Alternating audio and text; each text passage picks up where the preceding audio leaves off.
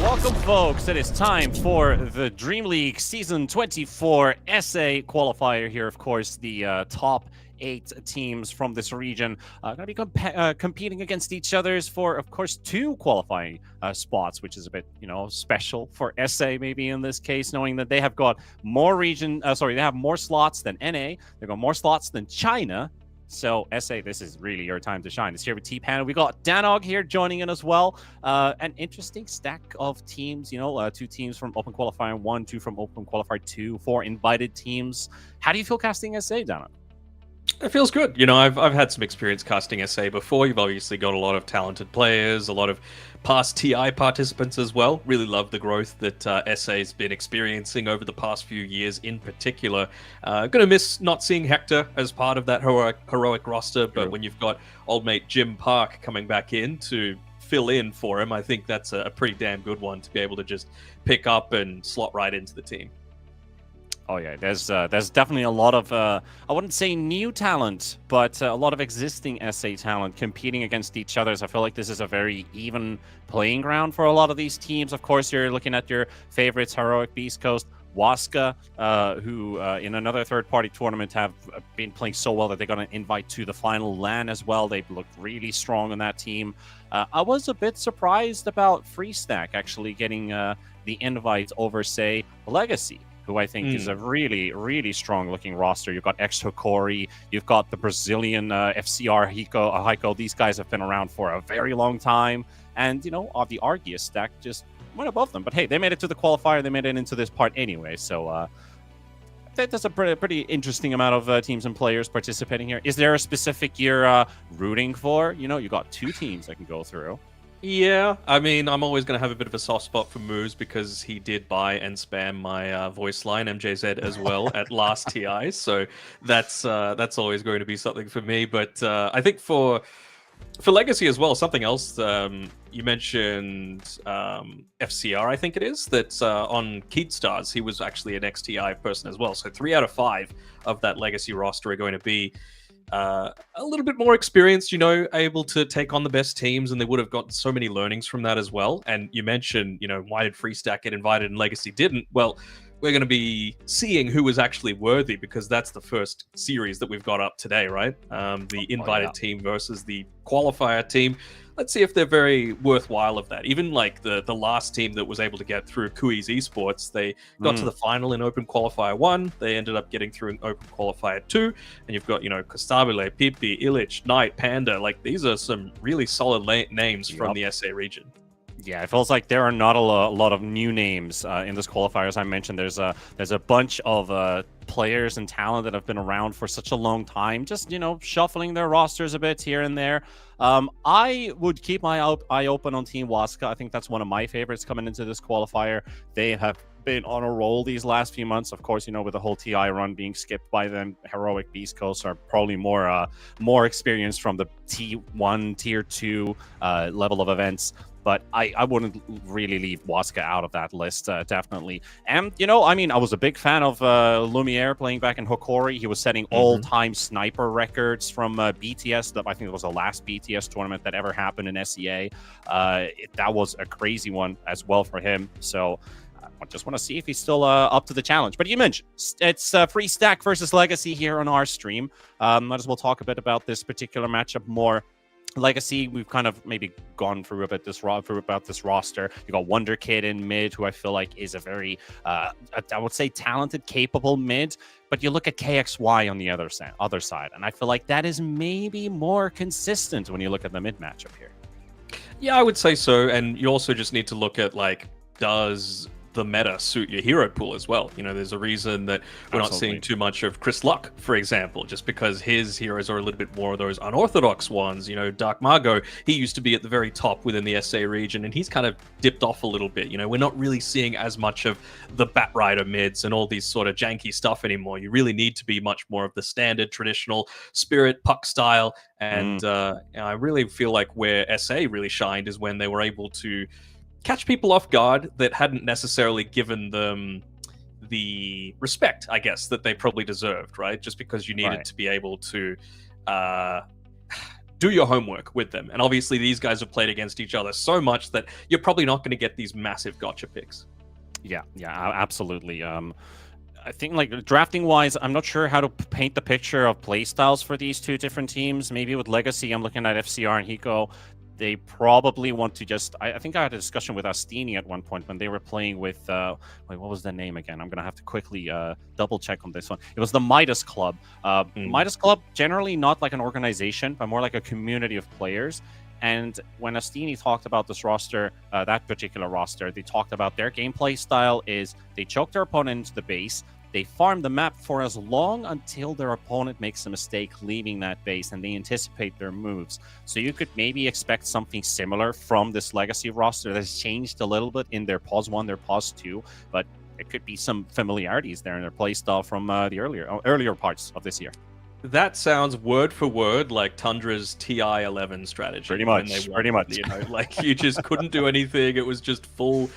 like, wait for them to screw up. We're just going to take at least 3/4 of the map, and you're gonna force them to make a bad move. So, you know, as long as you've got heroes that are capable of doing that, you know, even supports, right? I feel like that's actually a pretty key tool these days. Although, maybe I'm wrong. Maybe you're just getting a lot of that net worth off of team fights, because these days, you know, you buy 3 braces, that's what, 1,500 gold, and you're sitting at 3k health with a tusk once it's past that 25-minute mark, right? So you don't necessarily need to have these big farming periods, just as long as you're contributing with your OP spells like the Drinking Buddies, like Shadow Demon with his entire toolkit, you know, and I gotta say, T, that patch, that post-TI patch cannot come fast enough, because it became a little bit boring, right, towards the very end there, with just a lot of the same. And a lot of people are saying it's like the tanky meta, but to be honest, you kind of are forced to go through that because there's so much burst as well available in this game right now. So the Frog, he's got a bit of a task on his hands to be able to, you know, get that balance just right. Yeah, I mean, we have our times of Dota being, is this the aura patch? Is this when S and Y and the different combinations of crossed swords is going to be the meta to play? And now we're at the aura meta. And now I would say particularly this last week, I think we moved away a bit from the aura carriers. We do have games where we have 0 auras. We just have very tanky heroes and looking for that sustained damage like over time instead of that quick initiation. We looked at some extended fights potentially. Luna's trying to burst people down. Medusa coming back into the meta. There's a lot of variables right now, but I do agree it can get stale really quickly with how the meta is played out. Looking at Freestack's perspective as well, bringing their playstyle maybe into this one a bit as well. You've got some Kali guys around. Adrian, I think Pamplona, they've been playing together throughout this entire year. Arceus, I remember he played with South Team, probably was the team that he played with in another tournament not too long ago. That was the West Regionals final one. They did get to top 5, top 6, but consistently in results, Kali has been like a top 4 team in the SA region, of course, losing to their betters. We've had Beast Coast beating the first tournaments. Waska, as mentioned, has played great. But Arceus added into this roster with these guys. I don't remember if they've played together before. Pretty sure they have. You know, the Peruvians are pretty tightly knitted and stacked together, right? That they always have like at least 2 or 3 members from a previous team. But I think this one might feel a bit untested versus Legacy, who already have something to show, and Freestack, who have, you know, stacked themselves together and try to look for a W here in the first round. Yeah, pretty much. I mean, Arceus in particular, he's back like 4 or 5 years ago, he was playing a lot more SA, but he had that big stint on a few different NA rosters during the DPC era, you know, in that Div 1, Div 2, kind of was on the borderline between both. So, yeah, I think he's going to be able to bring a different style. And I got to say, for this tournament, it is like a distinction between SA and NA, but I'm really liking more of these tournaments as well, having just a full-on Americas grouping, because I feel like there's not that much ping issues anymore, and you've got those different sort of styles that can clash, and you can see like who's got the better idea. And at the end of the day, that's why C went from being completely irrelevant to being, you know, reasonably strong in a little bit, just because they were able to scrim against China, for example. You know, they weren't so insular anymore.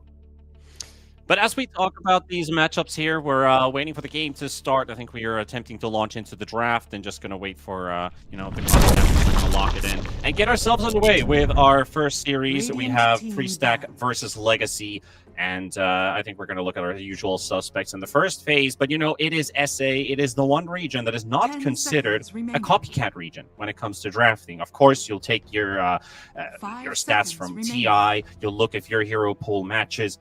But it's SA, Danok. You know that they're going to bring up something wild, something different. We've seen Dazzle mids come in the final phase. We might see first phase Huskers. We've got Enigmas in the first phase coming out as well.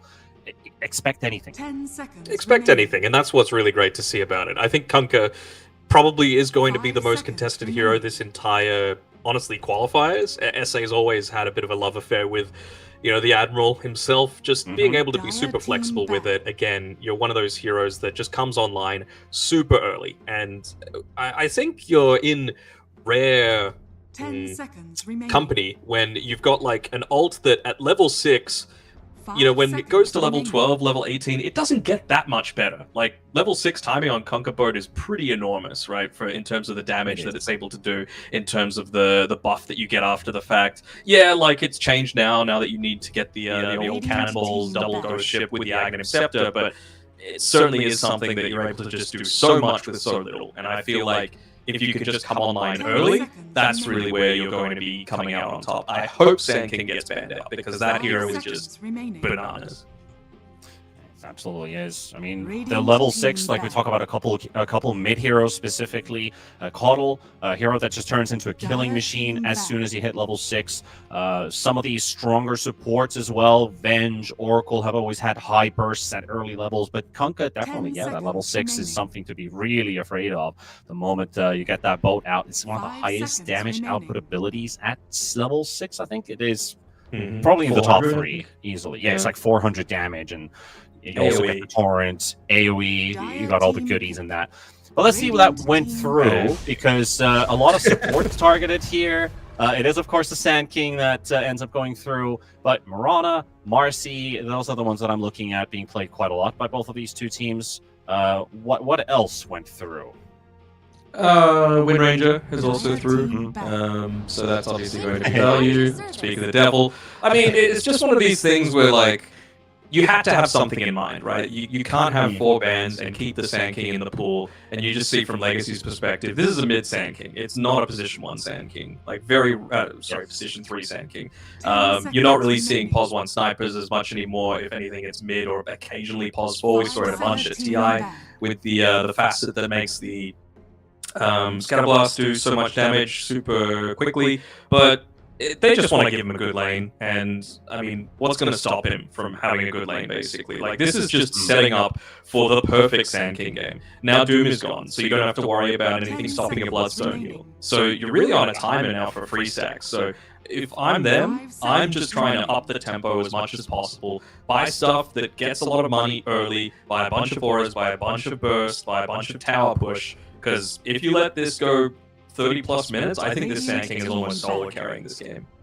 Yeah, just the damage output he has, the sustainability he has, he becomes really difficult to deal with in general, and just overall, the DPS Sand King brings onto the board. It's not even about the old Sand King, which was initiate and exist. Now it's a killing machine that initiates, that is hard to kill. He's got everything in that toolkit for this hero. You can't have a melee mid laner against it either with the stinger change. So, like, what are you supposed to do against this? I wonder if Freestack are considering putting the Windranger mid, just so you have something at range. You mentioned the Coral before. That's an option as well. You know, it is a good amount of burst, not necessarily the greatest push, but it certainly does give you a lot of that kill potential and take away this big barrier to, you know, going into the later stages of the game. You would have to imagine it's Windranger 1, Omni 5. Yeah, and then of course, like early tempo, which you're looking at. I think Leshrac also looks like a pretty good hero here. Snowball heavy can get shut down, but doesn't really get shut down by Sand King if that is the particular matchup. He'll have his game, he'll get his timings, and then he just needs to go off of it. Legacy, they are reinforcing their early game here. We got Snapfire, we got Treant, we have a bit of Teamfight added into the mix, and these both, they enable the Sand King quite nicely, but also the Sand King. Sand King also enables these two guys because you have protection for your Mortimer's Kisses to be landed here. You have the Cookie, which allows you to move in. You can send the Treant with the Cookie into Overgrowth. You've got some crazy good combos here. I'm just massively favoring Legacy's draft already. Like, I know Windranger is really strong, but you just have, like you mentioned, tons of team fight.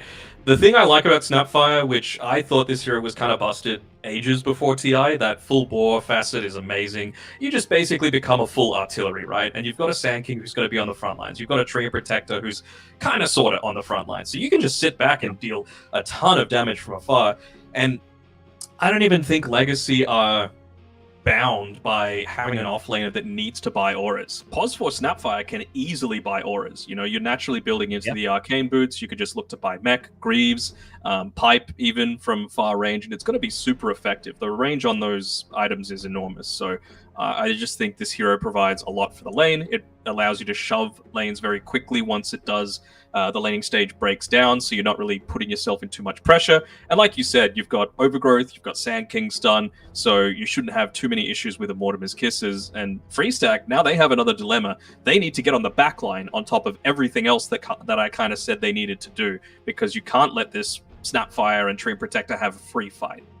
Yeah, I love how you're going into real depth with this Snapfire. I'm just like, shame at all those Snapfire supports who went for the Ricochet facet. I was like, what did they see in that? Because Full Bar, I feel like, always has been amazing since its introduction. Always being able to deliver the point blank damage no matter what the range is. But they're going to bring out the Willow. I don't think the Willow directly answers anything specific Legacy's brought onto the table, but maybe this helps the Windranger get enabled. Now I'm really starting to get into your idea of Wind 1, Omni 5. Keep that mid idea still open for your 24 pick.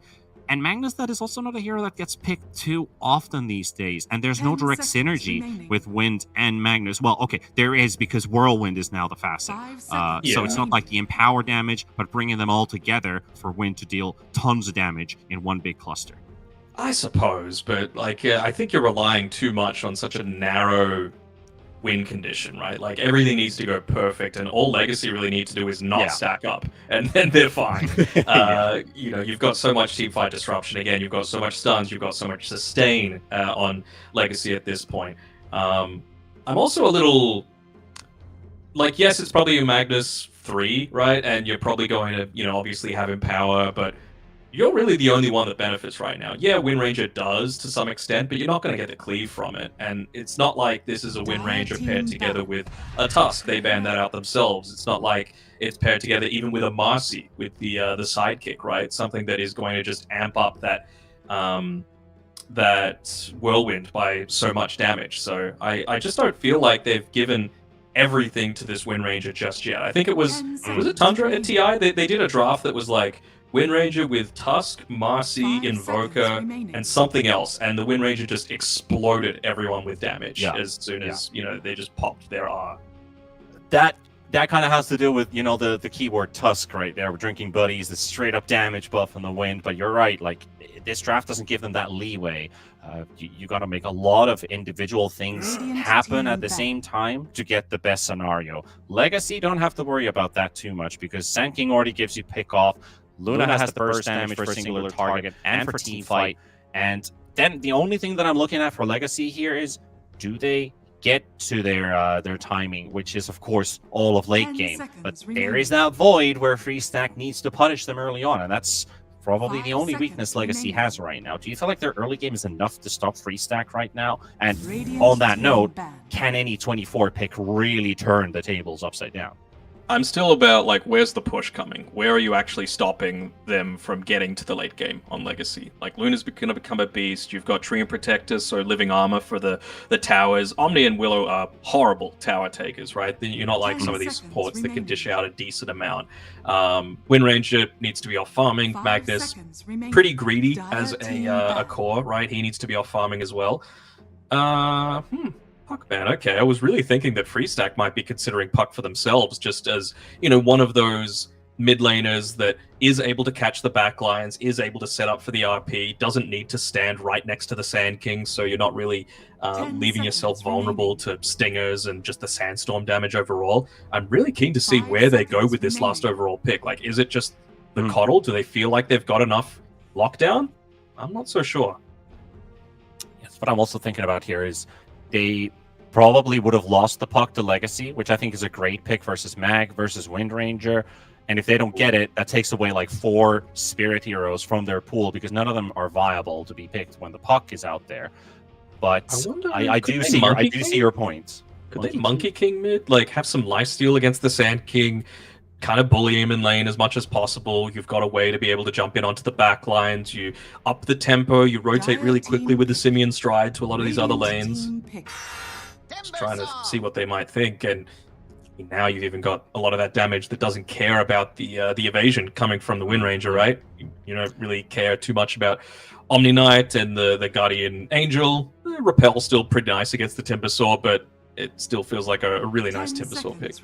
It does, and now I've just got one hero in my mind right now, and I think they might look at DK. They could put Wind into the mid lane, put DK in the safe lane, but then Legacy just swaps their lanes with Sand King and Timber. Timber would love to go versus the DK. You bring the Monkey King, I think that does good versus both of these two heroes, but if Freestack wants something that synergizes with Magnus, gives them a bit of late game, it would have to be almost a Dragon Knight pick, even if it doesn't look amazing for that hero to play this game. So I don't know if they want to take that route. I guess it comes from player confidence. What is the call they make? Who is it? The carry who's like, give me this, I'll win the game for you, because it's definitely not an easy game to carry. No, it is. It's not an easy game by any stretch. And again, like, what are they going to pick that's going to buff up? But again, I just want to praise Legacy's drafting. They ban out that Invoker, so even though you are lacking the Tusk and the Marcy, you still don't have that Alacrity buff for the Wind Ranger either. So it's not going to be as scary as we've seen a lot of other Wind Ranger games.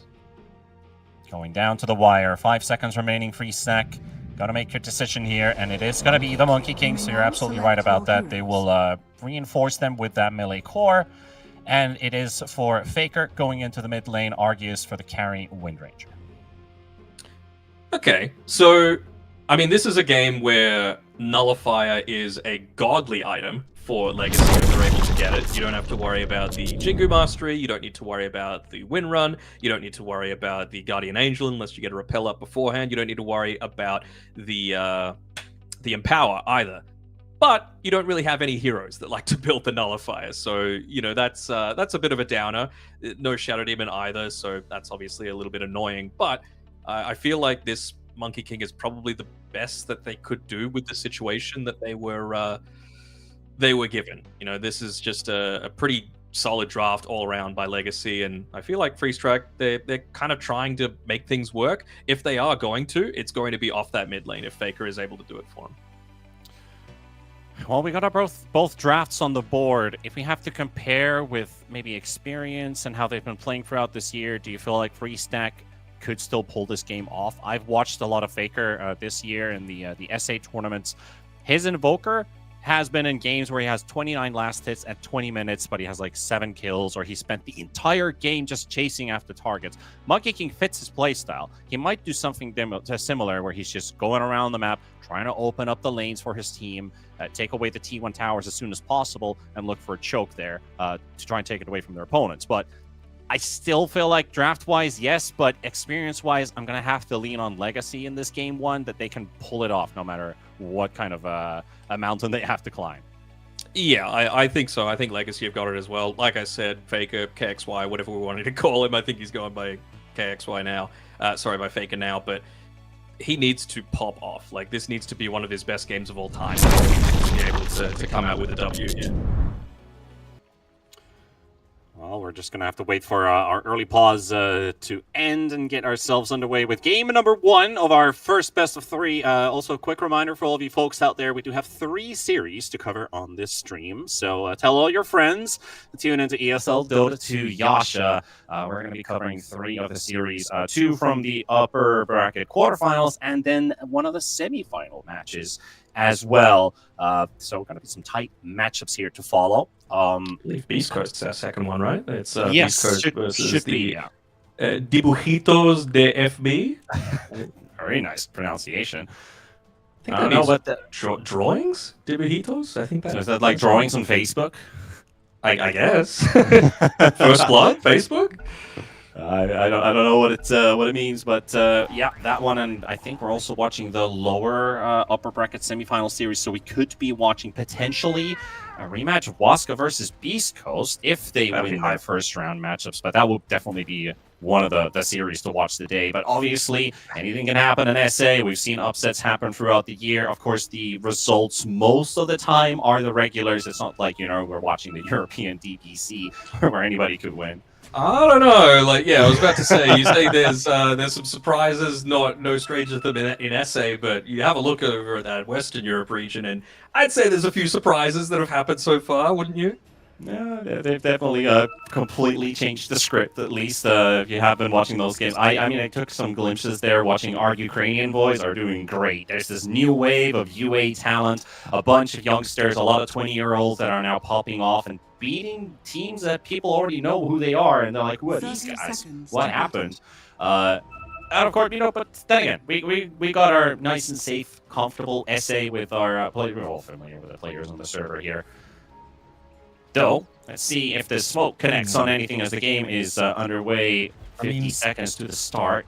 Even if it does, it's an outnumber. You know, they're kind of 2 ships in the night, and Magnus is actually the one that gets caught out first, but that Observer Ward is going to spot the Timbersaw, so I don't think they're wanting to fight this one, not knowing that it's actually only 3 members. A whole team here. Hiko might just end up getting caught here, but he's going to be able to dodge the Bramble Mazes. Does get hit by the Boundless Strike and the Power Shot, but he's going to get dragged in by that level 1 skewer by Adrian. Arceus for the first blood here for Free Stack. FCR Gardic, not a lot to say about saving their Snapfire. Again, like, only 3 people made that rotation, right? It's not like Wonder Kid wasn't part of it, so he's obviously got the point in the stinger now. Probably didn't want to commit to the Burrow Strike because he knows how difficult this mid lane could possibly be. But I don't know, it just felt like a bit of an odd choice. Even just the Gardic going into the Nature's Grasp as well, right? Maybe Leech Seed could have been potentially really effective with Lumiere, just making sure that he was set up for a really solid game. Because over the years, Lumiere, it's those hyper carries that he really excels at. A lot of people like his Terrorblade and all that sort of stuff. But to me, PA is still like his hero in my eyes. Like, I just think he's able to make so much cool stuff happen with that. He's been going on a wild run these last 2 years with his carry pull. I've seen safe lane Huskers coming out from him a couple of times. The sniper that I mentioned during the draft that he's been breaking records with. But, the Luna does fit his, well, I wouldn't say his micro, but his gameplay style in general does get the results on the board. 62% win rate on this Luna from 47 games. If you die, can I have your phone? So one thing that I'm also looking at is how quickly is Freestack going to be able to punish any time that someone is kind of left solo in a lane, when a core is left solo in a lane rather, because on Legacy you've got 3 different cores that would absolutely love to take stacks. Luna, Sand King, Timbersaw, all of them are really wanting to do it. So obviously Hiko, he's going to be putting a lot of attention towards doing that whenever he gets the space to. It's just a question of when does he feel that FCR is going to be safe enough to be able to make that rotation. So it's going to be up to Freestack to quickly punish that if that is the case. Yeah, a lot is on Pamplona's shoulders to make those happen. Does he rotate to bottom to look for a kill? Timber ain't exactly your favorable target, but maybe the Snapfire is a target to take down. Then, as well, you'd love to kill the Luna early. At least try to get that tower out of the way, push Luna out from this, to deny her the possibility of farming the lane, right? Because that's what makes Luna strong in her farm, is bouncing between jungle to lane, jungle to lane. You would say that applies for every hero, but I think it really makes sense for Luna, who needs to get to Mask of Madness, right? That is the safety mechanism for your jungle farm. But Omni Knight's not the best rotator unless you're on top of your opponent. No, definitely not. And one thing, sorry, that I just want to quickly touch on is that I don't think that the lane has gone that badly for this Sand King, but he's already left it just to start going to the jungle, and that's going to give Monkey King a lot of bonus experience. So he's going to be looking to make rotations, be probably by far the highest level in the game, just off the fact that he's getting all of these lane creeps, which give by far the most both net worth as well as XP bounty. Yeah, he already has higher XP than the Sand King does. He's gone past him, despite Sand King having maybe a slightly bit more farm. Already looking at, net worth is even, but more XP for the Monkey King. So you're absolutely right. Like, maybe Faker does get to make these moves. You got Simeon Stride. That could be your tool to move around the lanes with. And as mentioned about Faker, he'd love to make that happen early. The thing is, even if you are making a lot of these rotations, you take your eyes off of a Sand King, even for like 2 minutes, and he gains like, 3,000 net worth. It's kind of ridiculous. Yeah. I remember I had a game on Sand King a couple days back to play mid Sand King. I was like, we lost that game, but I remember doing more damage than the enemy Spectre at the end. I'm like, yeah, there's some fact about this hero really doing a lot of damage, even in a losing game. It's like, all you need to do is exist. Yes, exactly. It just is. Okay, I don't mind this from Faker as well. He's going into the Orb of Corrosion, something that I don't think we see anywhere near enough on a lot of these heroes, especially mid heroes, right? Ember Spirit isn't really in the meta anymore. Obviously, the Orb of Corrosion benefits have changed, considering it's not like the Phase Boots Orb of Corrosion wand, and then you're an absolute menace. But going up against a Treant Protector, a Sand King, who's eventually going to have a bunch of lifesteal. Luna naturally builds into lifesteal as well, plus the Timbersaw. It's going to be very, very nice to be able to have that tool. Gotta be careful in the mid lane here. Wonder Kid diving under the tower. They're gonna fight it all the way to the end, but Wonder Kid is the one who pulls the longer straw. And even with one bottle charge remaining on Wonder Kid, he doesn't even get to, deny himself to the tower. He'll get to continue his farm. But just exist. That's all you need to do. Simple as He's that. even might be able to make a stack for himself as well, recasting Sandstorm. What an absolute fool having to press that again. But, even just the clever little things that he did, right? Making sure to pull the wave to the side. Trying to get Lumiere here as well with a Blood Grenade, but that is a full magic wand heal. So Adrian and Pamplona are going to end up losing more mana than they deal damage to this Luna. Maybe that's a bit of a warning, calm before the storm, because that Monkey King does end up making a rotation. Things could change pretty quickly. Not sure if they saw that on, you mentioned Pamplona, but they've got an observer ward already set up there by Gardic just prior to, at the North Twin Gate, for him setting that one up there. I'm not sure if they saw him place that observer ward down, so it would have been a really valuable D ward to be able to have for yourself, but Yeah, it might have just been out of line of sight. half a minute difference between the two wards, so there's a chance.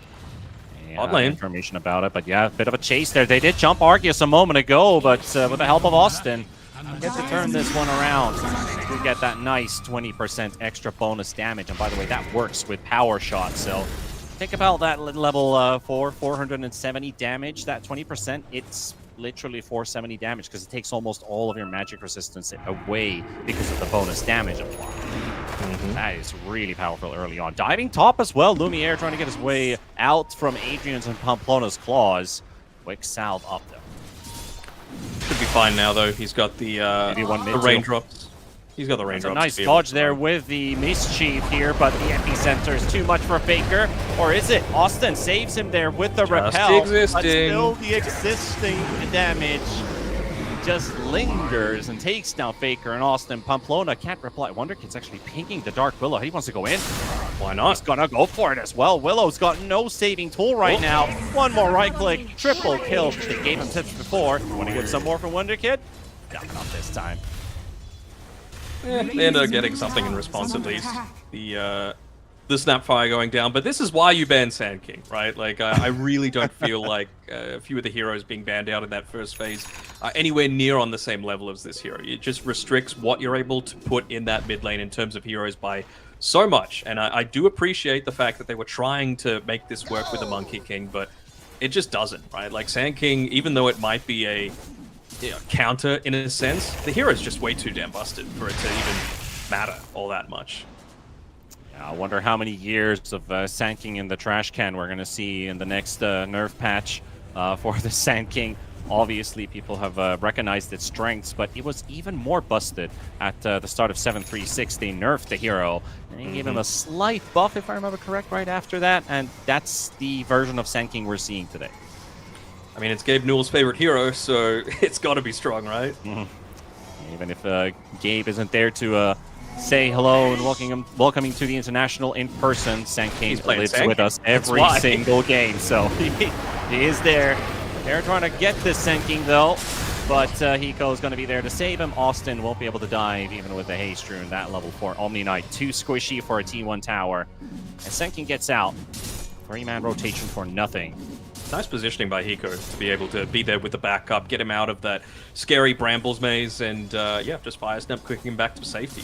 This is the sort of thing, like, it's a kind of snowballing effect, right? You didn't have the full power treads completed on the Monkey King. He's got it coming out right now on the career, but because of those couple of deaths that he had previously, it's just resulted in a lot less for him. Even just a whirlwind being used by Arceus on this bottom side of the map, it's not going to be all that effective against a Timbersaw who can just kite it out. And I feel like that's going to be a pretty useful tool to have, right? Like, you've got Sand King who's going to be able to burrow strike away, or you've got Tree Protector that can just overgrowth and run away. There's nothing you can do to stop that. Like, even once you get a BKB, as long as Gardic is patient and doesn't get picked off first, you're always going to be able to have a way just to say, well, nope, we actually don't care about your position 1, who's pretty much the only one having a decent game right now on Freestack. I have to say, this is a pretty cool interaction, which I didn't actually think about. But when I mentioned, like, Luna needs Mask of Madness to farm the jungle happily, you do have this Dream Protector just dropping down the Leech Seed, so it kind of works as a lifesteal in a way, keeping Lumiere's Luna up to be able to take these big stacks. I think she just farmed a quad stack on the easy camp to get herself pushed forward. Hiko is on a dewarding mission here, but he doesn't have the vision, and now Pamplona and Adrian just show up. Doesn't get himself on the reward, but yeah, he gets the reward, and Faker's here. I'm sure Faker was saying, please, man, let me get this. I need it so badly. He'll take the Empower instead, and maybe even... hold on. Fighting for the rune, which doesn't actually spawn in the top half. Austin will go down, and an Invis rune is waiting, which Faker seems like he's going to be able to get to first. You would hope so. 10 minutes. Seems like he just wants to make the most out of that Empower. Yeah. Get the farm while he can. 10-minute blink on the Sand King. Wonder Kid really wants to be the one to push the advantage against Freestack. They were the ones who were supposed to dominate early on, and now with this Sand King really getting out of hand, that Blink Dagger is just gonna... I feel like if he doesn't die, Freestack are shut down on their side of the Yeah, I don't even know if they were like meant to dominate early on. It's just that they had to. Like that was their chances. Yeah. So the fact that they haven't is pretty dire for them, to be honest. Like, you're even protecting this siege creep in the mid lane, so even though they don't have the greatest tower push right now, it's going to be assisted so much by the siege creep just existing. Exists, that's the strat. Sapphire ulti into the blink stun from Wonder Kid, catching two Faker down. Austin has to run away with a repel, and he's gonna get caught by the overgrowth of the Tree Protector. Waited for Omni to pop it, throws in the ulti as a counter, roots him on the spot, mid T1 down. It's all Legacy, baby. 3K lead. They're saying, this is why we should have been the invited team. We want to make sure that we let you know. It feels like it, right? The draft thing is just where it was won, in my opinion. Like, this is pretty much an unwinnable game. I had it like 90-10 in favor of Legacy after the draft, just because of what they were able to get away with. The lanes were solid, the pushing is solid, the team fight is solid, the counter matchups are incredibly solid. So how are you supposed to overcome that outside of just a huge outplay? And that prediction coming even before the game had actually started. Now execution-wise, win probability shows 78% for Legacy already. So you're both agreeing. Faker gotta be careful. Well, I think it's a bit too late to be careful, actually, because he's gonna have to drop the Wukongs here, and Wonder Kid, he'll just drop the maybe they can kill the Sand King here. Faker does live through that. Gardic gets taken down too. FCR, he's a bit late for the party here. No one saw that. No one saw that. They get 2 for 1. The cost of their Omni-Knight support. That's a bonus. Oh, and he's got that regen rune still, so he's just happy to go on in. Get done here. They do throw out the Terrorize, get the Timber Saw away from Arceus. Link Skewer, but FCR anyway? It's like, who's pushing who? You got Skewer, but I got a Timber Chain coming in at the same time. Faker, he just respawn. No, he doesn't really respawn here, but dropping low. For a moment, I just felt like, yeah, he died and came back, but didn't actually survive that previous fight. Pamplona getting jumped up by FCR, and there's the jump on the sidelines. Lumiere finishes off Arceus with a solo Eclipse. Yep, ended up hitting onto a few of those neutral creeps, but he doesn't care. As long as it's pre-BKB, you know, Repel has such a long cooldown as Hiko. He might have gone in a little bit too deep there, getting skewered back underneath the tier 2 tower. 13 minutes is still going to cause your death, but now at least you've got the Guardian Angel available on Austin, so you've got a way to be able to at least resist some of the damage that you've got coming through. But I mean, Legacy are pretty much entirely magic and a little bit of pure damage at this point, so it's not something that they should be overly concerned about. If I was him, I would be putting more points into this Repel ASAP. That Hammer of Purity can just stay at 1 point for as long as possible. You can repel somebody out of the stun, like we saw Faker getting saved by Austin, to make sure that their Monkey King stays up a bit longer, just to ensure that they can maybe kill this Sand King. So instead of saving the whole team with Global, you gotta choose one. Did get him a decent bounty, right? It was like a 5-kill streak from the Sand King. He's still last in the cores, the Monkey King, but it's going to bring him so much closer towards the Maelstrom, and I wonder if he does go Glypnir, but I feel like they need a little bit of that extra control. We're talking about bounties. Also a bit of a crapper, but, you know, Lumiere got 3/2/2 of Arceus. Ooh. Hint, hint. No, I'm kidding. not at all. Legacy, though, 5,000 gold lead here in the first 14 minutes of play. One more tier 1 to take from the top lane, already warding in deep, and we've been seeing fighting in front of the tier 2 tower. Where do they lead from here? What's the next thing on the game plan? You got Manta coming up on the Luna, but the second just want to keep up the pressure. Is Roshan on the ticket soon? Possibly soon. I mean, they just need to farm a tiny bit more, in my eyes. Like Hiko, he's 150 gold away from mech as well, on top of everything else. So, you know, you've got a decent amount of AoE damage coming through, but that's just going to be pretty much useless in the not too distant future. Even like, if they feel like they have the need of just waiting for this Crimson Guard to be finished by FCR, then what are you supposed to do, right? You're stopping basically all of the Wind Ranger's damage coming out there just from focus fire if you get off a good Crimson Guard. And you know Timbersaw is always going to be able to get into the right spot to make sure that the majority of his team is getting hit by that aura. Do have a decent ward up here, though, that Pamplona just placed recently, so they see Lumiere farming, and they might be able to predict this if they went for a smoke and like wrapped around to the right side really quickly. But in the downside of just lanes going horribly is that this bottom tower has taken essentially 0 damage, so you would have to take the really long way. And I think for now, they're just taking solace in the fact that, okay, we at least know where a few of these legacy people are, so we've got some security to be able to farm, and maybe, even if it's not close the net worth gap, keep it as it is, because that's going to be more beneficial for Freestack at this stage of the game. Well, at least they do get the D wards on their side of the map, protect that triangle. As you said, the T1 still being up. Legacy do have control over bottom heavily here, but they might want to look at taking the portal top, take that nighttime Roshan, and start to look at the so-called triangle of objectives, which is the T1, T2, the Wisdom Rune, and the Tormentor. We've got 3.5 minutes to take all of that. I'm sure that's the discussion going on, right? What do they value more? Do they value taking towers right now, or can they save it for, let's say, 2 minutes? And I'm sure that's what FCR is saying to his team. He's like, guys, I'm like 700 gold away from a Crimson Guard. Just let me get this. It's not going to take that long. We can still get Roshan. We can still get top tier 1 tower. It's going to be easy. We've got the double Maelstroms up, but Faker is going to get caught in the top lane. Big Mortimer's Kisses on top of it after the cookie stun.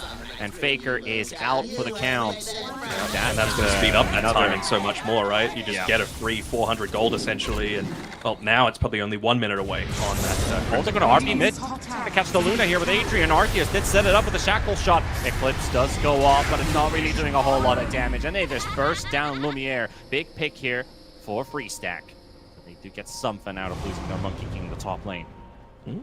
I'm a little surprised that Gardic has 0 points in their living armor. It really feels like one of those, like even just 1 point gives a pretty decent amount of value for bonus armor in this early-ish stage of the game. Is going to do a lot, especially if you get caught out like that. So maybe just being a little bit greedy. He does have a decent amount of net worth, I suppose, and he's trying to keep these lanes shoved so that Lumiere has safer places to farm. So hard to say who that death is really on, whether it's Lumiere just overextending himself a little bit too far, or if it's on Gardic. On that note, a bit of a curio. It is Luna versus in nighttime against her night vision. Still gets Blink RP'd. So just standing in the wrong spot at the wrong time. You know, you gotta believe the trees. The trees talk. There's someone there usually. Who knows? Maybe it was just overconfidence, considering how like. It seems weird to say when it was, at the time, a 7 to 10 kill score, but it really does feel like a legacy domination at this stage. Kills don't really tell the score, but it does feel like it's 2 to 20 in a way. They've got the Crimson, they've got the smoke coming out, Mortimer's Kisses coming up in 20 seconds. Full on smoke. They're just trying to, roam across the map, see who they can find. Arceus would just use the Whirlwind. Yeah. 40-second cooldown for Arceus. He will not be able to fight Lumiere. They should back out. Radiant scan as well by Faker. They might use him as bait, though. Luna Illusion coming onto the high ground. They see a running tree, but not sure if anybody pinged it in time. Now they do. They are going for the chase. FCR unable to catch anybody here. Go. Gardic. Ulti's ready, though. It is. And a shield on Sand King. Yeah. Still running in the river. Nobody has seen this moving objective. Not too much is happening, and I think this is kind of where like the absolute best teams are separated from the ones. Well, I mean, he did walk into the enemy hands, so he's instantly going to pay for his transgressions. He's going to have to drop the Wukong's here, but he's gone. Adrian just dropped the RP, skewers the Luna into the arms of the rest. They do get terrorized as well. The cookie save as well. Arceus, he's got another whirlwind, but can he kill the Luna? I'm not sure it's going to be enough. He does get the stun on the Luna backline, but they will lose Gardic. They're losing Austin too, and only one gun from Legacy. FCR chasing Arceus, forcing him away. Adrian being followed by Wonder Kid, but they want the Wind Ranger. They don't care about that Bloody Magnus. They just want to carry on the play. A Lumiere. That's a statement ulti of something. And the difference there is just the team was backing him up, right? Like they go in onto him, but it's right next to the tier 1 tower, so the entire team is there. You get the mech off, you get the Crimson Guard off. As soon as the Timber Saw was visible, you just saw that Arceus had to back off. You didn't really have a choice in that fight, even though he still ended up doing. He's not done yet. One more second for the Chakram. But he's gonna have to back out because Pamplona, Austin, they're on their way. Nobody's here to help FCR. He's gonna have to find his own way out, and he does. Almost killed the mag there. Still kind of low on mana, though. I'm wondering if that's something that they're considering. Nope, never mind. He's just standing between a tier 1 and a tier 2 without any mana. Will be just fine. But yeah, like, the Wind Ranger actually did the most damage in that past fight. And again, this is without pretty much anything buffing her up at this stage. So it's just one of those things where it's like, imagine if the draft was even slightly different, if they had something else to be able to buff her up. Yeah. Very different situation to be in now because Legacy, they don't get to play that strong 20-minute timing. They're going to lose out on the Wisdom, they're going to lose out on the Tormentor. But while that's still being said, their net worth is growing as we speak. It's gone up by 3,000 gold since that 5k stalemate for a while. Mm-hmm. It's moving still steadily towards Legacy's favor. I have to wonder how much this BKB is actually going to do for Sand King. Because, like, a lot of what they got really doesn't care about BKB, right? You're not dealing that much magic damage outside of... I guess there's a little bit from, you know, the Glypnir and stuff, and the Bedlam as well coming through from the Dark Willow, but I would just prioritize armor, honestly, for this Sand King. You know, maybe going into the Shiva's Guard would be a little bit more beneficial. Just providing even an extra slow could be really nice for the entire team. Hell, just the Veil buffing up Timbersaw's damage on its own is super value. Stack, what's on your agenda right now? You're gonna need that BKB up on the Monkey King. Could be a game changer. And of course, the Gleipnir needed for this Wind Ranger, but Arceus has finished that BKB. We've seen that 9-second being used in the previous fight. We'll smoke up. They have info on FCR, but nobody else. Monkey King isn't there at the moment, so they might be able to catch them out with like a 5v4 situation. He is slightly starting to move down towards the rest of his team. My man is farming. Yeah. He's not interested. Start. This could turn out quite well for them. They don't have any observer wards placed down outside of that really bottom See the Monkey King coming in. Faker gets the jump in. He's everyone. Boundless Strike too, but the timing's a bit off. The Wukong is out there, but Roach is only down to 5,000 HP. And now Sand King is here in action. Luna being chased by the Wind Ranger. Shackle shot thrown in. Hiko will go down. He will buy back instantly. They have spent it quite a bit here. RP is still up, and here's the epicenter. Pamplona down. Arceus, he's gonna need some backup. Adrian's looking for an angle, but the tree is looking for him. He won't get in time to cancel that blink. The RP lands on Lumiere. The Eclipse is still there, and the damage. Beautiful. Oh, the triple Wonder Kid, and he turns it around. FCR for the triple, and Legacy to clean house. It's a full-on team. Oh, baby, a triple. That was just coming through there with the triple stun.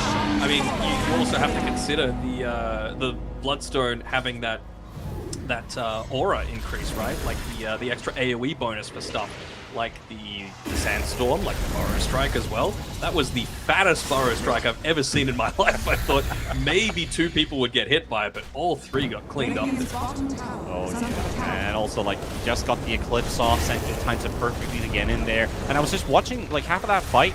Gardic is looking for Adrian. He's running after him the whole time. He's skewering around. He's still chasing him. I was like, does he get in time to punch that that Magnus before he lands the RP? But he does get the RP off. Doesn't matter. They've still got their own teamfight ultis left on Legacy to turn things around. But now, that's a play of something. The Hurricane fight to cancel the skewer. Another Wukong's command, but against Prince of Guard, that is not going to do anything. And Faker, he might even die here. That repel's going to wear off now. And Wonder Kid lands the stun as well. Faker, he's got no way to get back to the fountain. He's gone for 40 seconds, and that's going to be definitely a lane of Rax. I would be calling GG pretty close to this, right? Feels like now your base is open, and you know what happens when you've got a Luna with an open base. Those waves just start bouncing around. You can't mount any kind of defense. They should be able to at least get another tier 2 off the back of this. Radiant's middle tower is under attack. We are getting to the point where Freestack, what do you still see achievable in this game? You do have power in this Wind Ranger, but she's like a full item behind. You'd need to land like a 30-minute Daedalus, and you're not even done with the Gleipnir yet, so it's too far away. Or like a 5-man RP, but we've seen 1-man RPs at best this game so far coming out from Adrian. So it's the sort of thing where this is the issue that I was saying, right? Where, hold on, if they're gonna go, they need to do it now. Otherwise, those blades might even just interrupt your blink dagger. Yup. Adrian considering it, but he's standing at the wrong spot. Now he has to smoke himself up to have a chance to get in. The melee is falling. The timing is now. He's going to go for it. He catches two. The RP is out as well. Luna is down to half, but still has the Aegis. Meanwhile, the backline snipe. But the Yules sending the wind up in the air. Didn't BKB. Arceus didn't get the effective damage out in time. Aegis is going to be out. Wonderkid gets himself back. Has had that Bloodstone. And the Sandstorm is healing him up. Lumiere get clutched everything around, but does get stunned up. And there goes the Luna.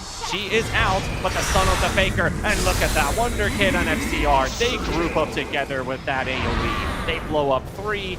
And that forces Arceus all the way back to the fountain. And we're just going to look to end the game with flamethrower on these buildings. Nice little bonus there from the Tormentor that FCR was able to get. But yeah, like, you just saw how much they had to pop just to kill the Luna, right? And this is what I was talking about with the Magnus pick overall. It does feel a little narrow focused, right? Unless everything goes off perfectly, Freestack aren't winning these team fights. And you gotta say, that was pretty much perfect, where they, were just able to get to this point. But they were, I want to say, 18k net worth behind prior to that fight, so you just don't have the sustain to be able to, even under your own tier 4 towers, stop a Timbersaw with all of his items, stop a Sand King with all of his regen. Now he's got a shield rune as well to just make your life even more challenging. And also the fact that Arceus, he didn't BKB when he went in, as all of the combos were coming in from his team. Just got pummeled up into the air by the Snapfire. That's an effective 3 seconds gone. That could be your RP duration. You're just then flying in the air, doing no damage. If they did do those two things at the same time, Freestack would have been kicking themselves really hard. It's like, well, we used all of our spells for nada. Yeah, and that's actually something I wanted to highlight prior to the previous fight, not that one inside the base. The fact that Snapfire went for this Yule Scepter, I said how value either a Shadow Demon or a Nullifier would be. I mean, Snapfire on its own feels pretty damn good too against all this stuff that can just get dispelled. See what they can do here. Wukong pushes out the Luna. Alright, one out as well. Does have a bit of protection. 1300 HP from Lumiere. Gets the Manta off the 4-step to safety, but still right into the Wukongs. And Faker's going to keep him down. Maybe Arceus does get the kill for it, but you still have Sand King and Timbersaw to worry about. Even if you use everything on the Luna, that only slows down their pushing power. That does not stop them from winning a team fight. They see the, now I was about to say they see the Magnus TPing in, but he has to end up cancelling it. He's just going to go for one more skewer back, but yeah, FCR's important. He hasn't died this game at all. He has 4,000 HP with an Infernal Shroud. No matter how many casualties you give away, do you have the physical damage to even kill this guy? Buyback from Faker. Adrian does go down to FCR. FCR's only down to 2,000 HP. Look, he's regenerating 72.2 per second, 79.4 per second. Yeah. He's back to full pretty much at this pace, yeah. He's back to full. He's got a Turtle Shroud. He's got a billion magic resist. He's got a billion damage block from both reactive armor and the Crimson Guard. It's just way too much to have to handle. And yeah, I think durable Dota wins games, and that's absolutely what they've got in spades, on top of all of their damage, on top of their really solid lanes. It just feels like the cohesion is just a level above at this point. Yeah. The only player on the server as well who hasn't died a single time. 19 KDA for this Timbersaw. Luna is back in action. Lumiere is going to join them with the push. Just 10 seconds for a BKB. RP 30 seconds. Wukong's is up, but Monkey's still gone for 30 seconds. Lumiere, he could just end the game during that time. Yeah. You've got BKB and Focus Fire back up, but they're just going to back off completely. Although, fake back. He's ready. Waiting he for his gets the opportunity. Omni Knight.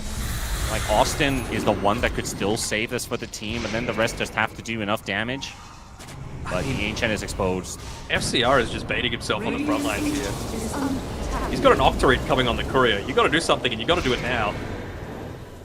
A lot of time to think. They're going to go in. They got the stun on Austin's Omni Knight, and he's gone.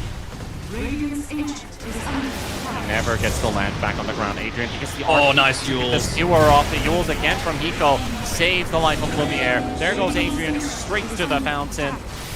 They're toying with it, Hit the too. ancient other, but look at Wonder Kid. I mean, I guess you could just say it at this point that there's not a lot to do. They'll try to get them in position to fight, but we went from 1 man to 2 man to 3 man now to a quad Burrow Strike. So, ending the game is done. Like I was saying, those Burrow Strikes looking thick, T, as they're just able to get a bunch of heroes every single team fight. This was a domination from start to finish, and I mentioned the fact that once it got past that 30-minute mark, it was going to be very, very challenging for them to be able to withstand, but didn't even get to 30 minutes, T. The Sand King was just way too good from start to finish. Yeah, your first phase, first pick hero. Usually those get countered in some way, right? But no answer at all versus this Sand King here. And easy writing. You know, you got first blood off of the Monkey King under his own tower. You got some tips from your buddies. He gets another kill on the Monkey King right after. And not really your mid stats. 2 kills, 11 deaths. So all because of the Sand King? I think it is all because of the Sand King. So yeah, legacy convincing. I mean, like I said at the start, they were just building this entire draft around the Sand King, right? As soon as they, before they picked it up, that I was thinking, oh, they could ban the Sand King here. Wait, they've got first pick. Why not just ban one of his biggest counters and then pick it themselves? It's exactly what they did, right? Sniper got booted, then they ended up picking the Sand King for themselves. For whatever reason, Doom wasn't picked in response to the Sand King. It was the Wind Ranger instead in the first phase by Freestack.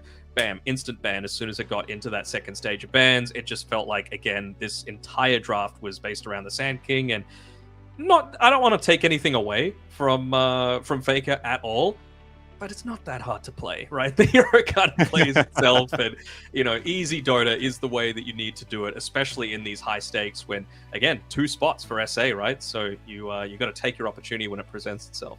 Absolutely. Take every moment and don't take them for granted. Make sure you get the most out of it. But hey, that is game number 1 off of Legacy versus Freestack. We're going to take a tiny break and be back for the second game of this best of 3.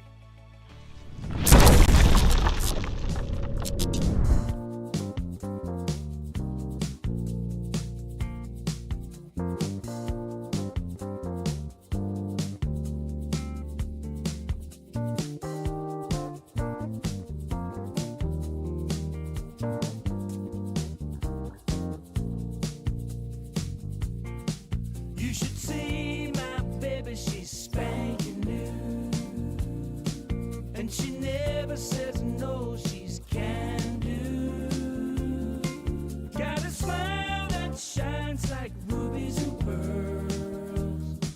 And I love that little robo girl. Well, she knows how to do that bump and grind. She'll blow your mind. She's got rosy cheeks and strawberry curls. That's my sexy little robo girl. When I kiss her heated lips, she purrs like a kitten and twirls her lips. Says your wish is my command, telling me to love her like a real man.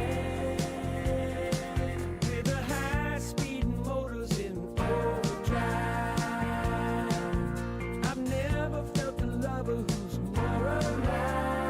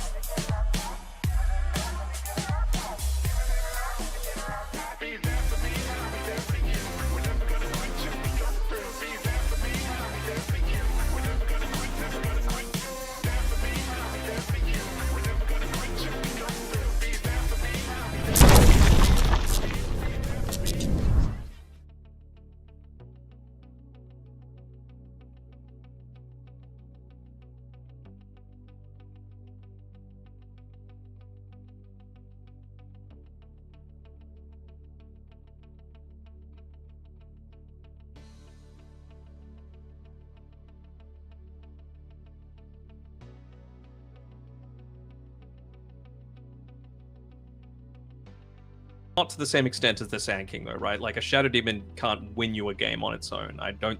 Well, maybe Tusk can win you a game on its own, but Nature's Prophet I would put up there as, you know, very versatile, able to just shove out all of the maps so effectively that your moves become a lot more impactful. So we'll see. We'll see what gets slipped through to both of these drafts.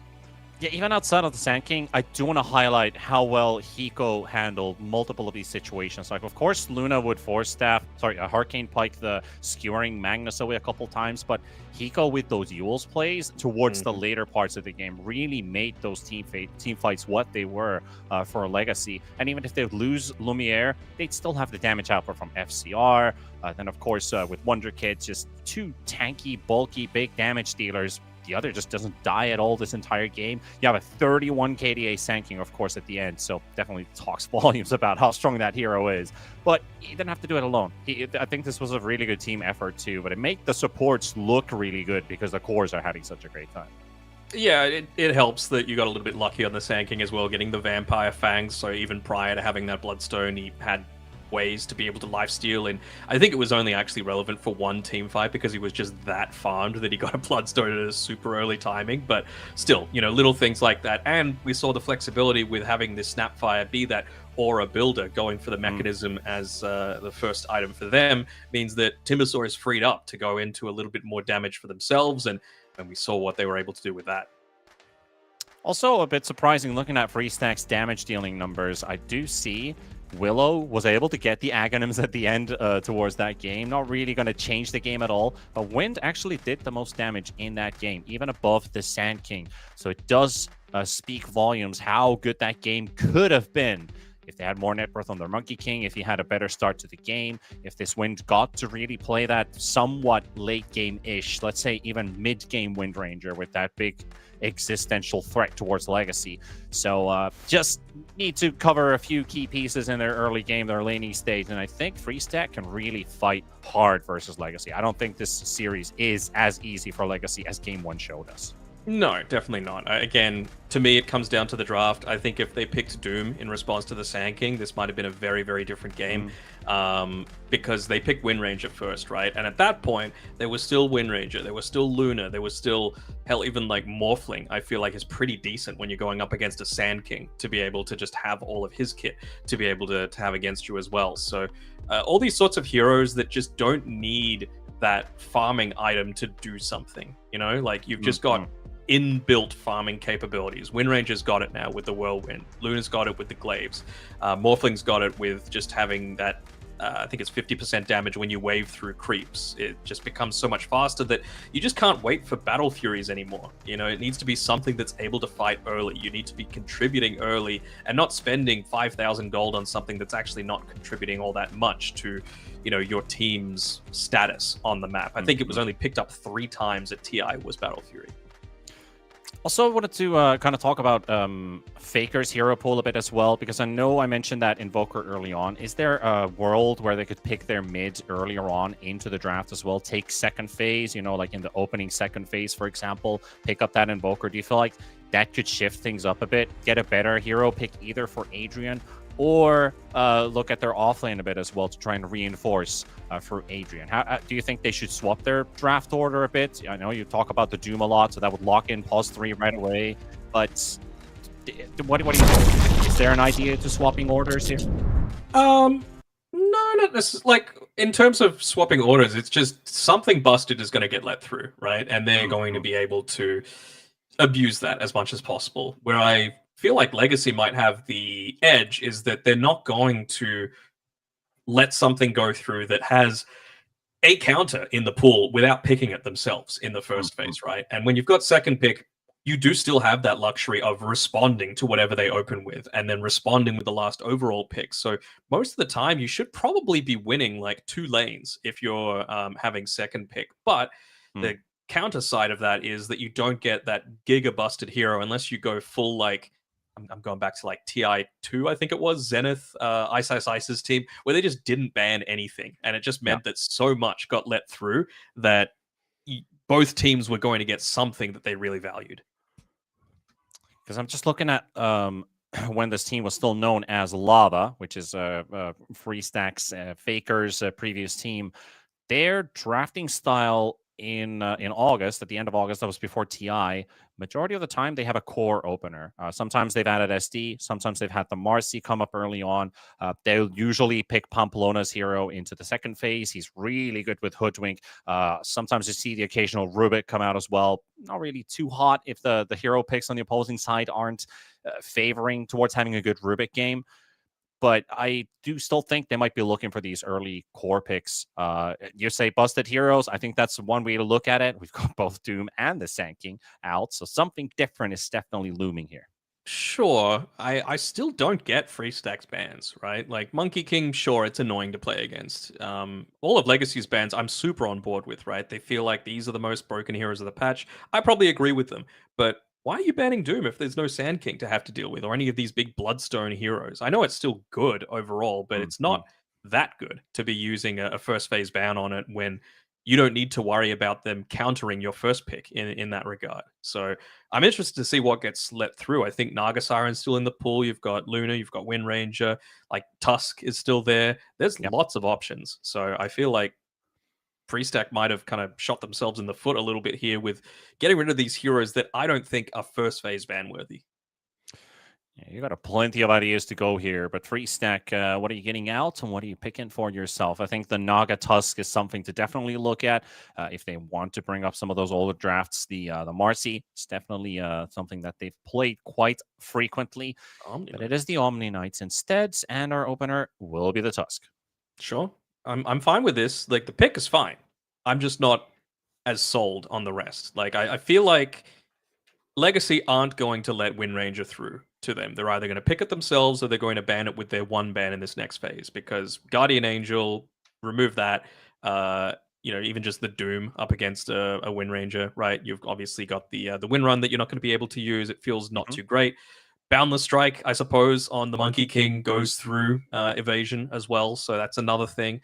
It just feels a little, I guess, obvious to me what they're trying to go for. And while Tusk is very versatile in both where you can play it and what he's able to build and what he's able to do, I just don't think you could put all your eggs into like one basket. So doesn't work anymore these days. Yeah, the 4 Protect 1 type drafts haven't worked for a lot of teams.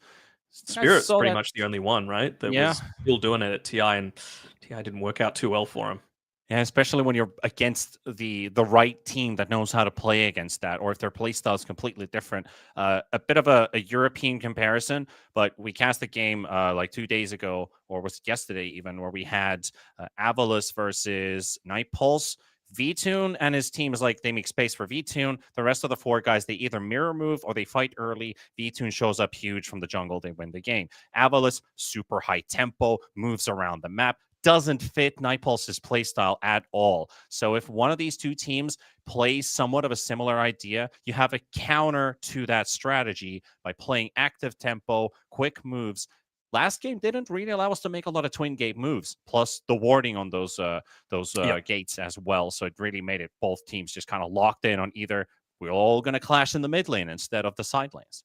Yeah, the warding was really solid. Honestly, from both teams in the early game. I think that's something that both teams could really take something from, especially Freestack, that they had the information to be able to make a lot of these plays happen. They just didn't have the lane results to be able to make that sort of stuff happen. All right, let's see what they're going to be coming up here with. You got the Sniper and the Tusk already out there.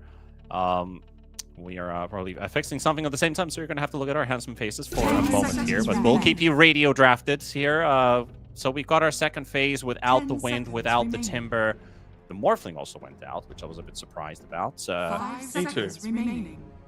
Didn't see the point of the Morphling ban, especially once you've got the Sniper already picked. It's like there.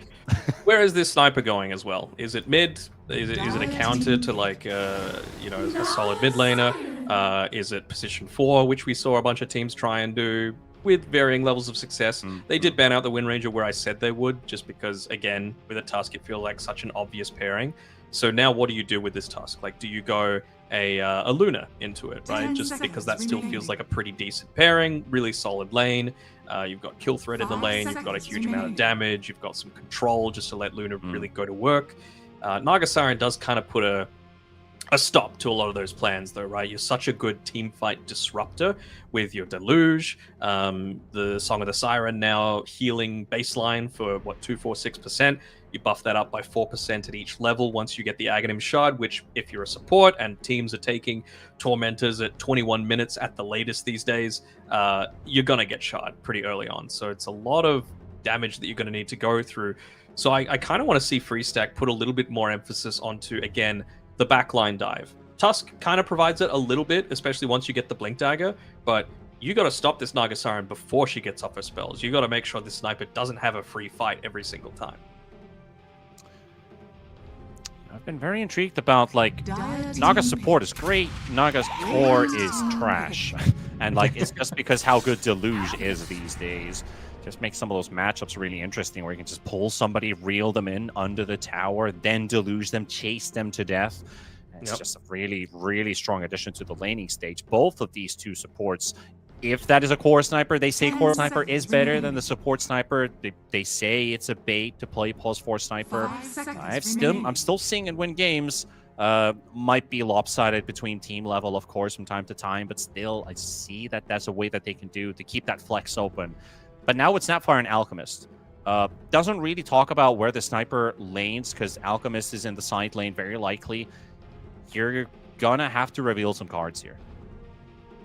Yeah, for sure. I'm a little interested about where exactly, honestly, not only where Alchemist goes, but where Naga Siren goes, right? Naga can be both a 4 and a 5. Acid Spray is physical damage as well. So it's something that you need to be mindful of, especially considering Naga has quite high base armor. Really high movement speed as well. When I do say snipers locked in 2 or 4, it is Lumiere.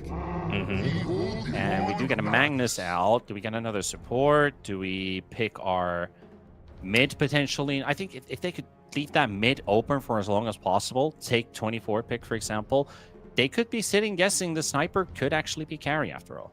Yep. Could be 1, 2, or 4 at this stage. Like, I'm probably not wanting to put an Naga Siren and a Magnus in a lane together, even though that kill potential is super high if the lane pushes out towards your tower, right? You just net them, reel them in, Deluge, Magnus skewers you back underneath the tower, you're probably dead. But going up against an Alchemist, I'm not sure if that's going to be the best option for yourselves. They're going to reveal that it's not at least going to be a mid-sniper, but I don't think there's anything wrong with Puck. Again, this is what I was expecting Freestack to do when they picked up the Magnus in the last game, right? Because it just sets up for things so much more easily. And we saw how difficult it was to be able to land a lot of those skewers, a lot of those RPs. Puck just makes it easy, right? You can't run away from the Dream Coil. And out of like mid picks now, I'm starting to look at the Invoker. I think that is what Faker should probably be looking for. I know he's been playing the build slightly different. Like a lot of Invokers have been going for the double Wraith Band, right? So they get more damage, they get more armor. He did the same in the last game with the Monkey King, double Wraith Band. And I guess Invoker build was something like 1 Wraith Band, might even pick up a Bracer or start to look for Witchblade. If he doesn't get that route, he'll build Wraith Band Midas into something else. We looked at the Urn build before. That has fallen off from Invokers completely. We just don't see Vessels and Urns anymore. But we're going to leave that open. We're going to pick up the DK instead. He's pretty durable against what he's going up against. I mean, already I like this draft infinitely more from Freestack than what they did previously, right? DK counters the puck. It's got a good way to be able to catch him.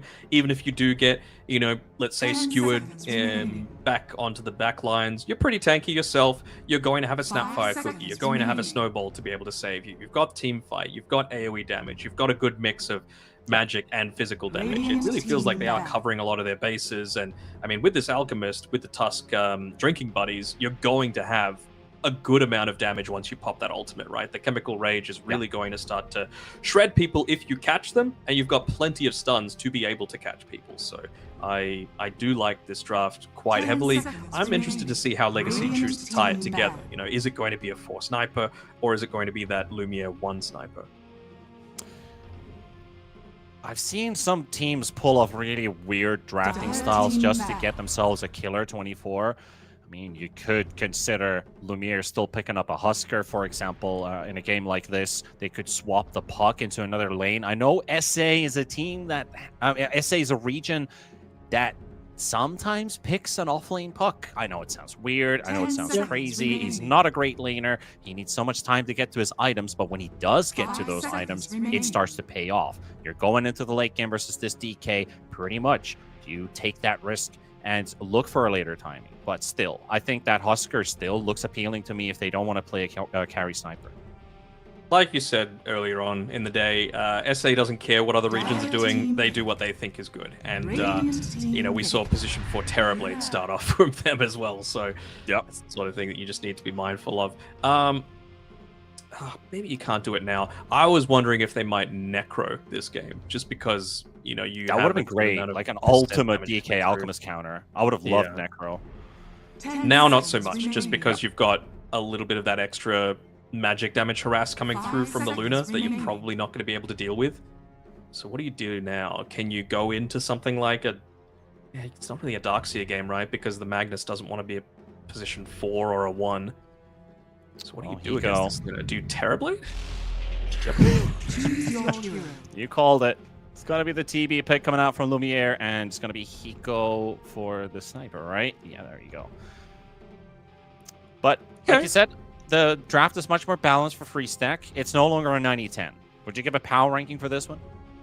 I'm willing to say it's 50-50 this time around. Right. Like, you've got a lot of pretty strong heroes on free stack, but I'm not just looking at what's a strong hero in isolation, right? It's about how everything fits together. The lane's really good on free stack, you know, just standard melee range, feels nice. You're going to have a decent amount of damage as well to be able to make sure that Gardic is able to just do whatever the hell he wants as this Naga Siren. You know, having just Pamplona there with the full bore on the Snapfire means that he's going to be taking a lot of harass in that lane. And of course, Lumiere as well. I mean, TB, tons of armor, but not exactly the highest amount of HP. So I'm looking at Pamplona as the most important person for the laning stage, at least for free stack. And how much can he get with this Snapfire compared to the one we saw from Hiko in game number 1? Can he replicate those results? How does Faker sit into this game as well? Because the way that I've been watching him play has been super hyper-aggressive, constant fighting, no farm whatsoever. Now he's playing a complete... It's like you're looking at the mirror, but it's not the guy you're looking at, right? He's playing something completely different to his play style. Yeah, it's like Black Mirror at this point, you know, looking at the worst possible situation. But you know what? I like teams that aren't so one-dimensional, that you know that a player is going to play a certain way every single game. It's unfortunately it's not 2013 anymore. Flights aren't as cheap, inflation is a little bit higher, and we don't have Admiral Bulldog playing every single game. And Alchemist still having that Alliance logo in that mask, that is also past, you know, we don't have that same logo anymore. True. Something that struck my eye instantly when I saw, you know, they announced their Dandelions roster. It's been in the works for quite some time, but I saw that Alliance logo, the iconic esports logo out there. But memories indeed. Two teams smoking up though, and some deep warning here. Gardic does have the one for Legacy.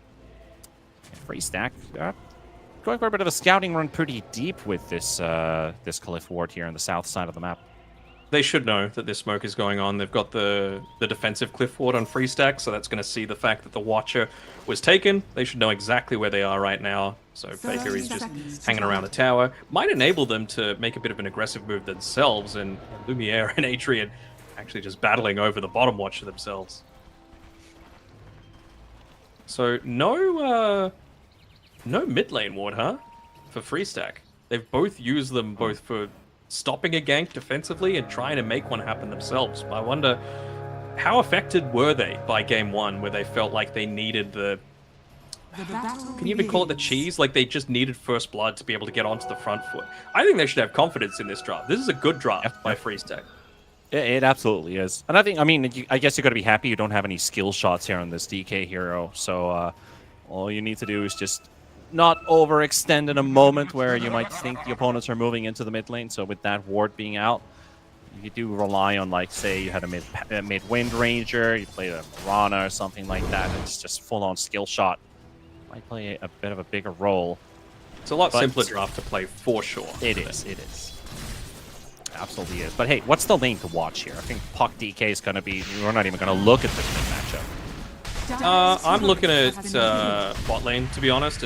Speaking of that, Gardic is actually the one getting focused a little bit. Nice tree cut there to be able to make sure that the concoction didn't end up damaging himself. Nope.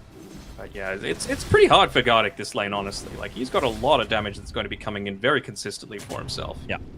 And he doesn't really get off of most of that armor that he has either. It only reduces some of the damage dealt by the concoction. Lumiere has 9 armor versus that physical damage. So that gets soaked up, but Snapfire fully magical here. So that is one of the worst things for the TV to play against. And Naga also, who has pretty high agi per level, doesn't gain benefit off of that armor in this lane at all. Yeah, but Naga's starting stats are just so busted that it doesn't really matter. Like, you've already 700 HP just at this point, 330 movement speed. Like, what are you supposed to do against this? This is, like, why the hero is so obnoxious as a support. There's just nothing that you can do to be able to contest her other than threaten the deaths. Yeah. I think you do have to just pressure up Lumiere on this TV above that Naga Siren. Just let her do her thing. Try to get that TV as low as possible. So far, CS-wise looking pretty good. Gets a couple denies off of the Alchemist too, even with lower damage. Both do have their Quelling Blades up at least. Top lane, Hiko might be going in a little deep here just to make sure that camp stays blocked, but... Yeah, he's got his level 2. Gives him a lot of protection. I've seen a lot of these level 1 snipers versus Tusk with only headshot, and they're just desperately trying to run away. Yeah. Level 2 is a saving grace. Really, the timing for me is level 3 on this bottom lane, when Pamplona has 2 points in the Scatterblast. Like, the damage increase is just so enormous. Nice little tree cut there by Gardic to make sure that he was able to pull the creeps through the tree line rather than having to move them around it. So, it means that despite his best efforts, Pamplona's not going to be able to stop the kill attempt. Well, speaking of kill attempts, again, Gardic's the one getting focused. Bottom lane, bit of poke going on.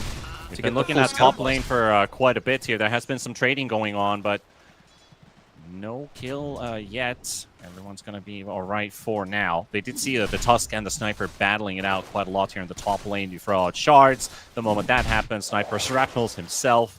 He's like, yep, come at me. Get to protect the Lotus there as well. So Adrian gets one, Sniper gets the other. Oh, you gotta love double scatter blasts in a lane like this. Feel super value. Also, like the item build from Lumiere, right? Instantly into the raindrops as soon as it's available. Just realizes that he's going to be taking a lot of harass in this lane. Also just allows him to continuously spam out the reflection as well, which is really important for this lane. Just keep it shoved in. Make sure that you're not in danger of getting died. Oh, Hiko. Sniper dropping pretty low here, but Austin also, FCR gets to push away, but the shrapnel, where did that shrapnel go? There just wasn't the communication there. He basically put it on the exact same spot that it just was, and FCR ended up pushing him back. So despite being teammates in the past, the comms just breaking down a little bit for the Brazilian pair. Yeah, because I was just wondering, like, do I have packet loss or something? Because I didn't even see it on my screen. It's like, where did that go? But I think it was landed on the same spot, and Austin gets out.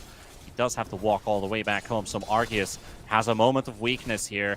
Has to be careful. FCR is hunting him, but won't be going under the tower. Also, the Metamorph used in the bottom lane. Still, the CS is even here with the Alk and the TB.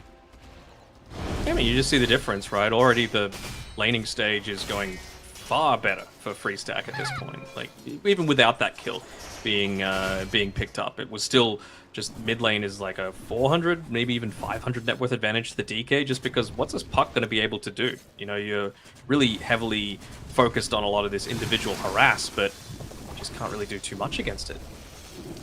Yeah, there was actually, I did cast a 1v1 mid a couple days ago. Puck versus Puck lasted 24 minutes. They just couldn't kill each other's. Getting similar vibes out of this Puck versus DK. They just don't kill one or the other. That's just how the lane matchup works. Though, you do have pretty good heroes versus the DK, like the Magnus, for example. You got the coil, then you can follow it up with the skewer. You can get the coil stun connection, follow it up with RP, very long stun lock, and get to push somebody right under the tower. Basically get like a, with Magnus and Puck, the tower, that's a 3v1 at that point. Yeah. Also, I'm hoping, I don't know if the bug still exists, but I'm hoping for his sake that Wonder Kid doesn't have the issues with the changing. Oh yeah, the fastest Waning Rift. Yeah, the Waning Rift breaking the base shift. Top lane. That top lane, huge damage coming in. Hiko is down. FCR does have the skewer, should be able to run out of this one, but he's going to take a lot of damage before that skewer ever goes off. He pushes the Tusk under the tower with him, hoping for a return kill. He's got the shockwave ready. He'll get this one. Argus was able to get close enough on Pamplona because of that skewer turnaround. Pamplona knows he's got this one. Telling you, Snapfire, it's a very fun hero to play as a support as well. It's not just really effective, but you know, being able to go for those long-range snipes always feels great. Just break out the AWP and you're good to go. Yeah, I'm just going to repeat myself. Why did people ever pick Ricochet as hero? Don't know. Bot lane, got it. Getting a focused a weird little phase. bit, but again, just so fast. You Yeah. just don't care about all of this. You just shrug it off instantly. Yeah, Alk is on top of net worth right now from the offlane position. He's Going got for the another kill Radiant up lined top. up into the pipe. See what they can do here. Got Tusk ready on the side. Pamplona a bit far away to throw in that cookie, but they don't have vision. Yeah, and it's a little bit too deep. I think they missed their opportunity. They kind of had to go on to Hiko, especially with Pamplona there, but now that it's next to the tower, the kill opportunity is gone. Yeah. Teleport straight back to bot. Then Wonder Kid rotates in. Adrian silenced up here. Gonna get to throw the concoction out, but he won't be tanky enough to survive the damage. Lumiere will get the last hit in for the Terrorblade to get his first kill. Good Nice timing little for it stop. too, because you know they're picking up Wisdom Runes. Mids have the key to utilize that 7-minute rotation to their advantage. I think it was Faker actually that ended up getting the Wisdom Rune for Freestack as well, so he was well out of lane. I guess being picked up by the Observer Ward that they've placed around the triangle for themselves. Yeah. Wonder if they might even look to yoink away that hard camp as well. They ended up getting rid of the Observer Ward, but not before they get the information Could that they they need. kill? They kill with that info that they picked up. Pamplona dies to the shrapnels. Right clicks from Wonder Kid. Making it 3 for 3. It's still even between the two teams, but we're definitely seeing a ramp up in action after quite a lot of minutes without any kills. And now we're getting to the true SA fashion. Excellent damage as well. Like the fact that Adrian didn't just give up that camp, they ended up taking it away, and it's being pinged out right now by Wonder Kid saying, "Man, that was supposed to be my triple stack," but you know they're not going to be able to get anything for free. Of course, they are still a solid team. Free stack, not going to leave an opportunity like that just for them to be able to take. Yeah. They really want to push down this this tower, but it's only going to be chip damage for now. Austin, nice shark block, but Hiko's got an exit out of this one. Baker moving in, looking for the stun, but they're just going to save Austin with that cookie. On their side actually properly getting to fight each Radiant's other's. top tower is under attack. Tons of movement already. It feels like Freestack is, they're much ready. Sorry, they're readier. That sounds like a very weird word to say, but it feels like there's so much more ready compared to game one with all the movement. But Running they out of also chemical are rage. getting ran at. Yeah, Adrian does have to fight guarding and Wonder Kid. Snow. Oh, nicely break done. the foil. That is a really good move there. But still pulled in with the Waning Rift. Alka still dropping A lot of Arceus damage. turns around with the Eclipse. That is a level 3 Lucent Beam bombardment. And Lumiere gonna have to run away. Hiko, he's got another shrapnel available. Wonder Kid with the AD rune. They're gonna look for Austin. They'll get a kill out of this. But it's not the Alchemist that they wanted. Adrian is still gonna be happy getting out. Austin bites the bullet. Yeah, and a lot of people go down the greedier route, but I like the fact that as an offlaner, Adrian's just saying, you know what, I don't need the Sacred Relic at this point. It's not really going to help my farm all that much. I just need to make sure I'm living so that I'm not giving up a bunch of unreliable gold. I'm able to get into this Radiance a little bit quicker. So the fact that he bought the Talisman of Evasion as soon as it was available, that probably ended up saving his life there. FCR cutting waves, but finds himself around 3 heroes. Can they kill this one? Austin, shards available, could just block the Magnus out. His skewers on cooldown for 10 seconds, but Wonder Kid coming in from the side. Trapdoor's coming out as well. There is the Mortimer's Kisses flying in. Faker and Arceus will take down FCR and Wonder Kid. The assassinate, not enough to kill the Tusk, and 2 kills going for free stack. They now have a small economy lead. They're still not done. Moving at the top, Lumiere did come through the portal here. Actually sticking around. The tower's at 350 HP. I wouldn't be surprised if they just try to rush it down. I mean, Faker's still here. Still got half duration left on that dragon form. I'm surprised that they've backed off entirely. They had the outnumber available to themselves, but maybe just putting a little bit too much value into the Mortimer's Kisses, having a lot of that extra magic damage to be able to deal with a TB, where Lumiere, he's getting a pretty decent amount of farm for himself at this point. Think about who has the better ulti, but of course you have to think about the situation where it happens. But you look at 6 Sniper versus Snap, Sniper 6 and Snap 6. Obviously, Pamplona gets a bigger benefit out of it. We just saw great Mortimer's Kisses and a very underwhelming Assassinate that doesn't even kill the Tusk. For sure. And it, like AoE damage, and has a slow aspect to it as well. So there's lots of little things that just make the Snapfires feel really good. Snapfire is the sniper. For sure. I'm you, but better.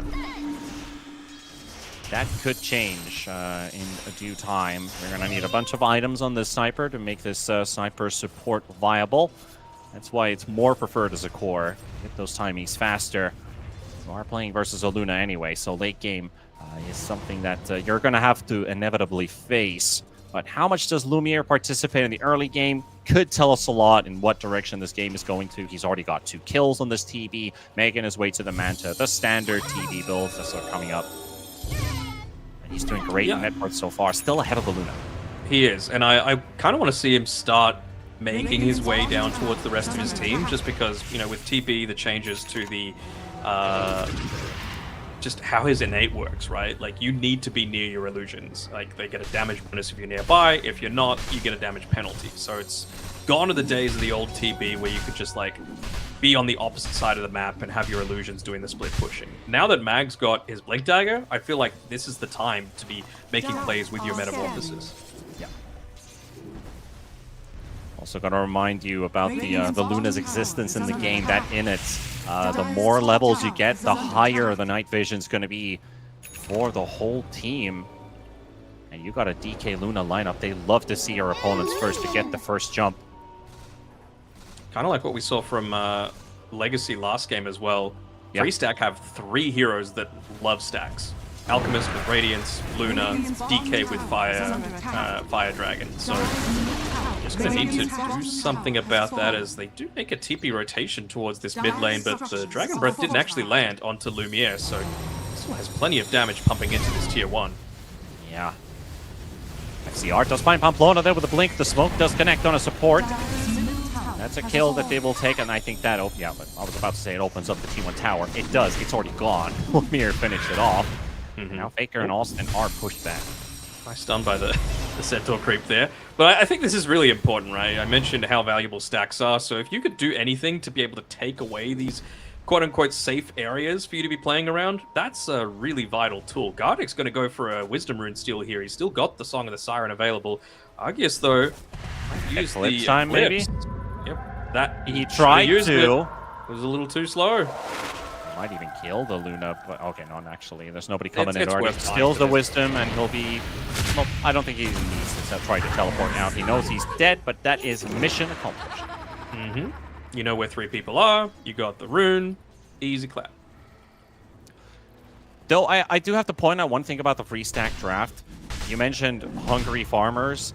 In my eyes, it feels a bit greedy. And if this was my pub game, a lot of people would be like, well, we just griefed the draft on, you know, before the game even started. How do you feel playing a draft like this on free stack? If you can get punished, for sure, I think that's going to be an issue. But I'm not all that scared about the legacy heroes, especially the support duo, right? Like, does a sniper really get that scary? I guess if it gets Giga laden, I mean, he's going for a Maelstrom, so he goes like, I'm the carry now. But I don't know. I just feel like late game, you're going to see so much more impact from the Snapfire and the Tusk relative to the others, and again, if all the cores are farming, I don't think you're going to have any issues in terms of damage, sustain, tower push. They got Yeah. everything on Freestack. Terrorblade would have to try to delete them as soon as possible in fights, and I don't think TB's damage output is going to be great versus two tanky heroes, and then a hero that naturally has a lot of armor. So Arceus even has higher burst with that magical damage output. TB would have to have a huge HP pool. I think we're talking like Ags with Terrorblade, Scotty. He's got the Scotty lined up as well on this TB. He knows he needs to be tanky, but he also needs to be able to deal damage. I always love the idea of it happening, but it very rarely does. Dream Coil into Terror Wave on the TB, and I'm like, why don't more people do this? It's just like a free combination that you're able to get an AoE stun off of. Force BKBs, why not? The closest I can get to that has been like Willow Coddle. Put Bramble Maze, Blinding Light them into the root. Oh, But found Adrian. did get his ulti off, but Adrian's not He's a tanky dead enough man. with a level 1 chemical rage. He would need a level 2 to have at least a fighting chance, but now he's just gone. Over in the air. With the Metamorph, they're going to rush to the Roche Pit. I think this is the right call to do it. Restack, they can't contest it. They know they've got vision up there as well. The Sentry Ward ended up getting a very brief glimpse of the vision that they were able to place up, but yeah, it's so quick what they're able to do with this, right? And I mean, TB certainly no slouch in terms of the damage that he's able to output again when he's playing near those illusions, and he's getting buffed up by the power as well. So should be a pretty free Roshan for themselves. I know Lumiere's the one to probably pick it up, but honestly, I feel like maybe Puck or someone else should pick up the Aegis, get to play a bit more aggressive. You're down to this Metamorph. It's one fight, and that's it. Sure, but I still feel like he just needs to play close-ish to where his team has a tier 1 tower, so this top side, and he's going to be able to play a little bit more and farm more aggressively, right, to force defensive rotations out of free stack while, you know, or getting a tower on his own, right? Like, if they're able to take a fight on the other side of the map and Lumiere's left solo up on this top side, he could very easily take a tier 2. Yeah. It's not like you have a Storm Spirit or the likes who love carrying an Aegis. To jump onto the sniper in the mid lane, so you'll find a kill here and a tower by the looks of it. No contest coming out from Legacy, they'll let this one go. Just the damage output that you've got is kind of insane at this point. It's going to get bigger as well. You got Orchid coming up on Faker.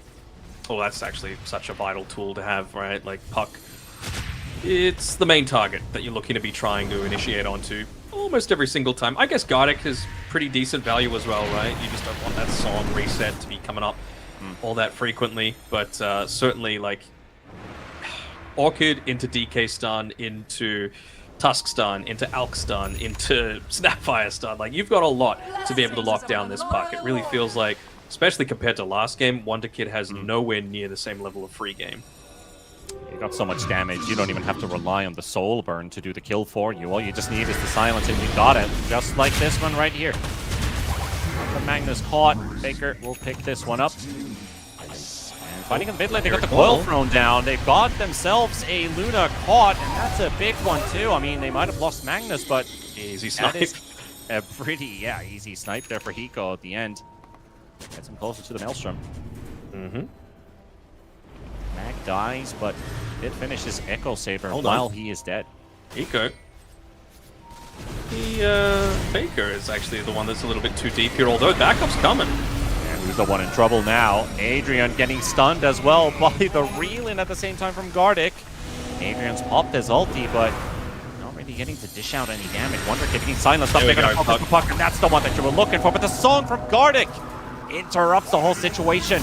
There's only an orb to throw in. Alk is stunned up once again, but they want Faker out of the way first. This DK is dropping low, drinking, but he's thrown up by Austin, but it's not going to be enough. Wonder Kid, he sacrifices himself to go in deep, and FTR coming up the RP as well. Adrian's going to be dropping here to Lumiere and Gardic, and maybe even more. Free stack. They might have lost more than they bargained for. Pamplona, they cannot cancel the TP. The Assassinate will fly in onto Austin. Down to 200. Just one more blink from the Magnus. It's ready. And there we go. The Echo Saber smacked in the face. Snowball comes out, but they'll leave this one for Lumiere. And in the end, perfect timing too. Metamorph just ended as he threw in that last right click. Yeah, to me, the mark of a good TB player is knowing how to play around your Metamorphosis, right? Like, you can't just use it for team fights. It needs to be team fight into push, or bait into push, or like, you just can't wait. You got to be trying to use it as much as possible. And I feel like Lumiere, I mean, it just goes to show you've got more net worth than a Luna. You've got more net worth than a splashing DK. You've got more net worth than a freaking Alchemist who got a pretty early Radiance as well. Man knows how to play the TB incredibly well. Yeah, he's got more kills than anybody else. Can you even yoink away this Tormentor? Maybe it would be a little bit too deep. I think without the Metamorph, it feels like maybe it's unnecessary. He bought the Demon Zeal as well, so just giving himself even more of that reduction in downtime. Thought Hiko might have been a little bit too deep there, but again, Lumiere, he's doing everything. He's kind of like being the bodyguard as well. Also, I like his choice of going for the Condemned facet above the other, which uses his HP for casting spells, like making images and everything. Him being able to turn these big HP pool heroes go all the way down to less than the threshold. DK might have 5,000 HP, suddenly he's down to just a couple hundred. I'm just happy that the experiment of the Armlet Dagon pos for TB is done. Oh, that was rough. Seeing 9 class try to do it over and over again, yeah, it never worked. It works in pubs, but I think people are getting too smart in Dota these days to fall for that trap. It's like a one-trick pony now. Yeah. That's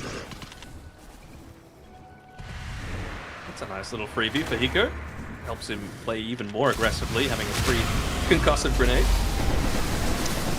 Standard tool for support sniper to even just buy that shard for himself, and now just gets it for free. Also, just like against these 3 heroes in particular, the disarm for I think it's 3 seconds, kind of nuts. Yeah, I'm starting to think, is it a bit too much for a sniper to have all this? You know, he used to be a glass cannon, now he's got like 3 mobility things going his way. Everyone is so tanky in today's Dota. What do you think, Danok? Are you more of the 2015-16 guy who is like, let's fight with raw damage instead of all these tanky people now? I mean, I feel like you're still trying to fight with raw damage. It's just that people don't want to die instantly anymore. They've smartened up. You know, I was watching like TI3 replays, and there was like lanes where people were going up against a lone druid and were buying magic wand. It's like, well, I think people are just thinking about Dota more these days. Like, you don't need a wand against a lone druid in mid lane. Dire's top tower is under attack. And I think it also comes back to people just... I mean, heroes in general do have so many defensive capabilities, but talking about jumping on a hero, they've got themselves the Magnus caught in the river. 2 ultis used for this one. The Soul Burn will take down FCR. Should be able to just backdoor this tower now. Like, are you really scared about anything if Magnus is dead? I wouldn't be. Come on, Faker. They're hunting for a kill here. Gardic. Song. TP out. Buys a bit of time, makes a bit of space. That's 2 big teamfight ultis that you don't really have to worry about, and there we go. Took him an extra 15 or so seconds, but Faker should be able to get a tier 1 tower for free. Not going to result in too much extra off the back of that, of course, with the Tormentor and the Wisdom Rune already taken, but just opening up the map more is never a bad thing. Means that maybe second Roshan you're not as easily able to contest, considering it will spawn on the top side of the map. Yeah, take everything that you can get. TV is getting to that Scotty. 30 gold away. Pretty good Scotty game, to be honest, right? Like, you're going up against Mask of Madness, Mech, DK, Inherent, where the Dragon's Blood, and Alchemist. Feels great. I think you could still try and find room for a Shivas, but that item is just not very popular these days. It only suits a couple heroes. With Veil building into it, it feels nice, even just for Puck on its own, right? Yeah. I think Puck has bigger items on her mind, on his mind. Moment. So the Crest also lined up for the Nagascience. Sniper lines up the Ags.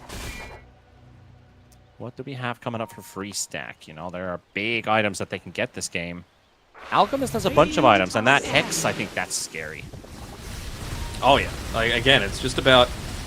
I actually wonder, like, is this actually the best item for him to be going prior to having a Blink Dagger, for example? Like, I feel like a big part of the Alchemist is getting in there with your Chemical Rage, being unkillable. If they turn to focus you, pop your Crimson, pop your Pipe. and then, you know, it's just hard to burst through. You've got a lot of backup as well. But if you're not able to catch the back line, then how are you actually going to use this scythe device all that effectively? Yeah, maybe they just want to disarm this puck a bit more, make sure that Wonder Kid doesn't have the capabilities of building this game for the Terrorblade. Maybe the same for this Magnus. And we're going to be fighting here. Baker pops his BKB right away, but the Mortimus Kisses flying in. Lumiere is going to run away from it. Gardic down. Two men from FCR. Trying to push them closer to Lumiere and Wonder Kid. They've already lost Gardic and Hiko. They don't really see a way to fight this one anymore. FCR trying to make a run for it. Lumiere, he is the target as well. Now. They want this Terrorblade so bad that they're fighting Austin. Well, they might actually get Austin out of the way, and now Pamplona left alone too. But they are getting to the TV. He is surrounded from all sides. Has Sunder, but he won't get to it. Oh, he got cast halfway, but it's not enough. No Sunder, not even a reflection in that fight. Especially like this. The reason that I even predicted the TB coming out was going up against a Luna. Like those blades really start to do a ton of damage. You also get, you know, a lot of the passive damage coming through as well. You get the vision as well of just being able to convert into that. So and you know what? It provides a whole lot. We talked about tankiness. He didn't go for the Manta. He went for S and Y on this TV. I've also played like maybe 250 games of TV, and I see sometimes there's like this 15-20% chance this is better for an S and Y game. Because he has that Orchid plays an even bigger role for this DK against that Terrorblade. Sure, and I don't necessarily hate the S and Y choice, just because you're going up against a lot of stuns, right? And I guess he's saying, look, Manta's not going to do me any good if I'm just getting stunned 100% to zeros. So given that it's the only thing in the game that still has status resist, I'm totally on board with him still like opting to go down this route. It's just that it was a bad fight. You know, people got caught out of position. You had Naga Siren, who was kind of playing on the front lines with Song of the Siren still 40 seconds off cooldown, and they continued to commit to the fight despite the fact that, you know, they were the ones that got caught. I think it was just a poor fight choice. Yeah, I mean, I love the S and Y. If it is the right game for it, this is definitely one of those. But it also means that do you have the room for the BKB in your inventory anymore? Have a look at this. Like, they're kind of having a bit of a standoff here. Gardic's in the tree line behind, and Austin might be able to find him. They do. Uh-oh. They find the Naga Siren. He was there just trying to get a bit of information. Yeah, Pamplona's not going to be able to stop this, but it means that he TP's back when Roshan just respawns. I think Legacy were trying to force someone back to this mid lane as well. I mean, Lumiere's here. He's pushing, forcing the clip. Yep, so what do you do now? Like, do you commit to Roshan? Do you defend the tower? Are you really that worried? If, like, they don't have any reposition themselves until Tusk gets into an Aghanim Scepter, and he's ages away from that. Roche will go down in time, but they did force the Luna back into the base for this one. Now Arceus teleported to the outpost, joins the group. They could have taken that tier 3 very easily. I feel like they've missed out on a big opportunity here. And now that it's already taken, here he's flipping up and looking to put a little bit of damage in onto this with his illusions. Is someone going to TP back to be able to deal with it, though? He's getting it. They're kind of taking it for free, T. Here we go. Eventually, a TP comes from the Alchemist, but a little too late. Oh, the Crimson Guard, yeah. Oh, it's doing no more damage anymore versus that Crimson Guard. So 61 HP. That's like one catapult hit away from dying. Taker spotted in the lane ward. They see the DK. They're TPing in. They want to catch this Dragon Knight. Lumiere has to get there in time. Taker trying to teleport out already. You need to drop a coil or something, and they will. That is Faker's escape cut down. Lumiere will take him. Gone for 70 seconds. That's a very long time without your DK. He is level 19, the highest level on the server. So maybe that allows him to get the waves pushed out far enough and then follow up with the smoke. I'm curious what Legacy wants to do because there is that Aegis you have to play against. And Arceus is huge. Very greedy play for him to be out there, right? Like, you know that two of your teammates just TP back to be able to deal with the push, so it gave Legacy a lot of information. This is like, information to me wins Dota, like 99% of the time. And, you know, just forcing the enemy team to make a decision is the most effective way to just put yourself in an advantageous spot, right? By pushing, Lumiere, even though they lost the Aegis, forced 2 TPs, they get a quick pick off, you're not getting benefit or as much benefit out of this Aegis. Oh yeah, it's like a 200 IQ, you know. Lumiere, Faker's thinking, if he can do that, I can do the same thing as well. And no, it doesn't work that way. No. Especially if you don't have Manta. Like, if it was a Manta DK, maybe. You know, you just leave your illusions there to do the farming, but not yet. Not even close.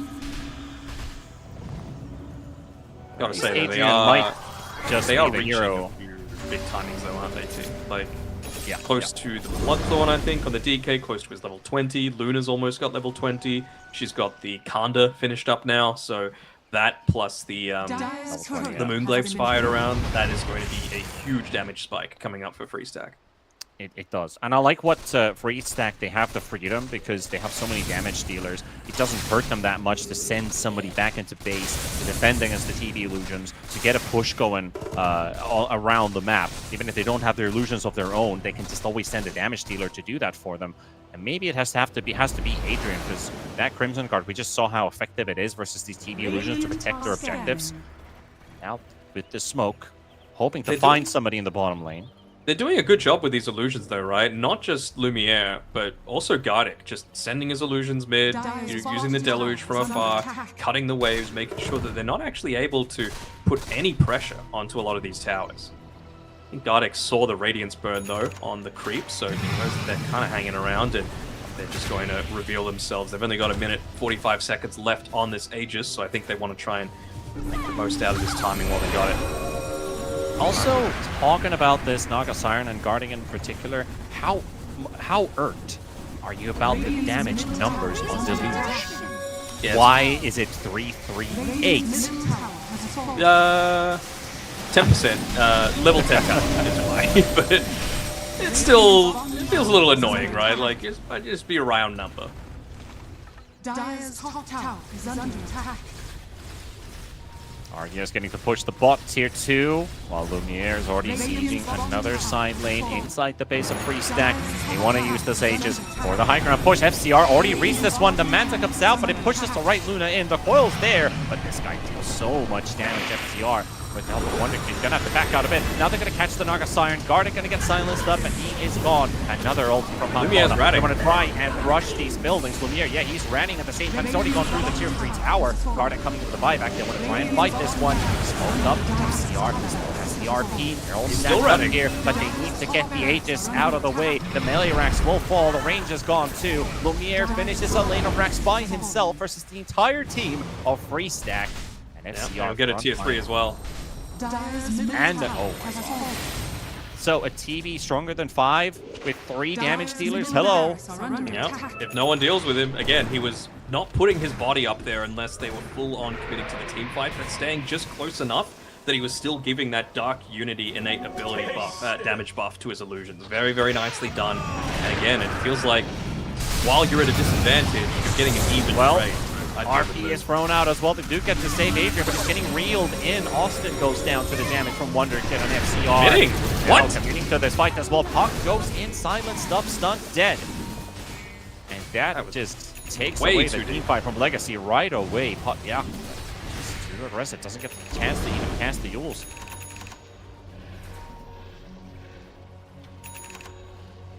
I've seen some pretty sick Puck plays these last few days, but that was not it. That was not one of them. And with no Puck, you're kind of a little worried about the damage potential, right? Lumiere is not there at all with this. He's just trying to, TP you know, cooldown. again, to push, force people back to defend a little Magnus bit. might go down. The soul burns not enough. FCR will live after the DK stun from Faker.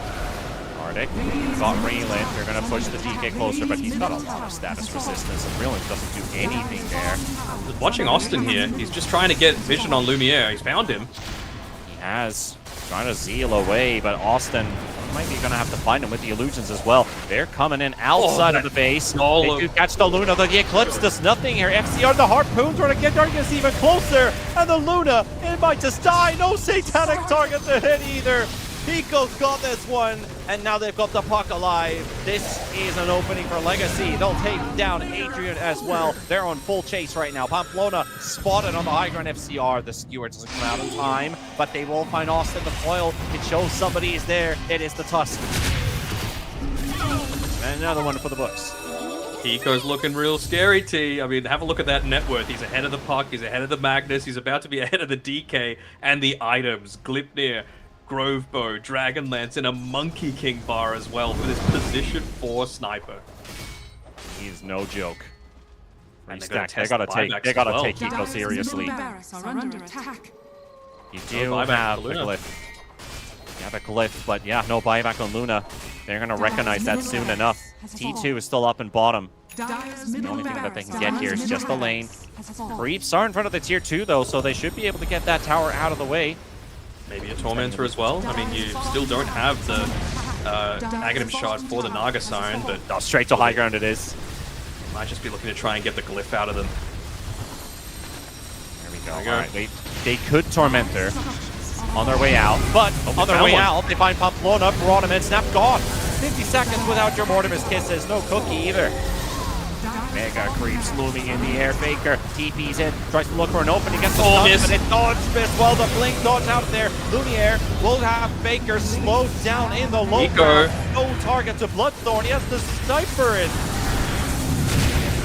Thunder needs to get it off the RP. This Thunder out. Austin is out. Faker gone. Arceus will melt, and that is good night. 3 stack. Lumiere lives with 100 HP. And that is the legacy we saw in game number 1 shine in this fight. We did indeed. They're going to go for one last defense, but I'm not sure if a Tusk and a DK are going to be able to do it on their own, even once Snapfire's alive. 2 minutes Expect ago, a little bit. There we go. we were at 50-50 2 minutes ago, and then it's not even a 50-50 anymore, because if Faker dies, it's all over. Wonder Kid finishes him off. That's 100 seconds without him. Austin dies on the low ground. It's down to Pamplona, and Pamplona already got killed before without a buyback. We're definitely, she does not have another one available. Legacy will march onward to the next round with a clean, well, I wouldn't say clean, but I do want to say clean because these last 2 minutes were perfection. Yeah, they do what the best teams do, which is manipulate the map to get the outcome that they want, right? They don't wait around waiting for the enemy team to make a mistake. They force them to make a mistake. I mean, we saw that happen, right? Like they didn't defend the mid-tier 1 tower until it was at, what was it, 60 HP. They didn't defend the top tower as well, and Lumiere was able to wrap that entirely. And also, they were just using the illusions to slow down the game, waste some of this Aegis timing, and force them to panic a little bit on Freestack, both from Lumiere on his Terrorblade, as well as Gardic with the Naga Siren.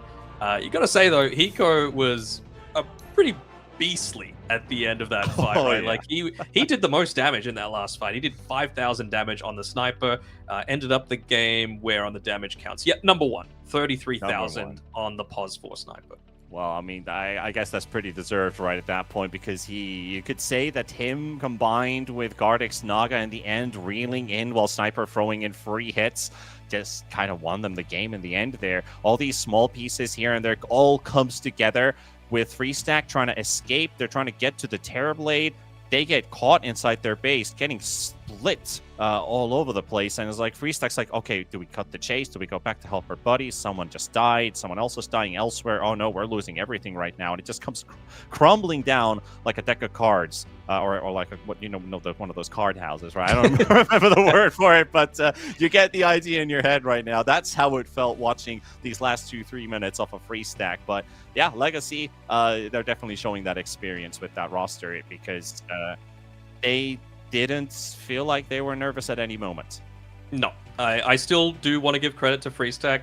Much better draft in this game. I just think that Legacy, again, they outplayed them a little bit. The laning stage, I thought, went quite well for Freestack, but they do kind of feel like a stack, don't they? Individually skilled players that don't have the cohesion and team understanding of what do we need to do together to really make this work. And that's where Legacy just come out a little bit on top. But that's it for game 1, and we got a bit of a wait for series 2, rather, don't we, T? I think it's about 2 hours away until we see Beast Coast taking on the Dibujitos de FB. So we'll see what they've got drawn up for us.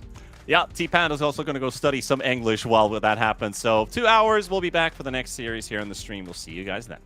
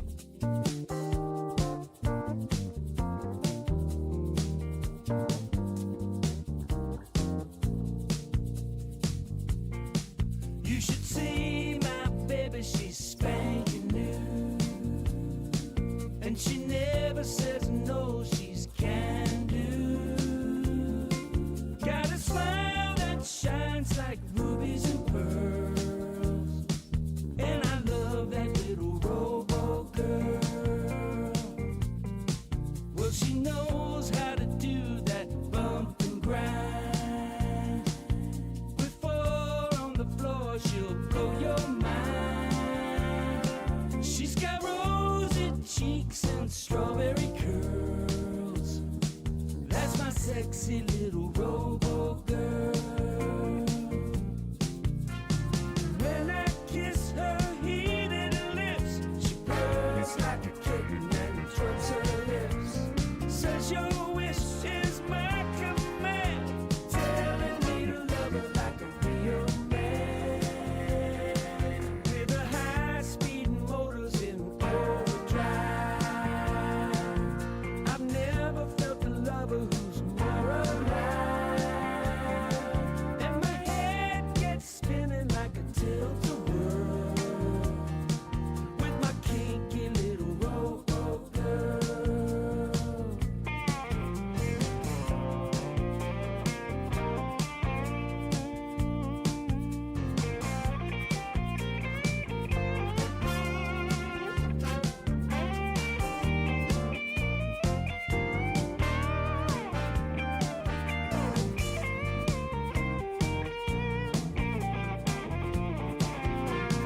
When she puts her squeeze on me, it's enough to drive me to my knees. She don't need no diamond ring. All she ever wants is to be a thing. Working all day in the rat race, dreaming of her eyes and perfect face. When I'm home at night, all is right with the world. Since I found my little robo girl. When I'm home at night, all is right with the world.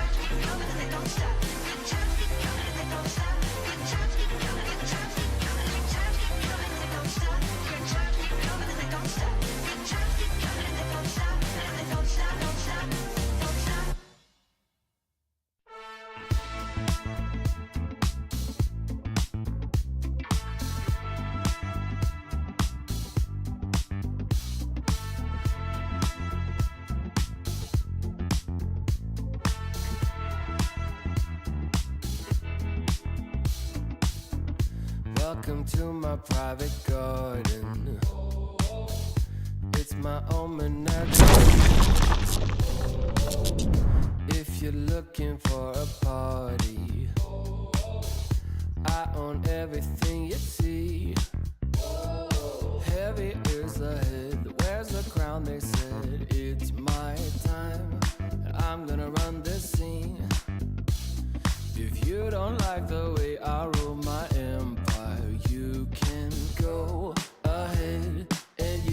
kiss my ring.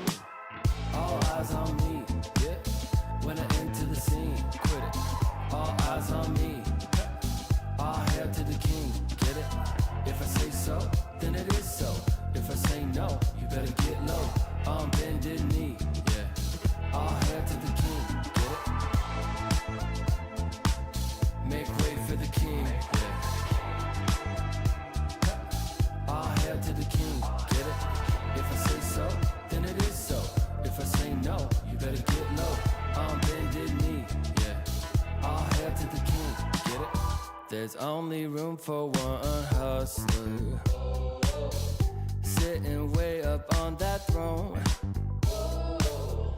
Guess I'm showing my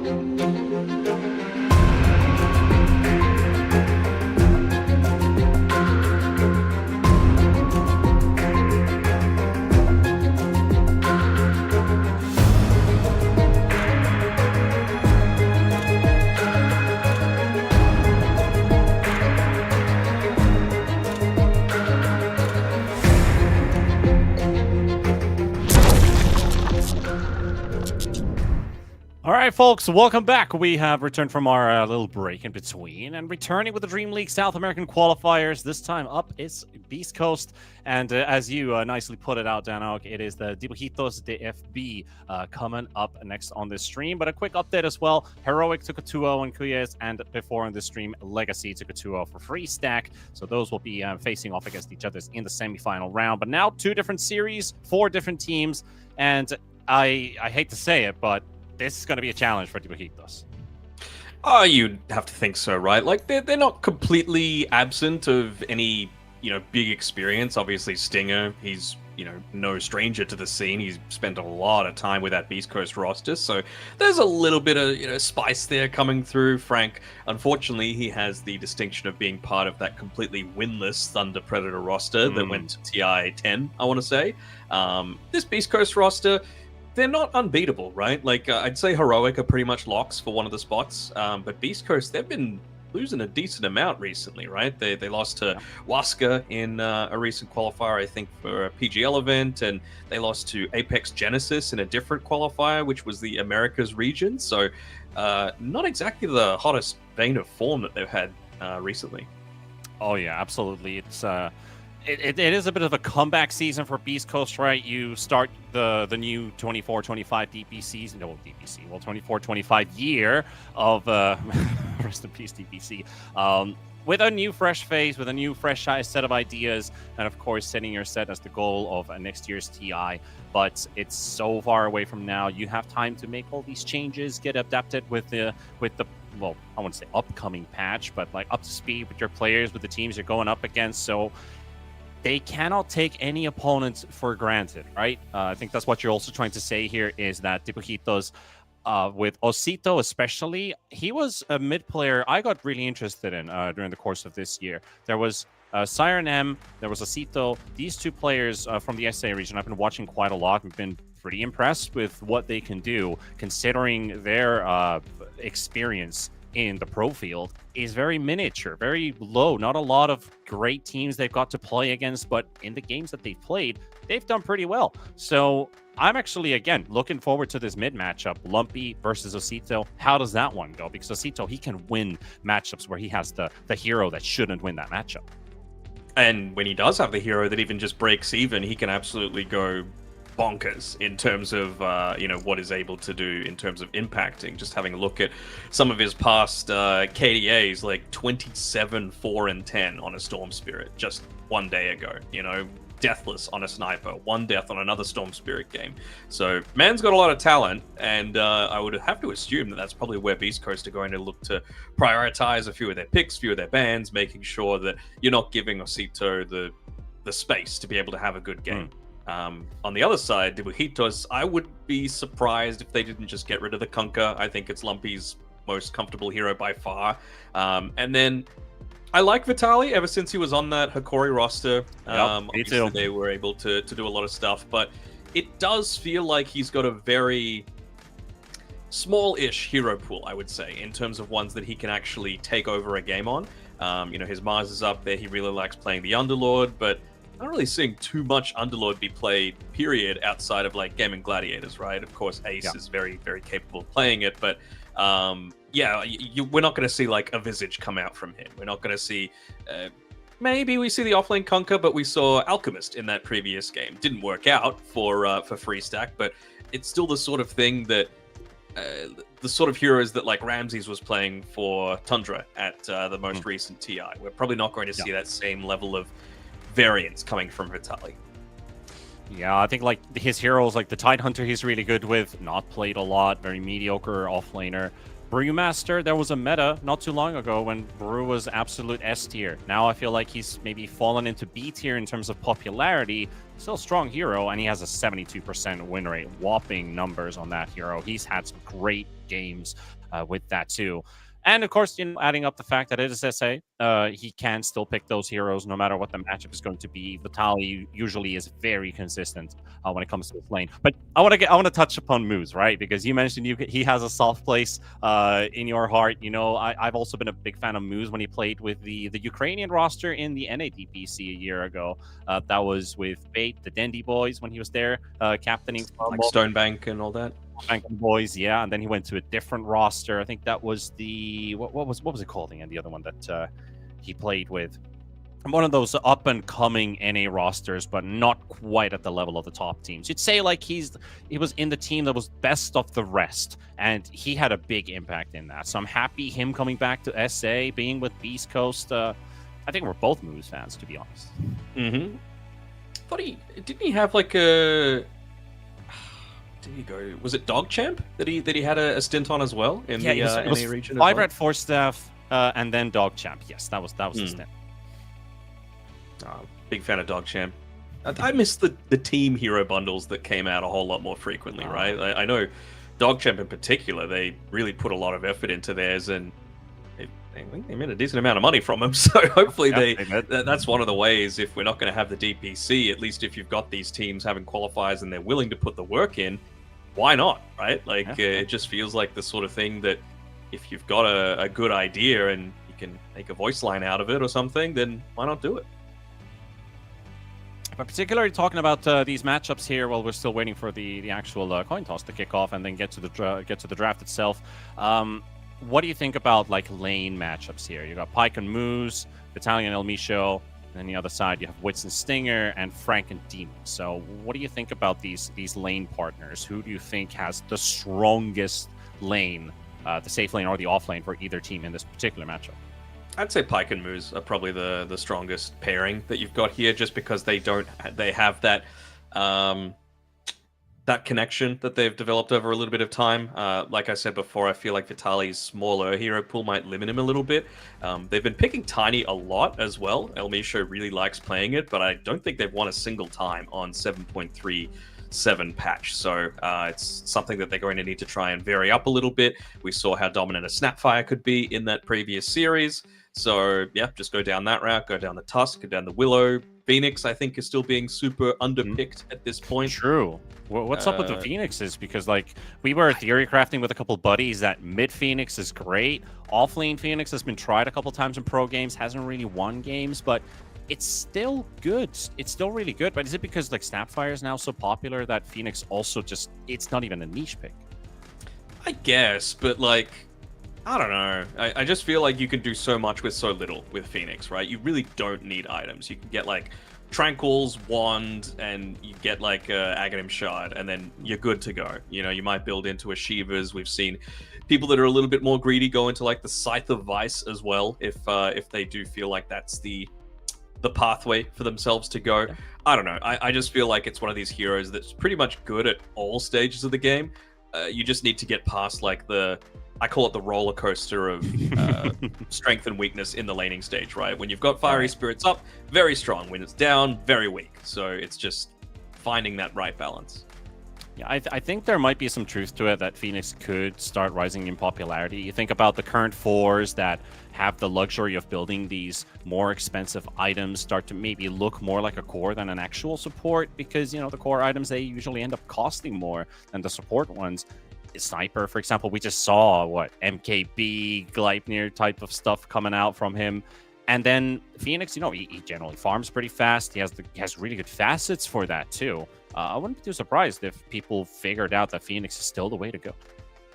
Yeah, absolutely. And I don't know, maybe people just feel that you need someone that's able to be a bit more of a playmaker as a support. Like, you don't really offer much in terms of push, you don't really offer much in terms of CC.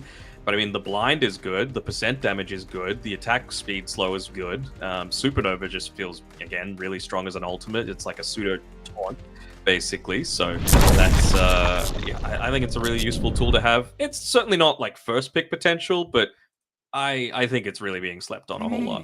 Beast Coast. It's definitely out there. But hey, everything starts with the draft, and this is going to be game one of our upper bracket matchup with Beast Coast and Dipahitos. And yep, no Kunkka, at least in the game one. I'm pretty sure we're not going to see Kunkka all series long by the looks of it.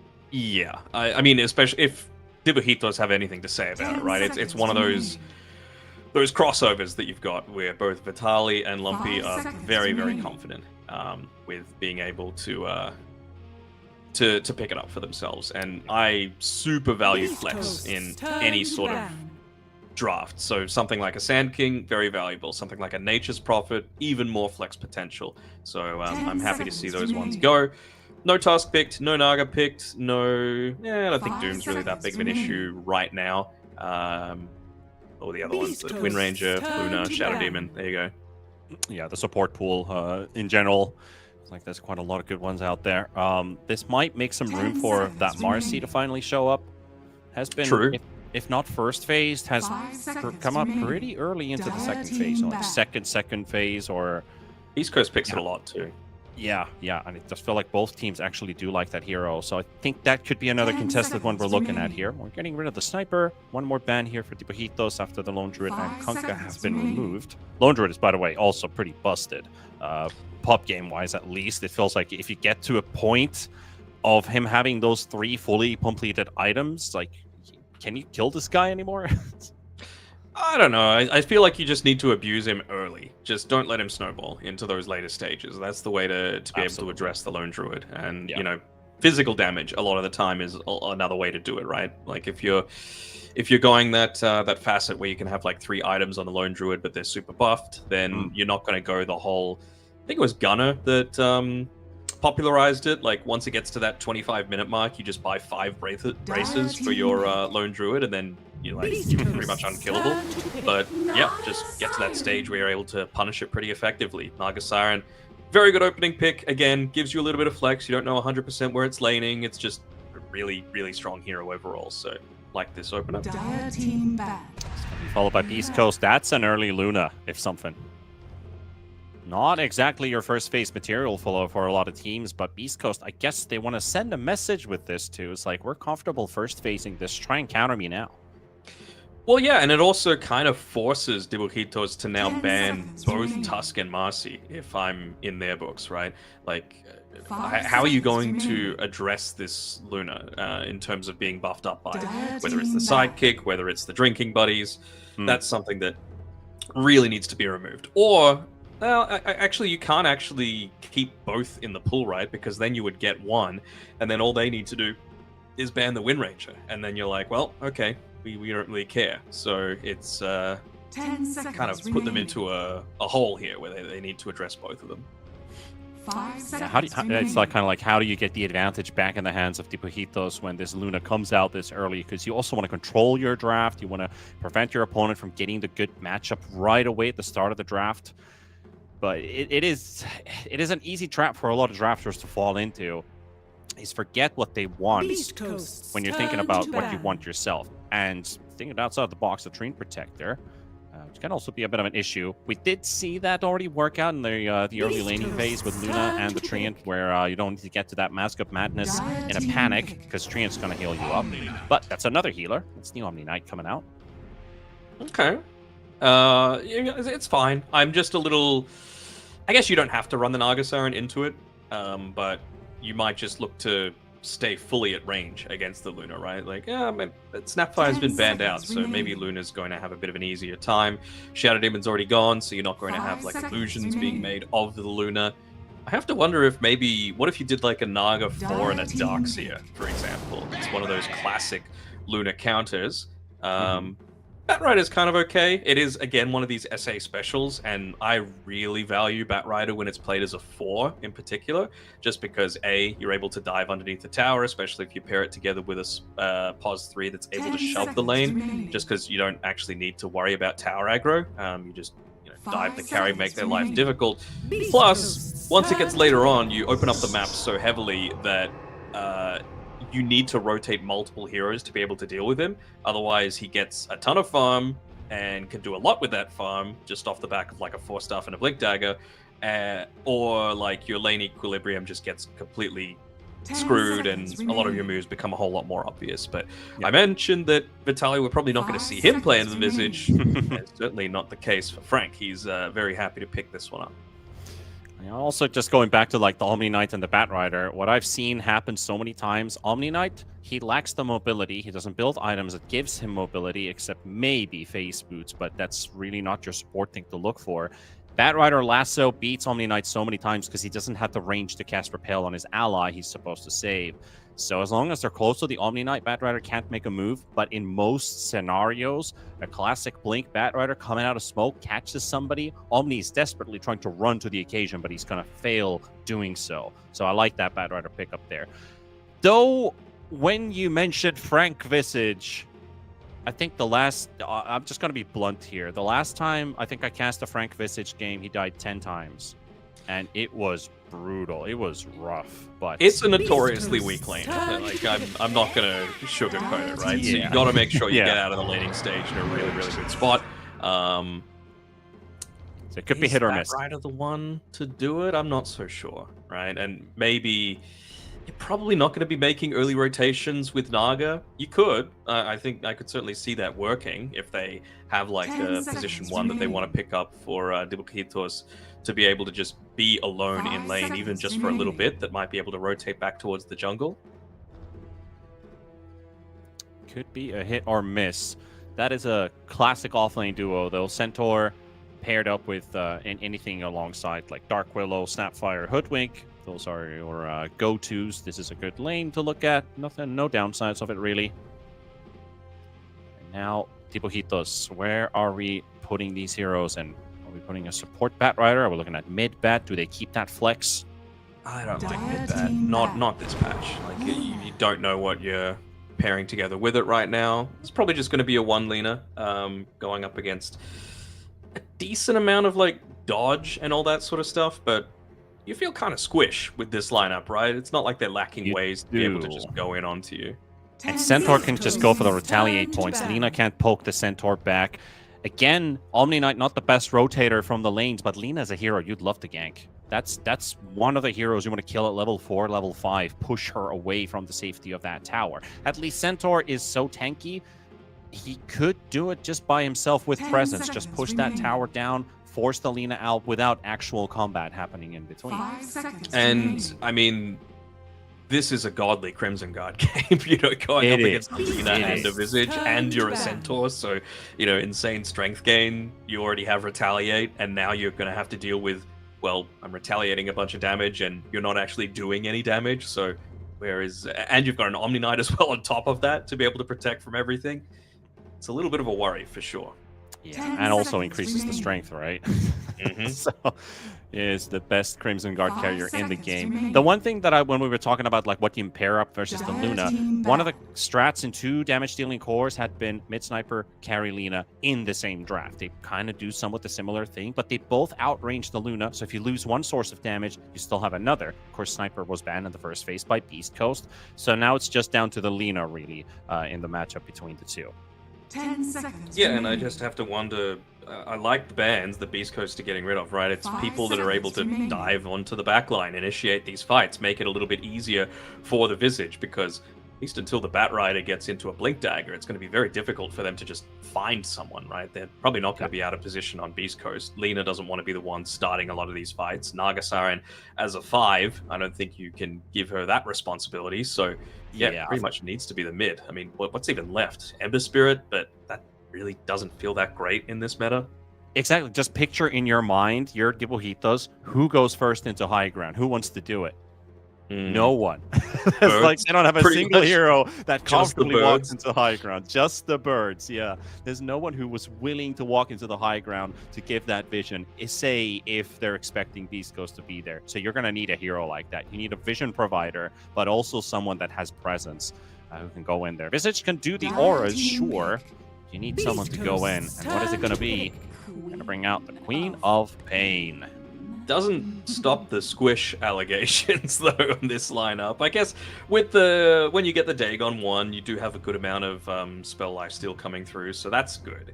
But until you get to that point, it's a little bit 10 worrisome seconds for sure. remaining. Puck's already been removed, so at least you're not going to get hard counted in that regard. 5 seconds remaining. What they could look to pick up against this. I mean, I mentioned that they haven't had a ton of success for it, but it doesn't feel like the worst tiny game to me. It's not Just bad. I mean, Queen of Pains bit are of going away from the Shadow Strike and just maxing out, 0-4-4 seems like the way Yep. to build the Queen of Pain. So you could get away with it with a tiny pick in that sense if you follow the meta. And I think you just fall off way too much in net worth if you go down the full harass build. Pretty much the only hero that I think you can do that against now is like a Storm Spirit, where you just crush him if you go the Q build. So that's kind of necessary, but yeah, I would be a little bit hesitant about doing that. How are they going to group up to be able to push on Dibujitos? That's the thing. Like, you need to be gripping around this Visage, around the Lina. A lot rides on this Batrider to be able to make that happen. They kind of need another little bit of form of initiation themselves. Just not sure what they want to have against a Queen of Pain. There you have it. Select your heroes. We're going to go for the Storm Spirit here to finalize the draft on Beast Coast side. That, I think you got to really look at the mid matchup for once today. I feel like the two games that we've had so far, Game 1 in the first series, Sand King, of course, looked like a very flashy hero in the laning stage, but now I think you need to look at how the Storm co-op matchup does go between the two. Yeah, for sure. I think I'm interested to see how Osito is going to be able to do this, right? From the, he's gone by Tai Lung in-game here for Dibujitos, but it's one of those ones where, again, if you go the Q build on the co-op, you crush the Storm Spirit, but you sacrifice your own net worth to be able to do so. Is that the right choice this game? Because, like, Osito, it feels like he's at his best when he's roaming around and getting kills. Q isn't going to get you kills, right? It's going to just be like an anti-mid laner. But I feel like that's kind of what's needed this game. You just need to make sure that the Storm Spirit doesn't do anything when the Visage and the Lina are in their weaker points. Because if they get into a few of their items, then maybe they are able to make some stuff happen. But not if you've got a Storm Spirit that has still been enabled to get his farm and is able to dive onto the backlines, you know? Exactly, and it all comes back to as well about the tankiness of the Centaur, really. A hard, difficult target to focus on if you don't have the farm to do the damage. Like you said, if he gets to a Crimson Guard, even a Vanguard at some point, it will be really difficult to deal with this hero. They'll not have the damage to fight back. They won't have the damage to take a proper fight anywhere. That takes away from Visage, takes away from the Batrider, and suddenly they're fully out of their comfort zone on this Dire draft. But it's, like you said, I think there's a lot riding on this Batrider, but honestly, I also think Visage has quite a lot to do with can he get early kills? Can he ramp up his farm? So they don't fall into this void of you get the birds, then nothing happens. If you get the farm early with a couple kills picked up, because he does have the death toll facet, things could look like they can ramp up their activity a bit. That's just how I feel and how I see it. Yeah, for sure. That's really why I was putting a lot of emphasis on to, well, can you make some rotations with this Naga Siren to be able to, you know, get some kills, guarantee that some of those Soul Assumption stacks really start building up, and you get a whole lot more of that snowball potential. You know, if you're the one that's able to... I mean, what would you even go here as the first item on the Visage, right? Like, he's already queued up a couple of braces for himself.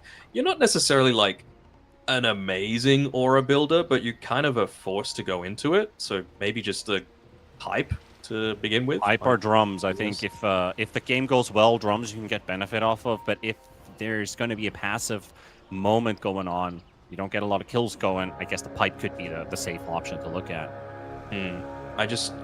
I don't know. I'm not seeing too many instances where you're going to be able to just stand in front of a tower and pop the drums, right? Like, you've got a Storm Spirit, you've got a Centaur with Stampede. They're going to catch you. I think the way you're... bottom lane, the Pike is just... I think he knows that Wits is going through this Twin Gate now, so I wonder if he's going to go up and beam him and kind of just ruin his life a little bit here. Yeah. Yeah, you could definitely do that. I think, like, when you're talking about that, like, itemization and stuff, it kind of paints the picture too that whatever decision they make with an item, it has to click the moment they're making it. Otherwise, you feel like you're losing value off of the hero, off of the item you're making. Your draft doesn't then suddenly start to... Like, it doesn't make sense at that point. So whatever you choose to build, it has to be the right decision. It can't be like, well, I made this and it's fine, then I can build this after. Like, you know, you have heroes who prioritize A over B, but they can do it B before A. You know, you still have a traditional route to go forward. Those auras will really tell a lot what they want to achieve on Dibujitos' side. Yeah, for sure, And I don't know, I'm just always a fan of drafts that are hard to kill. and Well, they this don't is your have meta. yeah, they don't have a ton of lockdown on Dibujitos either, right? Like, Omni Knight's probably going to get his spells off. Storm Spirit's going to be able to zip away in a, worst case scenario. Centaur's going to be able to pop the Stampede. You've got Shadow Realm, and Luna's not going to show up to fights unless it's very, very safe to do so. So, it just, I think they're just going to need to make some big mistakes on Beast Coast if Dibujitos are going to be able to come out with this one. Or they're going to need to make these movements that I keep talking about, right? Like, if Naga Siren can go through the Twin Gate and find kills onto this Luna, slow her game down, get some of these Soul Assumption charges with the Death Toll facet onto the Visage and get into whether it be the pipe or the drums that you were talking about, then maybe, Dibujitos are able to make it happen. But if it's just, sitting back, passively farming, again, once Centaur has the Crimson, what can you do? Still talking about interactions as well. I just wanted to ask you, does Deluge still break Stampede? Does Deluge break Stamp? I haven't tested that. Because it has been like that for, for a while. I'm just thinking, have they fixed it yet? Because that's where the Naga Siren looks good versus the Centaur. Because when you pop Stampede, but you're affected by Deluge, your max movement speed is 240. You don't go faster than that, which is a Stampede counter. Yeah, I'd be a little disappointed if it did still work like that. Because I feel like if you're using an ultimate, it should override things like that. Ultimates shouldn't be able to be reduced to something like that by just a regular ability. It's kind of like how every single offensive dispel in the game can't get rid of like Guardian Angel and Repel, except for Shadow Demon because it's his ultimate, the Demonic Purge, right? Yes. Oracle Q doesn't work, Enchantress Enchant doesn't work, but Shadow Demons does because you're spending an ultimate to be able to make it happen. So if Deluge worked on like Windrun, for example, that makes sense. Stampede, it doesn't sit right with me. Yeah, I mean, for a lot of people too. That's why I did want to ask that. It's like if it's still in the game as it is, because I haven't really read anything about a hotfix, or that if it is literally just intended to be. So that could be something that we're looking at the next patch. But this has been going on for a while now. Since the Deluge was introduced, people were talking that, it reduces your movement speed. It works through Windrun. Yes. It works through Stampede. Yes. Wait, what? Really? Yes. So I just want to see that in action, because we could see some wild fights where if Beast Coast is trying to disengage or even try to engage where the Naga Siren gets Deluge off, it offsets a lot because you're expected to move at maximum movement speed to the target or out of the way from where you are right now, and it could just spoil your escape or initiation completely. Moves as a Kefu. Kefue, I want to say that's what's happening, maybe. Something about a crash. Yes. Que entra se le crashea. I know. I learned a bit of Spanish when I was like 11, so I know very basic. I can count to 10. I can talk about the weather. Nice. Yeah. That's even more than me, because I started actually Spanish basics at the start of the year. The mistake I made was I also started Italian basics, and I kept mixing up the words. And I was like, well, this is not a good idea. So that was my New Year's resolution, and I think I'm going to have to do the same thing at the start of next year as well. It has not been going well. Is this what, Duolingo or specific classes? Duolingo, mostly. That was what I wanted to start off with, Get like a crash course to start things off. I've always wanted to learn Mandarin, but like anything that's not what do you call them? Like the letters that we use, in our alphabet, A B C D, blah blah blah blah. It's just like another barrier to entry to me, because I know those letters. I can sound something out, even if it's I'm actually pretty decent at French, but Italian, Spanish, whatever it might be. You can kind of make it work, but it's a lot harder when it's a completely different thing. Latin Japanese alphabet with kanji and stuff like that. Yeah, the Latin alphabet, definitely. Yeah, based off of the Greek alpha and the beta. Quick history lesson for all your folks out there. As we are experiencing a bit of apparently a crash on entry, so Tai Lung, Osito, by his older name, is unable to get to the server here. So hopefully this does not take too long. This is probably the the worst case scenario. You just play your first series in the upper bracket in the qualifier, and you're already down a man at the early minutes. So hopefully you can get them back. I mean, me and Kips, when we've been casting games, we've run into the situations of where they play 4v5. One guy has to micro the hero since laning stage. 15-20 minutes after the guy shows up at the internet cafe, he logs in and he's like, why do I have 7 kills on my hero? Like, dude, I've been microing my ass off and we're getting kills. We're winning this game. And we've seen that happen twice. So they can still play at 4v5, sure. I don't know what the rules state about pause timers and all, like how long it will take. Probably production might notify us at some point. But this is a really tough matchup versus Beast Coast. Having to play 4v5, that would be very unfortunate. It's not out of the question, though, right, to win 4v5. Most of the time it happens, like, I don't know, 20 minutes into the game at least, where you've got at least that base level of farm. You might have an ultimate that you can look to play around. Like, microing in the laning phase is just horrible, right? Because you're ruining one of the lanes, if that's the case. At least you can kind of passively jungle, or you can shove a lane if it's, past the laning phase. I think it was it Entity or Cloud9? I forget which team they were at the time that actually beat G2IG 4v5 when Kataomi disconnected. And it takes a while to live down that sort of thing, because when you're at that level, you should probably be winning when you're one man up.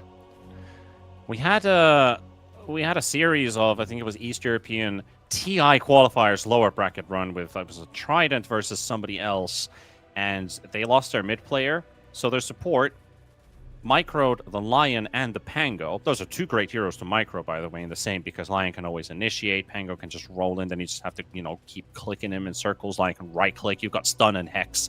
And he was just going around the map, finding a hero. Lion stuns, Pango jumps in, they kill a target, then he just moves both of them back into the jungle to farm creeps, and they kept on repeating that. Up until the point where Pango's rolling, the player connects from the internet cafe as he's ulted, and he misses the target, and we're like, where's he going? Oh, has reconnected. Oh, he's back in the game. He has probably no idea what's happening. His hero is just rolling somewhere. But they won that game.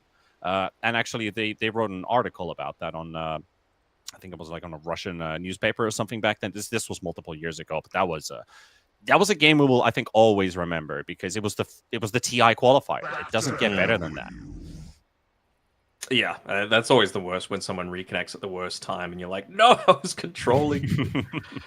But, oh well, what can you do? Especially when the comms breaks down like that. Well, still no updates.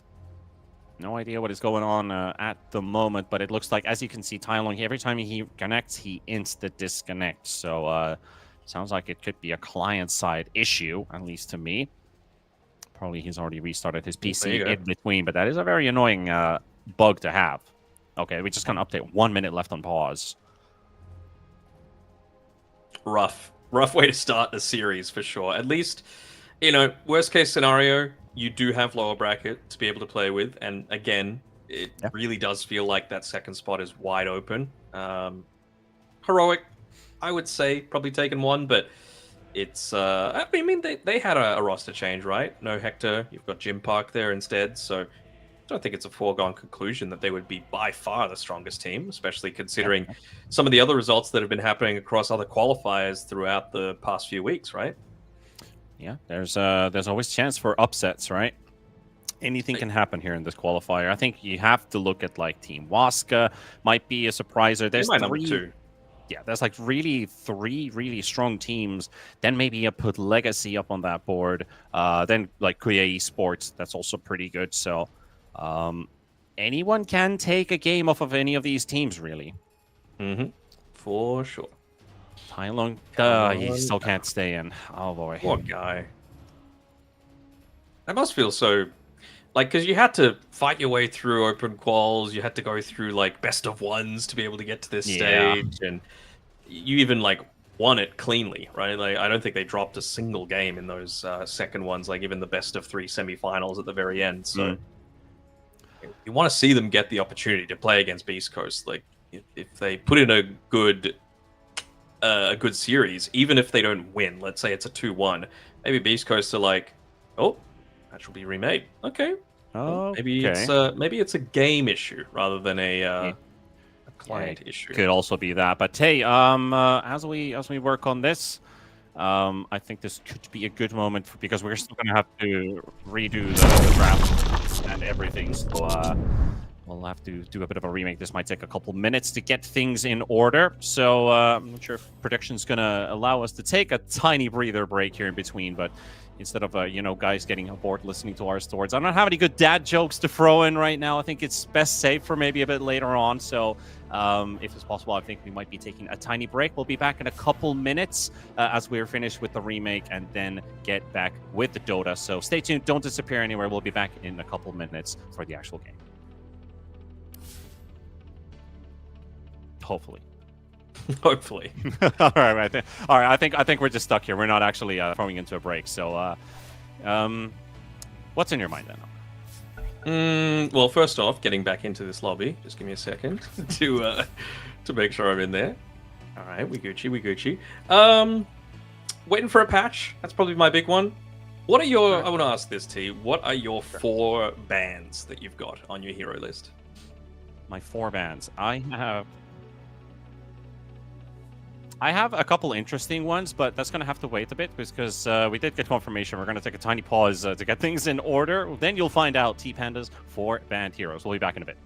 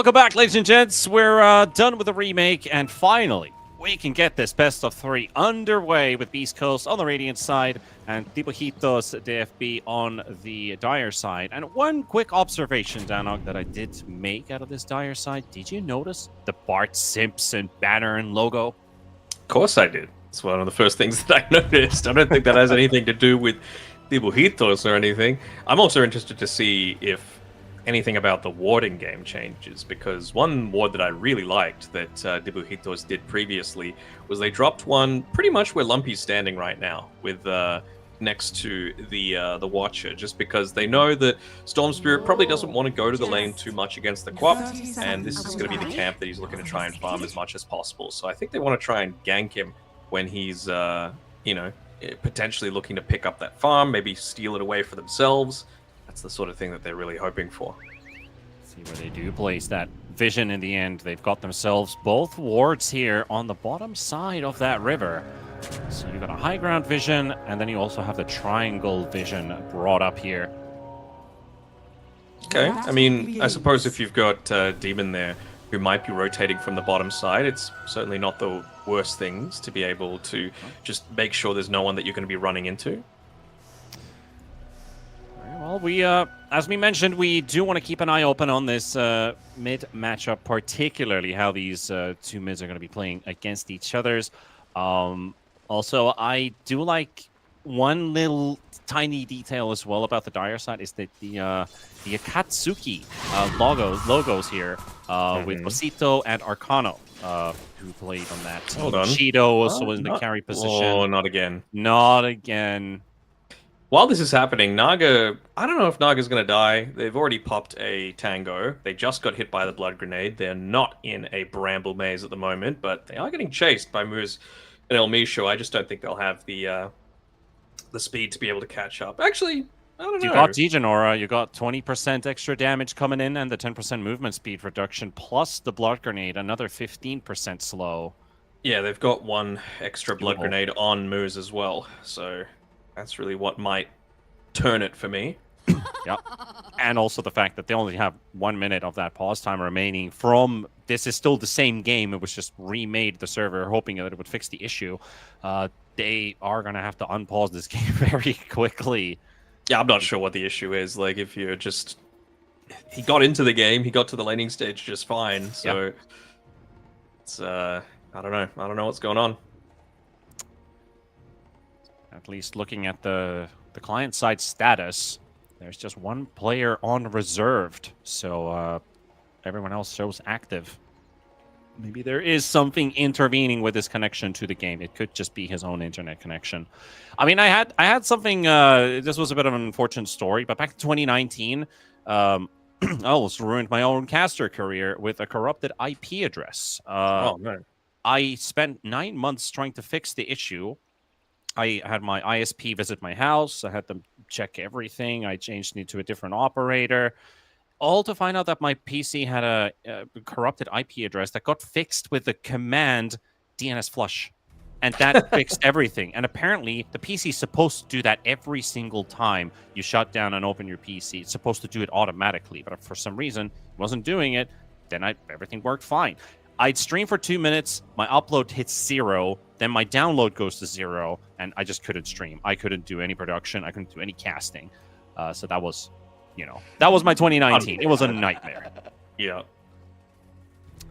So hopefully it's not something similar here on the side of Dibujitos, but Beast Coast says they are ready, time is up, game is going to be resumed, and Beast Coast, I think they can now freely unpause the game. It will be a 5 versus 4 competition. Someone's going to have to take over Taiwan. For now. And Boo's missing a couple of those hammers onto the Naga Siren. And I would have to assume that Naga's probably going to be microing this Queen of Pain, at least for the meantime. That's exactly what's happening. He's just sitting in the tree line up on the top side. I guess what you can do with this Lina is maybe, you know, stack some camps with the Naga while trying to get the most out of this Queen of Pain. But it's not going to be an easy mission, so this just got a whole lot harder. And East Coast, well, you did say that they can make mistakes, and I think that is something that Dibujitos is hoping to happen. Now it just got a whole lot bigger. Does Beast Coast get a bit too... teams do sometimes maybe get a bit arrogant and underestimate their opponents, but it would be a big decisive lead to have to throw away at this point. It's so rough as well because they also weren't able to block up the hard camp in this safe lane, so you're also worrying about your leader not getting enough net worth because of all of this. You know, we're seeing Wits miss a bunch of last hits as well as a result of all of this. It just doesn't feel good at all, considering you can't put any pressure up. It's definitely going to be a really tough... Yeah, Wits burns, doesn't it? Indeed. Naga finding an outlet, people know. At least bottom lane is one where we do have even matchups because, you know, Demon, Frank on the Visage, still doing pretty good on the CS department here. You do want to look for kills with the death toll, so every kill counts for this Visage now. True, but I'm not sure if they're going to be able to do it. Attempt to reconnect to the game. Can he stay in this time? Ooh, he's kind of... Looks like he's on the move, so he's back in. All right, so we're back to 5v5, ladies and gents. Tai Lung back in action. What's his ping like? What's the status look like? Because to me, his movement seems like someone that's lagging. So if he goes by the name Tai, ping is 6. Okay, maybe not. There's someone with 51, but I don't know that. Your ping is almost 300, just like mine. Yep. I don't think there's many places we're like as far away from Australia as yeah, exactly. We're like in we're in the Bermuda's Triangle, right? Like the guys are playing in SA, you're in Australia, I'm in Europe, like all the way in the Nordics. Oh, up, like, top side. So far away from each other's wits. LSA stun connects onto the Centaur. Once from the Naga, keeps Vitaly at bay.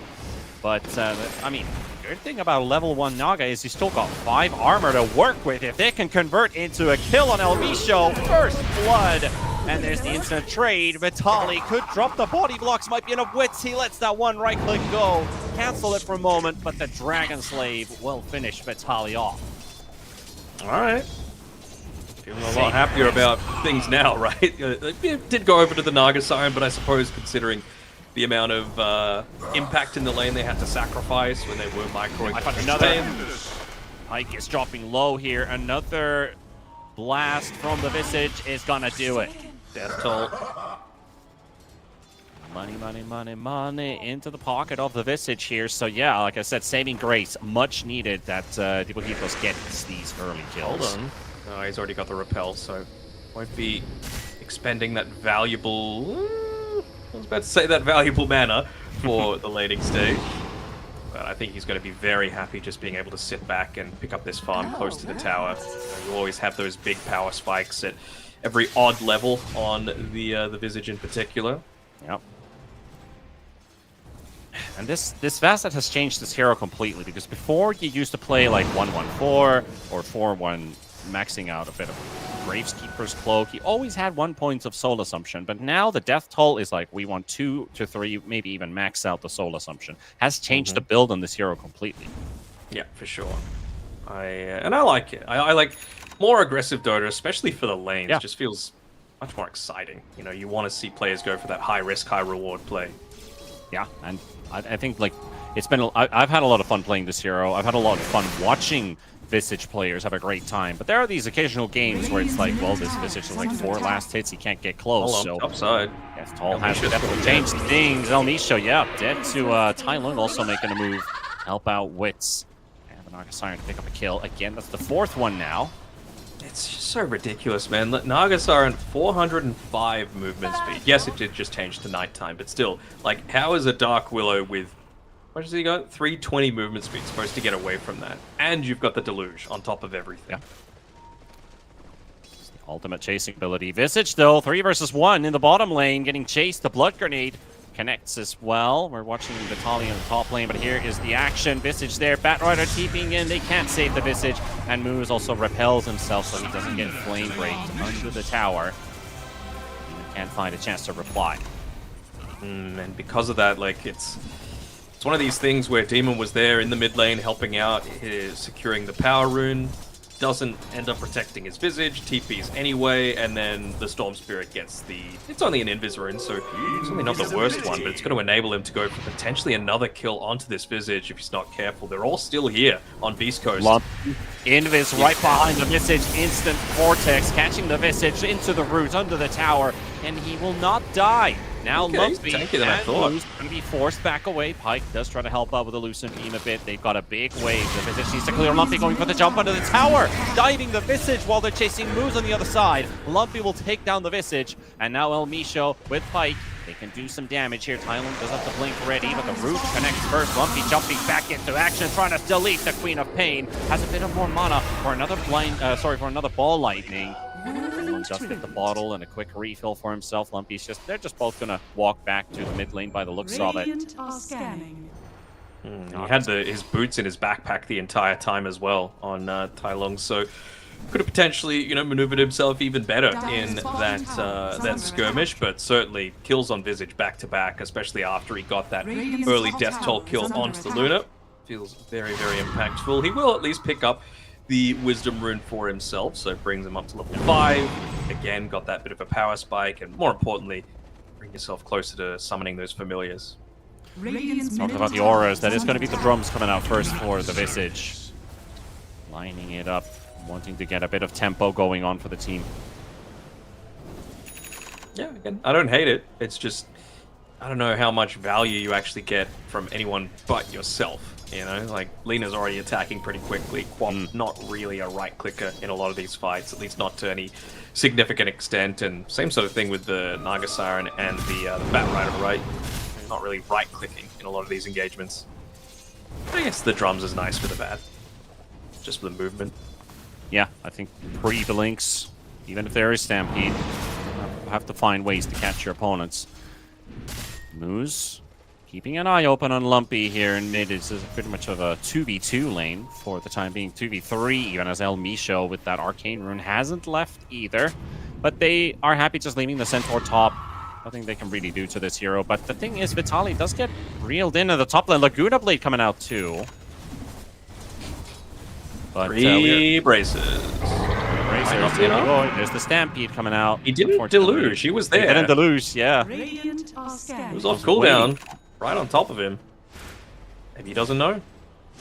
Or maybe he does and it's been fixed. But we will never know, right? The audience needs to know the answer to this.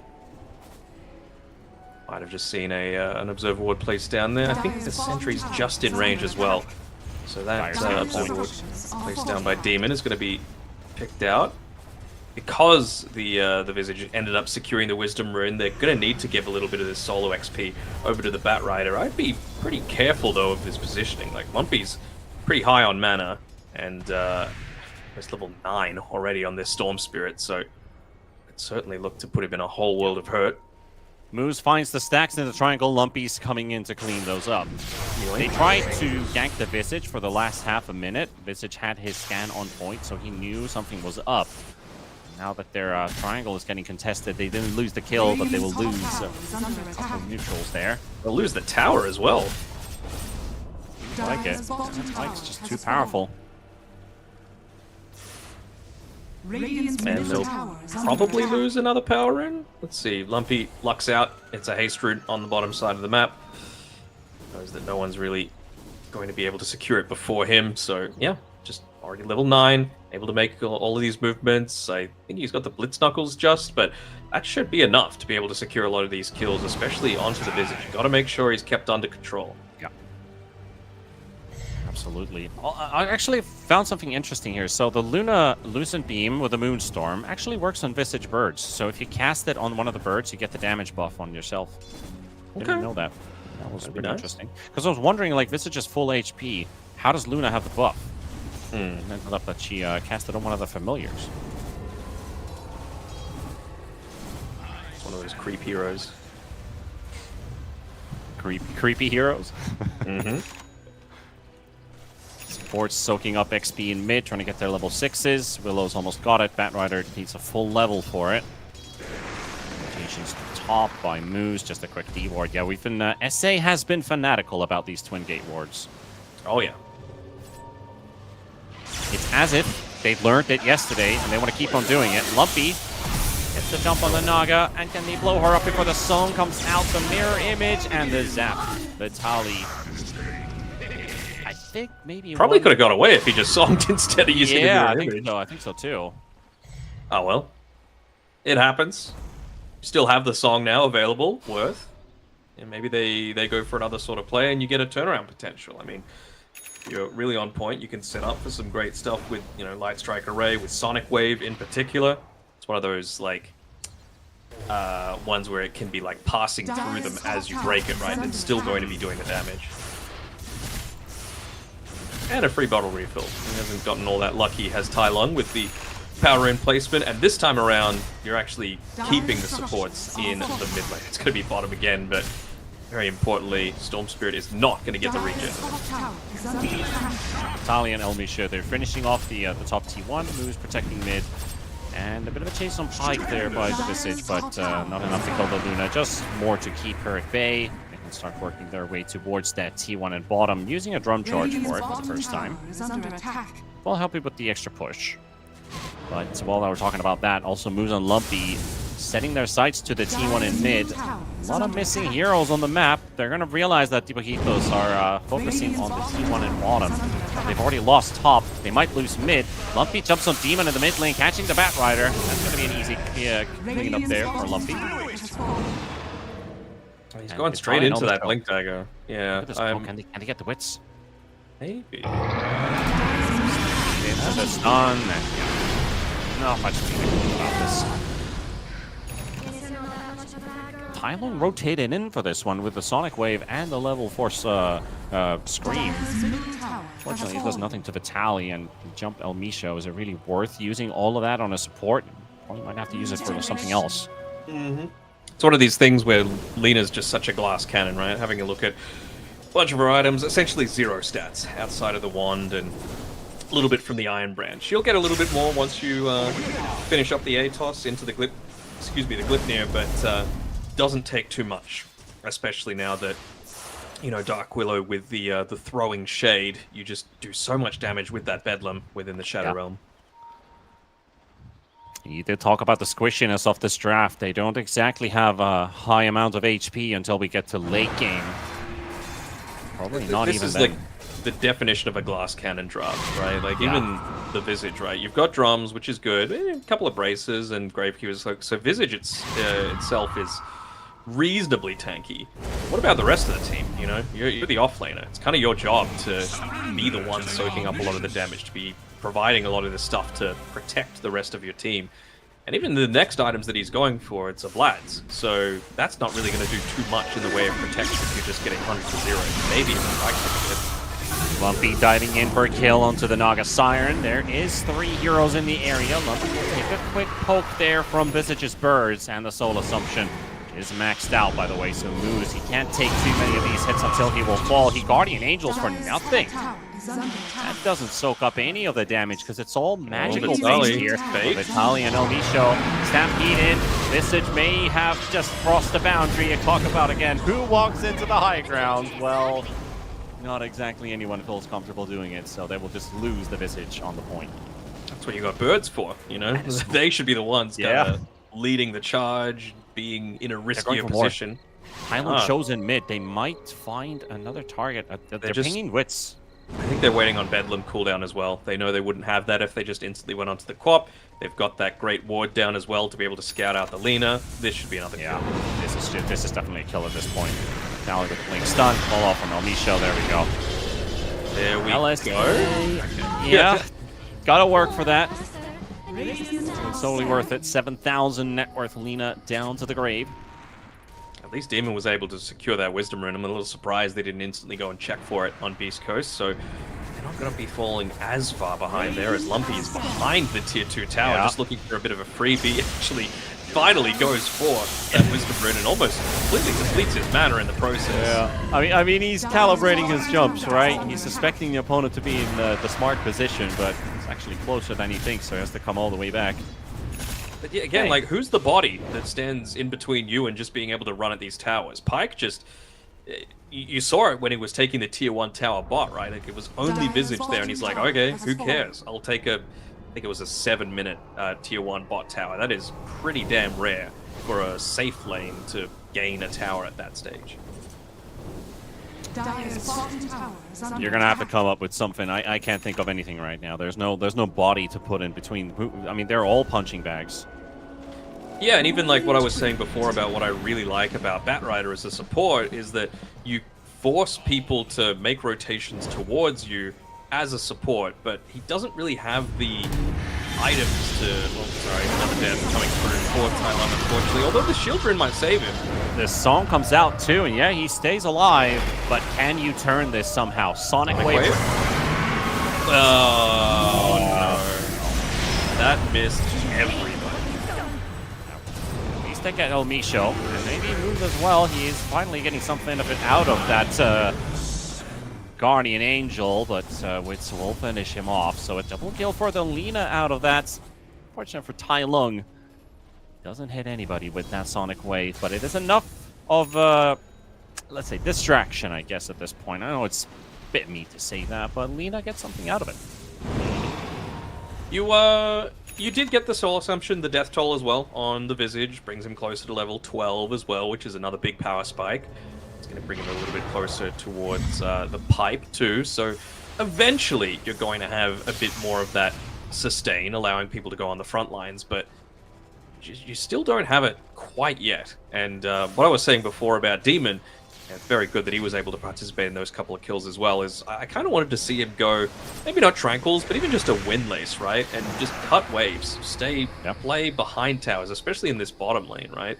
Like, you've got a bit of vision to be able to play safely, play super deep, force them to rotate down to you, and let the Visage get, you know, a little bit more free farm. Same sort of thing with the Lina without fear of getting ganked. The Olbies, well, at least the bottom tier 2 tower gone. You've only got top and mid left for Dibujitos. So that map is starting to feel really small for the team right now.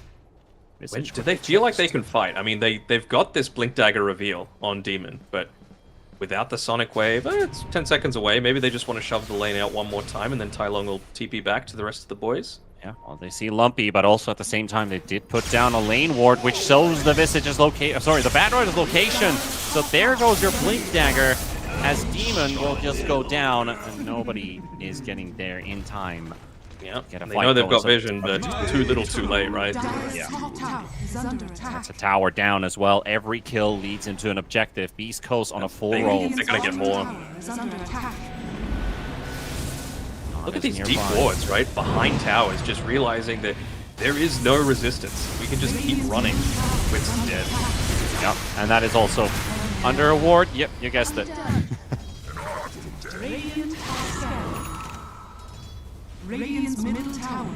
Pike can have the easiest Luna game so far. Everything is being handed out to him. Yeah, I mean, all he needs to do is sit back. I mean, Lumpy's the one that I'm most impressed with, right? Like, you beat Quap, although Quap didn't really go the your net worth build, but... And I guess he didn't really have an opponent for the first couple of minutes of the game, but... Still, oh, no way. Oh my goodness. Oh, they actually catch the Visage as well. Behind enemy lines next to their base, and the bird. So that's even Luna getting something out of that, too. And Tai Lung getting jumped on. Can they keep the co-op in place? Doesn't look like it. They just have to burst, not the damage. This ward is still behind the tower, so they know just how deep they can go. Blink Dagger up in another couple of seconds for Vitali. They don't see Demon, but they suspect the bat to be there. I think he went into the ward vision briefly. Yeah, there you go. They see him now. They know he's got the blink as well, but wouldn't you know it? Luna, Glaives, cancels it. And just a smart back out there as well from Beast Coast. But where Frank was just playing on the Visage, that's where I've been wanting to see Demon play on this Batrider, right? Like, why aren't you behind towers? Why aren't you, as a support, bringing the enemy team's attention away? Yeah, not a whole lot of split pushing action from the supports. You're right about that. And probably not even the Naga. Like, I'm not sure if the hero is strong enough. Level 9. Freak waves take a while to kill. But at least the back, you've got the abilities to do so. Smoke up aggressively from Beast Coast right next to him, and Wits is again getting caught here at the same time. Lumpy will get the blow up on Wits. Island does get the Sonic Wave. Lumpy dies with that big kill BKB streak. just being completely worn out. Vitaly and El Misho on the runaway. Still got Song. Right on top of him. The terrorized from El Misho. Vitaly dead, 2 cores down. And even more with the deluge slowing down the Dark Willow. Nowhere to go, nowhere to run. Try your best at it, but he's just surrounded by targets. Tai Lung will get one as well. So 3 for the cost of this Lina, and now we saw a good Sonic Wave. We did, and I mean, the big thing that we didn't see, though, was Moose participating in that team fight at all. I mean, he was farming mid lane at the time, you know, maybe just really wanting to get that Solar Crest, make sure that the Luna's plenty buffed by the time she wants to join the fights, and you would have to assume it's going to be pretty soon, right? Like, you pretty much got the Hurricane Pike finished up now, I believe. Going into the Kanda next, should be hitting that at a time similar to the level 20 mark. You can really just double benefit from that. But yeah, a little bit odd that we didn't see a Repel, we didn't see a Parvis, we didn't see a Guardian Angel, nothing. Storm just soaking up all that damage, and by the time Lumpy gets to Ball Lightning that pops the BKB, he died right away. Yep, it's not going to stop you from taking damage from the Sonic Wave. Yeah, exactly. But Beast Coast, they're going to make things safer this time around with Pike heading into the Roche pit. Roche already down to half HP. They don't have a smoke, so I think they're just taking the conservative route, getting the Tormentor for themselves. Would not hate getting it for this Naga Siren, right? Especially if Stinger is able to get into level 12 as well. And that is, well, there we go. That's a lot of healing now that you're able to get if he is able to just reach that next level. 8% a second.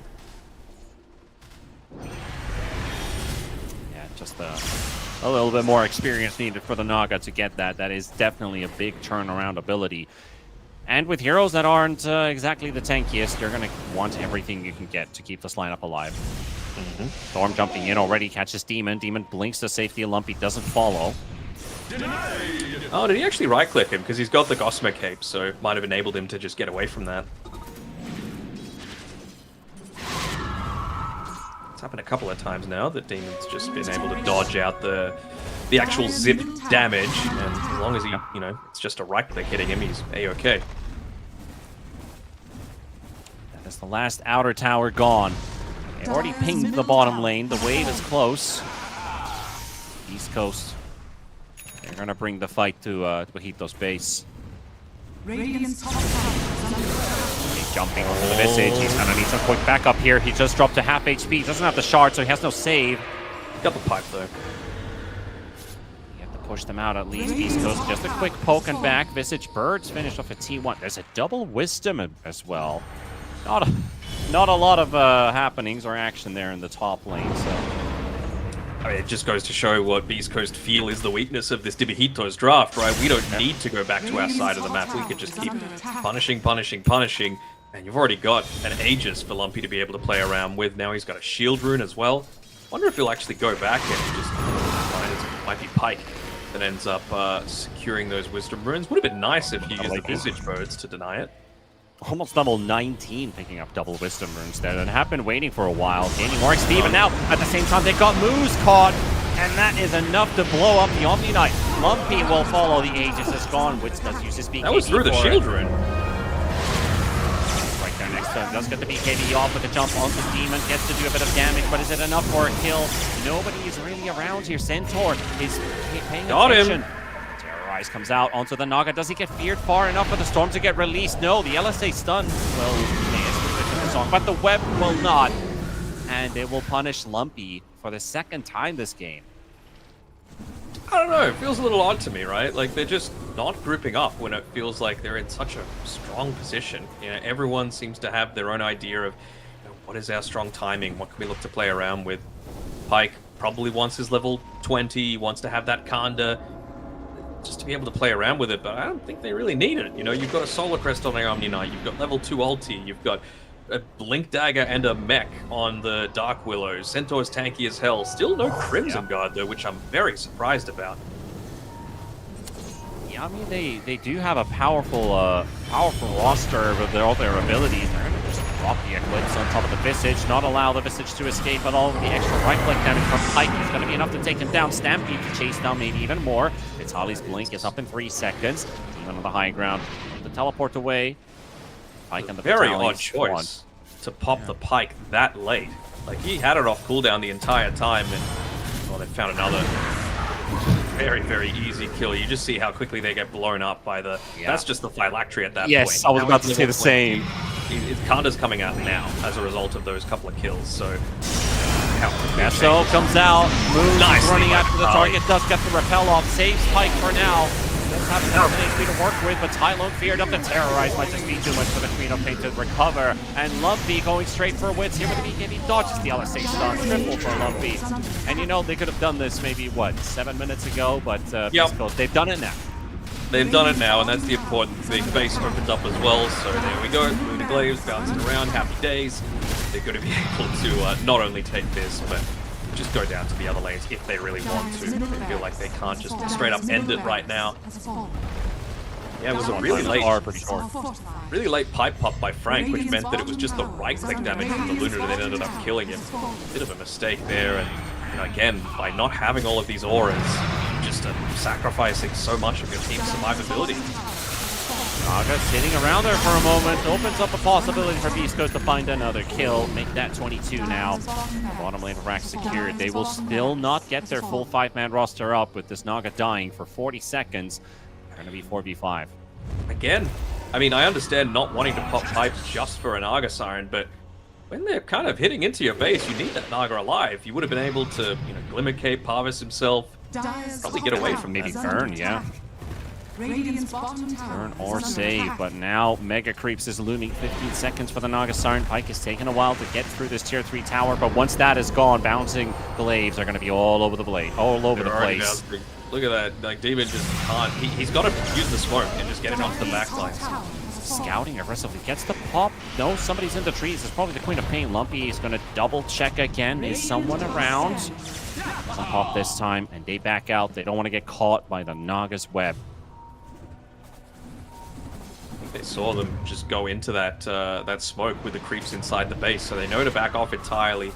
Again, little surprised that they haven't completely gripped up as 5. I guess they're close enough on the Storm Spirit that that's not going to be an issue, but yeah, Moose just needs to be playing on the backside of all of these wards, because it's still taking a... I just don't see how you find this Omni Knight if his positioning is solid, you know? Like, Yeah. Bat Rider's not going to find you. And no one else has the capability of just going in and blowing you up. There's no Orchid on the Queen of Pain, so... There we go. Naga Siren might just be gone once again. Does she get the song off in time? No. And Lumpy is about to have it. BKB comes up just in time. They got another beautiful combo in the stuns. And that's going to close out the game pretty much. 3 heroes out. Wits Demon going to be running all the way back to the fountain once they started this game from. Here does catch the Willow. ABL Micho drops, but another blink stun from Vitaly. Wits will have to pop the BKB to dodge that stun. And Mega Creeps, just the tier 4s, but Wits is going to call it. They've seen enough of this game 1. Yes, they have. And, yeah, it just felt like, again, way too squished. It wasn't as balanced of a draft as what we saw from Beast Coast.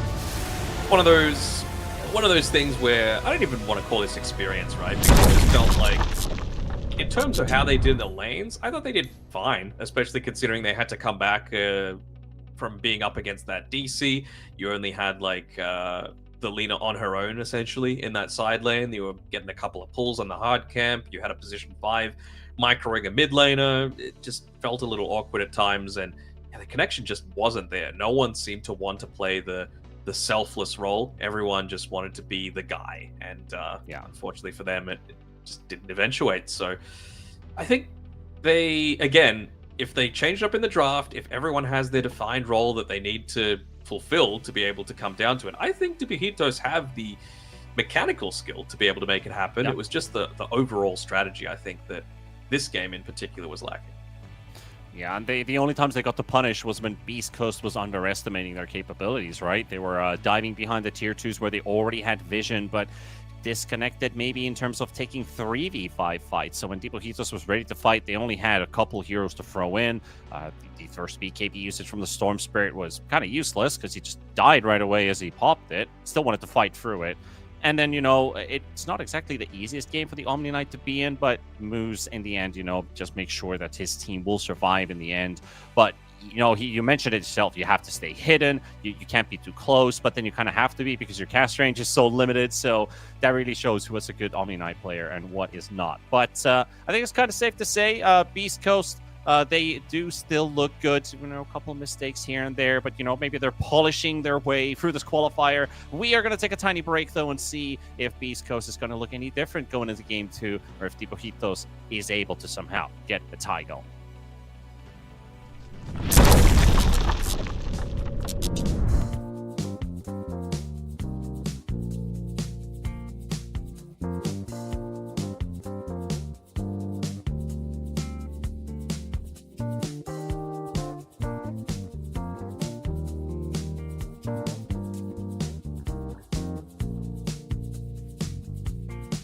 You should see my baby, she's spanking new. And she never says no, she's can do. Got a smile that shines like rubies and pearls. And I love that little robo girl. Well, she knows how to do that bump and grind. With 4 on the floor, she'll blow your mind. She's got rosy cheeks and strawberry curls. That's my sexy little robo girl. When I kiss her heated lips, she purrs like a kitten and twists her lips. Says your wish is my command, telling me to love her like a real man. With her high-speed motors in overdrive, I've never felt a lover who's more alive.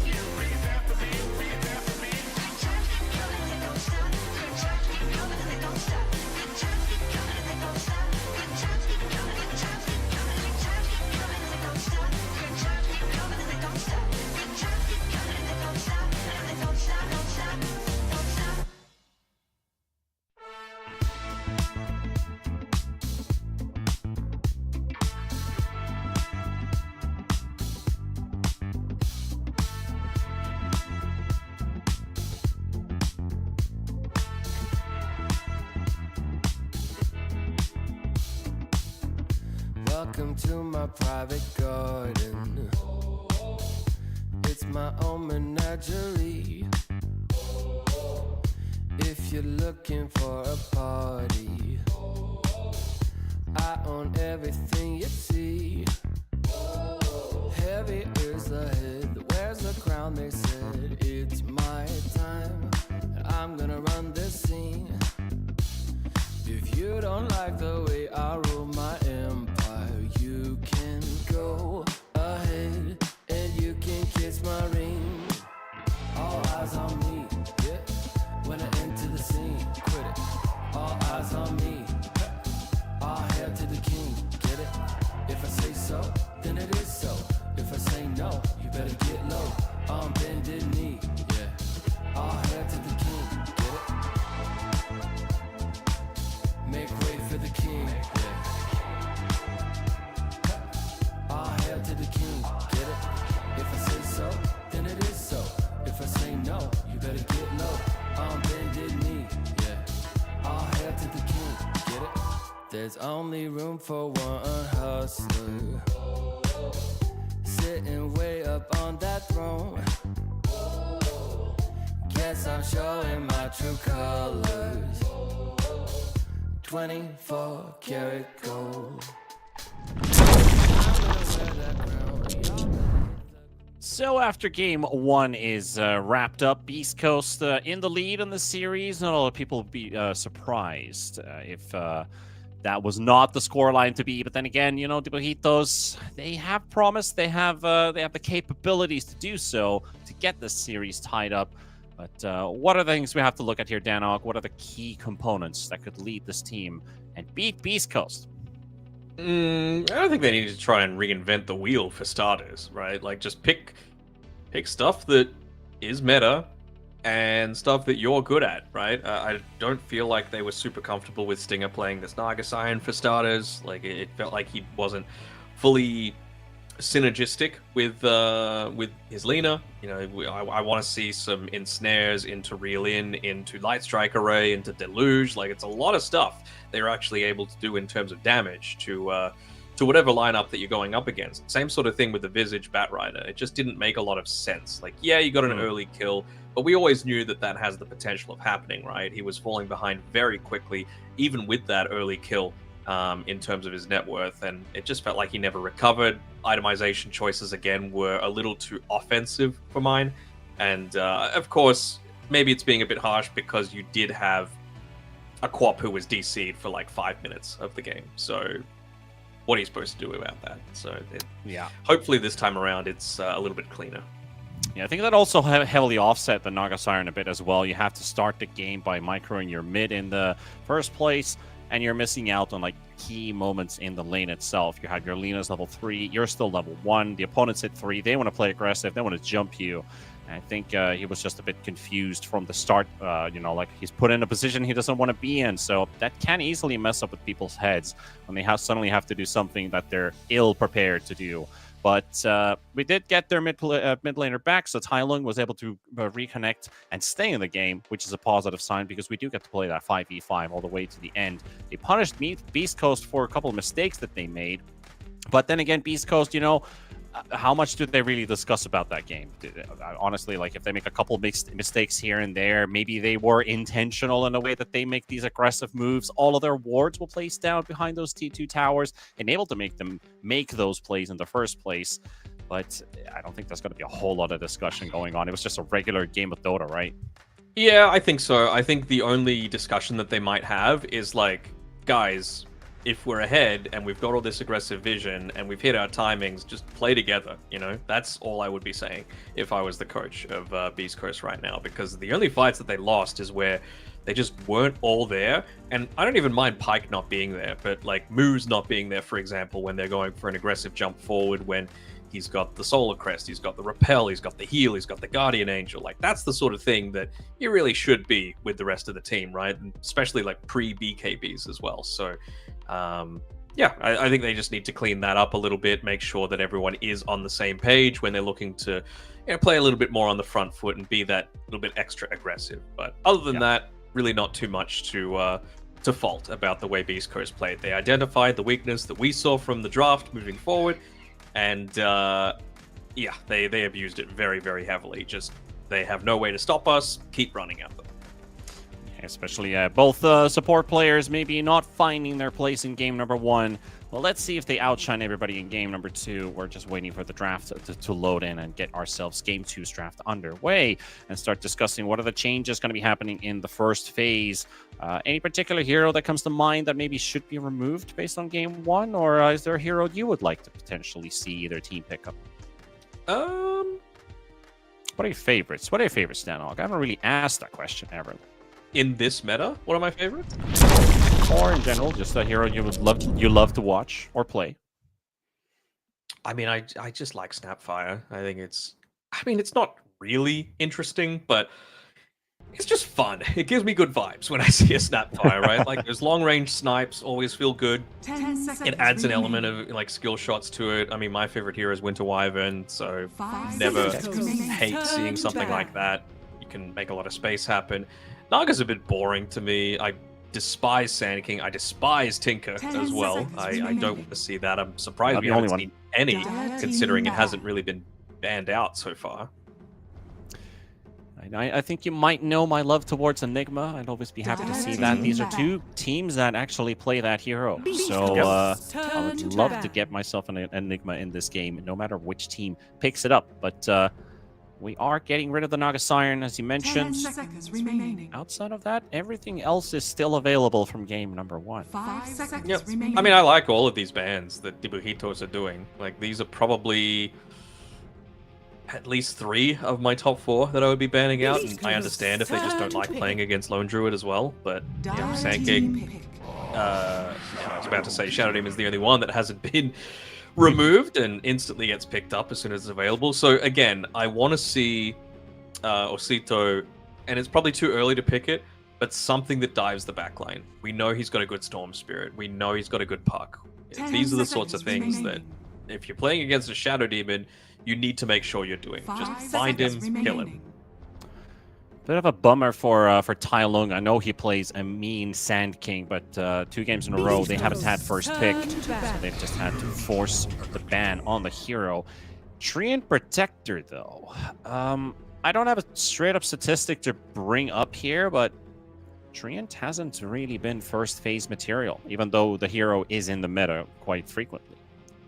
Yeah, and even like going up against a Shadow Demon, right? If he gets the shard, you can just demonic cleanse off the overgrowth. So it's something that, you know, even once you get into the BKBs and, you know, if you pop BKB, then overgrowth happens, you've still got a way to make that not useless on your actual carry. I'm probably going to see what a Wind Ranger banned out here as well. They've already removed the Luna. I really wouldn't be surprised to see that one go as well. Oh, probably not. Oh no! Don't do this to me, guys. That's just unfair.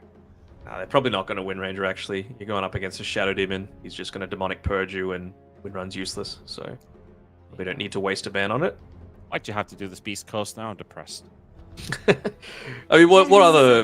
That's like the first Enigma ban this whole day, and we haven't seen a Mars as well. That's kind of fun, isn't it? No, we haven't seen Marcy. Marcy's fun to watch, like when somebody's playing it. Like, do they land their rebounds? When do they get that movement speed buff to get somebody out? When do they go in with it? It's not just the Marcy getting the stun.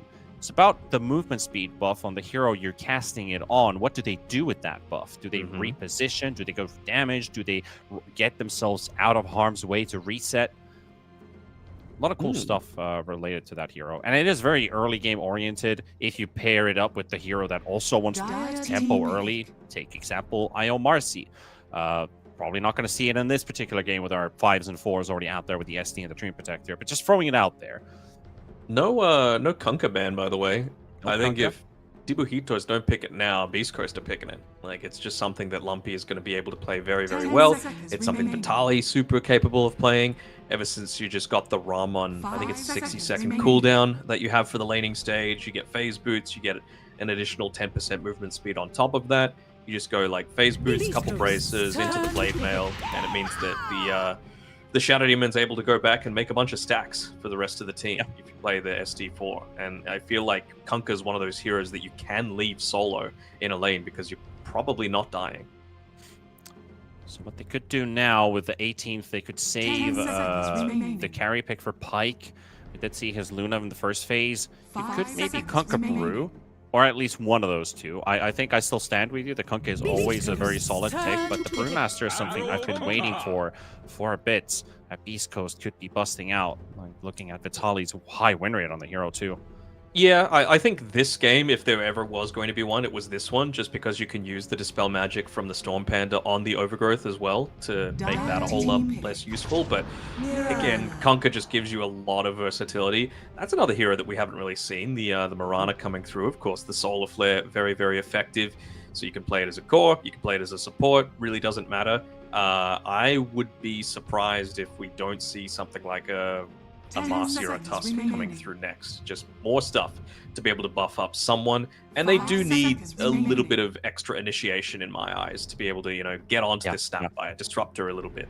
Yeah, you already got SD, the bubble arrow combo, the old school combination of these two heroes. A snowball save could be very handy to protect the core from just dying to direct lockdown, which Beast Coast have in all of these three heroes. You have X-Mark arrow, you have bubble arrow. In general, just heroes who get caught once shouldn't be able to get out. Kunkka X-Mark is also fantastic versus BKB carriers when the game stretches further and further. 6-second BKB duration, 4-second X-Mark duration. You wait 2 seconds, which is basically the start of a fight.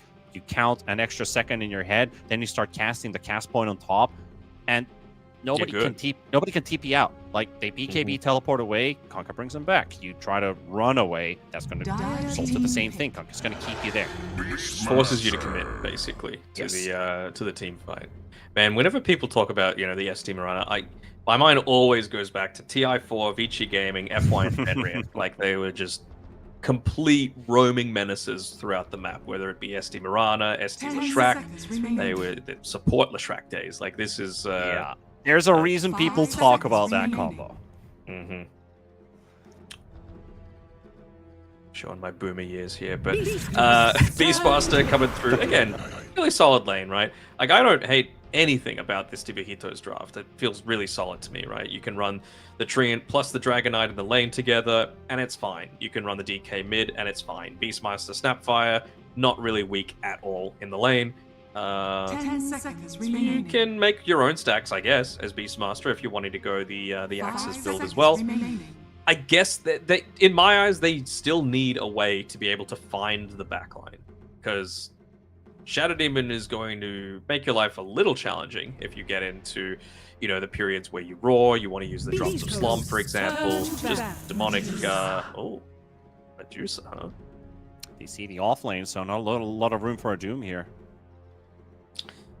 No, I'm just seeing, like, And in whenever I general, see you a don't Medusa- just anyway. I don't know why I brought that up. But whenever I see a Medusa, I always look for, like, is there a way to make Elder Titan work in this draft? Just because I was thinking the same thing. Like, people don't see how good ET is versus Medusa. But okay, now that we're on the same page here, you could play Snap Core, but it's not a very good hero in the core role. Plus, the Ricochet facet doesn't really complement the hero. Treant, I mean, maybe Pango? you could Treant 3, Beast 2, DK1, but it would be a very unorthodox draft. or you just go something that builds Diffusal as well, right? Like, Pango, not great right now. Pango also doesn't feel amazing into the Dusa, considering, you know, she just pops Stone Gaze or just hits you with a split shot, like all that sort of stuff. I don't like. A lot of people say, "Give me anti-mage, but it's way too slow in this meta, and I don't feel like an anti-mage tree and protector lane is good. Yeah, They're still Am just gonna sucks. get rid of it. Yeah, absolutely. Am literally sucks right now. That's not even a hero people want to think about or talk about out loud, which I'm kind of happy when it comes to pub meta. That every time you see an anti-mage and you have Medusa, the Medusa player is smiling. I mean, Gork was asking for the miracle anti-mage in a game. I think it was against a Storm, Dusa, and something else, and I'm like, he's not gonna pick it, bro. He's like, shut up, let me stop using your brain, use your heart a little bit. They didn't pick it. They picked like a Centaur instead. So. Yeah. It would have to be like, I don't know, offlane anti-mage would be something. Like we did have that last year in the DPC where offlane anti-mage Vanguard. actually beat the Medusa. Vanguard Diffusal Blade. Yeah, something like that. I think it was exactly that build, yeah. 10 seconds remaining. One So what more else could they band to go here? I mean, like Wind Ranger. Oh, 5 you're not going to Wind seconds Ranger into the remaining. Shadow Man again. I keep forgetting about that. Did they ban the Void Spirit last game, either side? They did, I believe. God, there's another hero that I'm thinking. Ricky? Is there a potential for Ricky Dire here? Team pick. Invoker. Ban the Void, pick the Invoker. Alright, I mean, you've got double buffs for right clicks on Medusa. Might sound like a 4 protect 1, but it doesn't feel like it because Solar Flare makes everyone good. And now Alacrity on top of that too. Double buffs, then Solar 10 Crest on seconds somebody. This remaining. Medusa is going to be a mean hitting machine. Oh, yeah. So 5 seconds remaining. how do you address this? Because I don't think you can just address the Deucer head on. You need to take out the supporting cast, kind of like when Bristleback 1 was the meta. You just don't focus the Bristle, focus everyone else that's enabling him to be the beast that he wants to be. So to me, that is still deal with this Shadow Demon. And the thing is, like, this sets up for an Osito Storm Spirit, but Storm into the Invoker really doesn't feel that good. So I feel like this is a bit of a block pick for Lumpy to be picking up the Invoker. Again, it means Vitali is going to be playing the Kunkka in the off lane, which still feels really solid to me. The power of the flex potential. What about Earth Spirit for Osito? How do you feel about that hero? I mean, I don't hate the hero. I just think it's not necessarily going to Now provide select what your they heroes. were needing, right? Like, you need that. You need to kill before there's a possibility to even react. So, that's why Storm Spirit's good. That's why Tiny can be good. You're not really caring if your mana's drained that much in this mid lane, so Tai Long should be doing just fine as a core Tiny. Maybe like 13-minute Blink Dagger or something like that with a Power Treads won't be too bad of a timing. Yep. What is that Snapfire cosmetic? That looks crazy. It's pretty huge, right? we're gonna see that in And the game. Treant. Well, okay, I'm more confused about the Treant, right? That looks like one of those Plague like, Doctor? forest hags. Oh, okay. I was thinking of something completely different. We'll see when we get into the game. But I don't know. Like, this Medusa is going to be incredibly scary. But I do like this Tiny pick. I feel like in lane it might have a little bit of a difficult time, but as long as you've got stuns to be able to set up for a lot of these fights, then just got to get him into his Blink Dagger. You got to find moves. You got to kill moves, and then suddenly you just don't feel anywhere near as vulnerable anymore. Because Shadow Demon's got to die. Because if you don't, then you're probably going to be using like a Primal Roar, instantly just disruption. It's fine.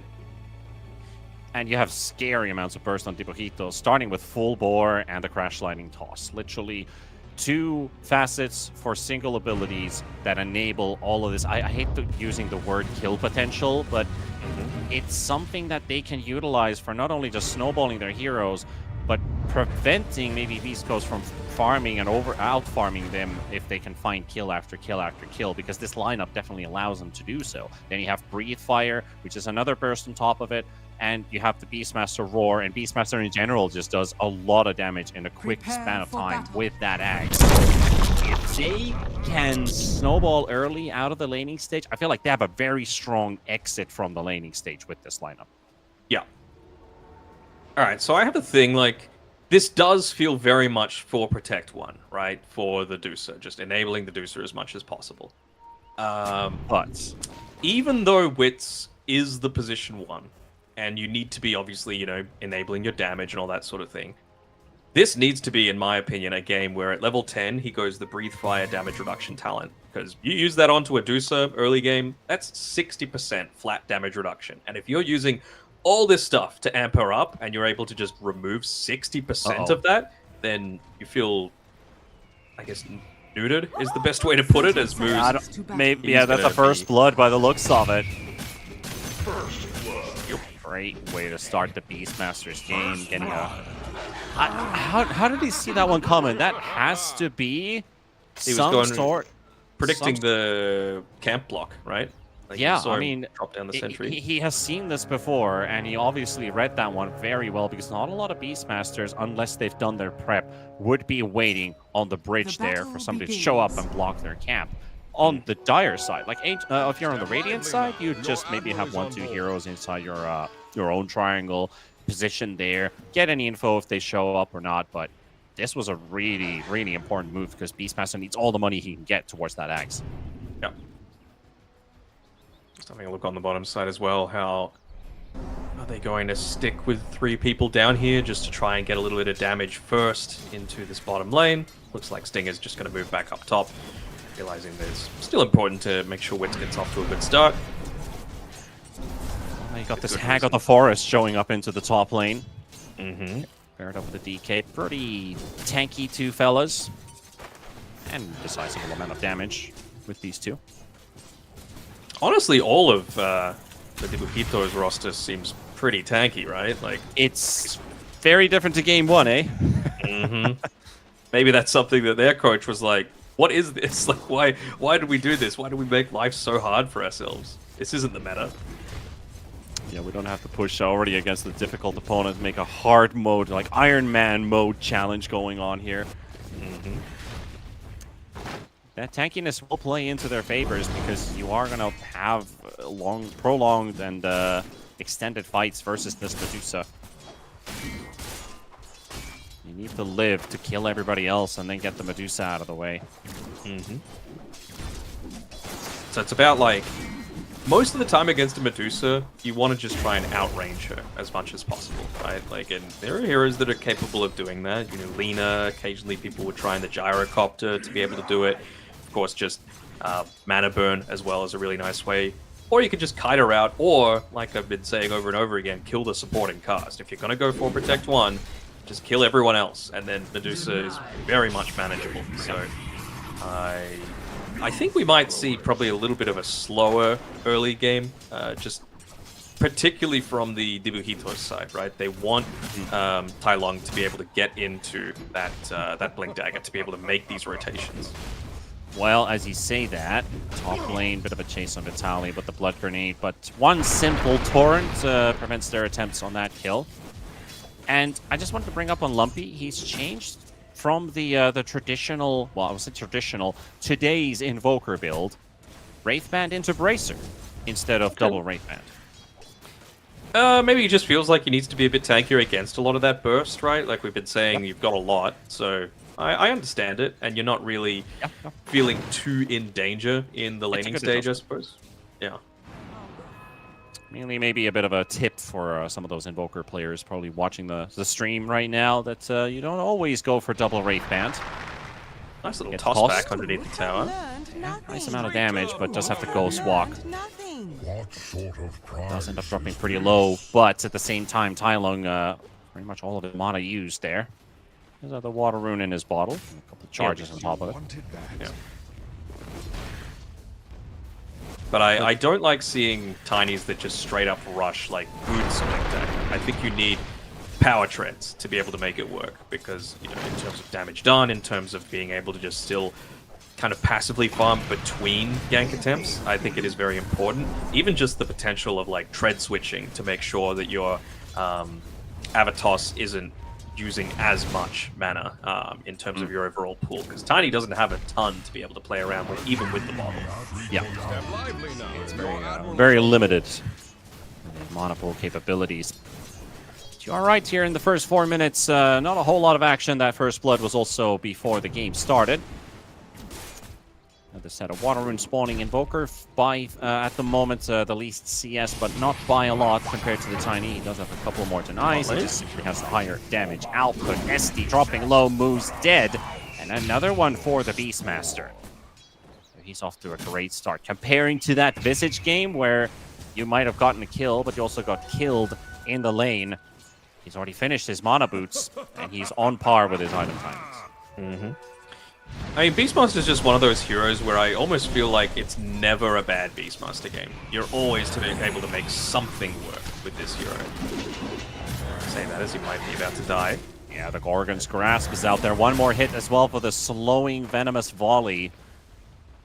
3 stacks of poison only applied by Moose. It's not going to be enough to kill the beast. He also did get a sizable magic one out of all those abilities. Even using his board to be able to make an extra stack. So again, more value being given to that first blood that he was able to claim, and of course getting rid of the sentry ward blocking up his own camp. They've already got is that a triple or a quad stack of the Ancients? Whatever it might be, feels really, really nice to be able to have, and he's going to get a nice Ags timing.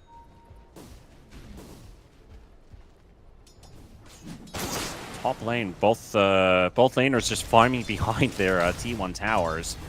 Bit of wave cutting shenanigans going on. Now also a quick pull there by the Treant Protector. Get that lane to get a bit closer towards the T1. I think it's really important to understand. Okay, support battle. Really important to understand when you make a single pull from the easy camp, because a lot of those, like I would say in pro levels, but in general in pubs and outside of that, people don't necessarily understand when to properly do it, and they just end up briefing the lane really hard. Yeah, you got to understand what the equilibrium looks like, whether there's the potential of them to dive you, whether there's a siege creep there that could potentially be doing damage to your tower. Even just, hold on, bottom side of the map. A bit of power in there just yet. Master also coming into action. The toss, oh, that's a lot of damage. Moves will go down to the tree toss from Tai Lung. There's the full bore being thrown in, but now we do have that early living armor point, so Beastmaster doesn't take a whole lot from Invoker's right clicks. Dire's bottom tower We'll is have under to walk attack. out from this one, and another kill here for the Dire Sticking side. around. Gotta be careful here on Frank. Radiant structures Potentially are being fortified. dived underneath it. He's skirting the edges of that tower vision. Yeah, now he knows. Oh no, Ghost Walk's on me. What's up? The stick, but that's not enough. EMP Probably will gonna bring us a snake. stick around here. Oh, are they gonna yoink away this stack? There's gonna be a big brawl around here. You've got Or the Wisdom at 10. rune. Yeah, and a big stack. Someone's going to have to come to the rescue. Tai Lung is too far away. They're going to have to fight 2 versus 3. Maybe somebody dies in between. The tornado is there. Wisdom stolen by Lumpy, and a kill on top. Radiant's courier has been Tiny killed. is too late for the party. Look at all the boys. They're all Beastmaster coming in as well. Bringing in another challenger to the fray. Ancient's getting pulled. They're actually doing some damage here towards This is so and Tai clowny. Lung. Tai also buffing the Stone Gaze. DK stun thrown out onto Lumpy, and this Invoker should now finally be done with. Get that XP rune, but we'll pay for his. There was discretion. 8 people at that part of the map, dude. That's crazy. And the Ancient's getting a bit of a poke in between too. Bit of a sentry blocking up the camp as well. No one was able to scout out that vision on the high ground, but they do have someone. Lumpy Dire's top tower Just by is the under Invoker attack. as well, so he was handed out a sentry to do that mission. Radiant's bottom tower is under attack. Now there's 3 versus 1 in mid. DK and Tiny here. Lumpy might die again. He just TP'd into this mid lane. He's gonna get caught. The Invoker can't even get to the haste rune. Tossed into the air. Oh, 27 detection? HP, and the blood grenade isn't enough. Oh! And the full bore demon, the sharpshooter. This is why I like Snapfire. You can just do these little things where it's like, alright, cool. Satisfying. Now bottom, we're fighting again. Onto the Beastmaster. The arrow will catch him off. El Misho will get the 3rd kill for Beast Coast here. Ike has a half mana, but has a mango, has a healing lotus for himself. El Misho's already picked up the double. But as they've used the Vitali. belt and everything, they're He wants to considering yoink this away. back. Level 7 on the Conquer. Maxed out Tidebringer. Could do it.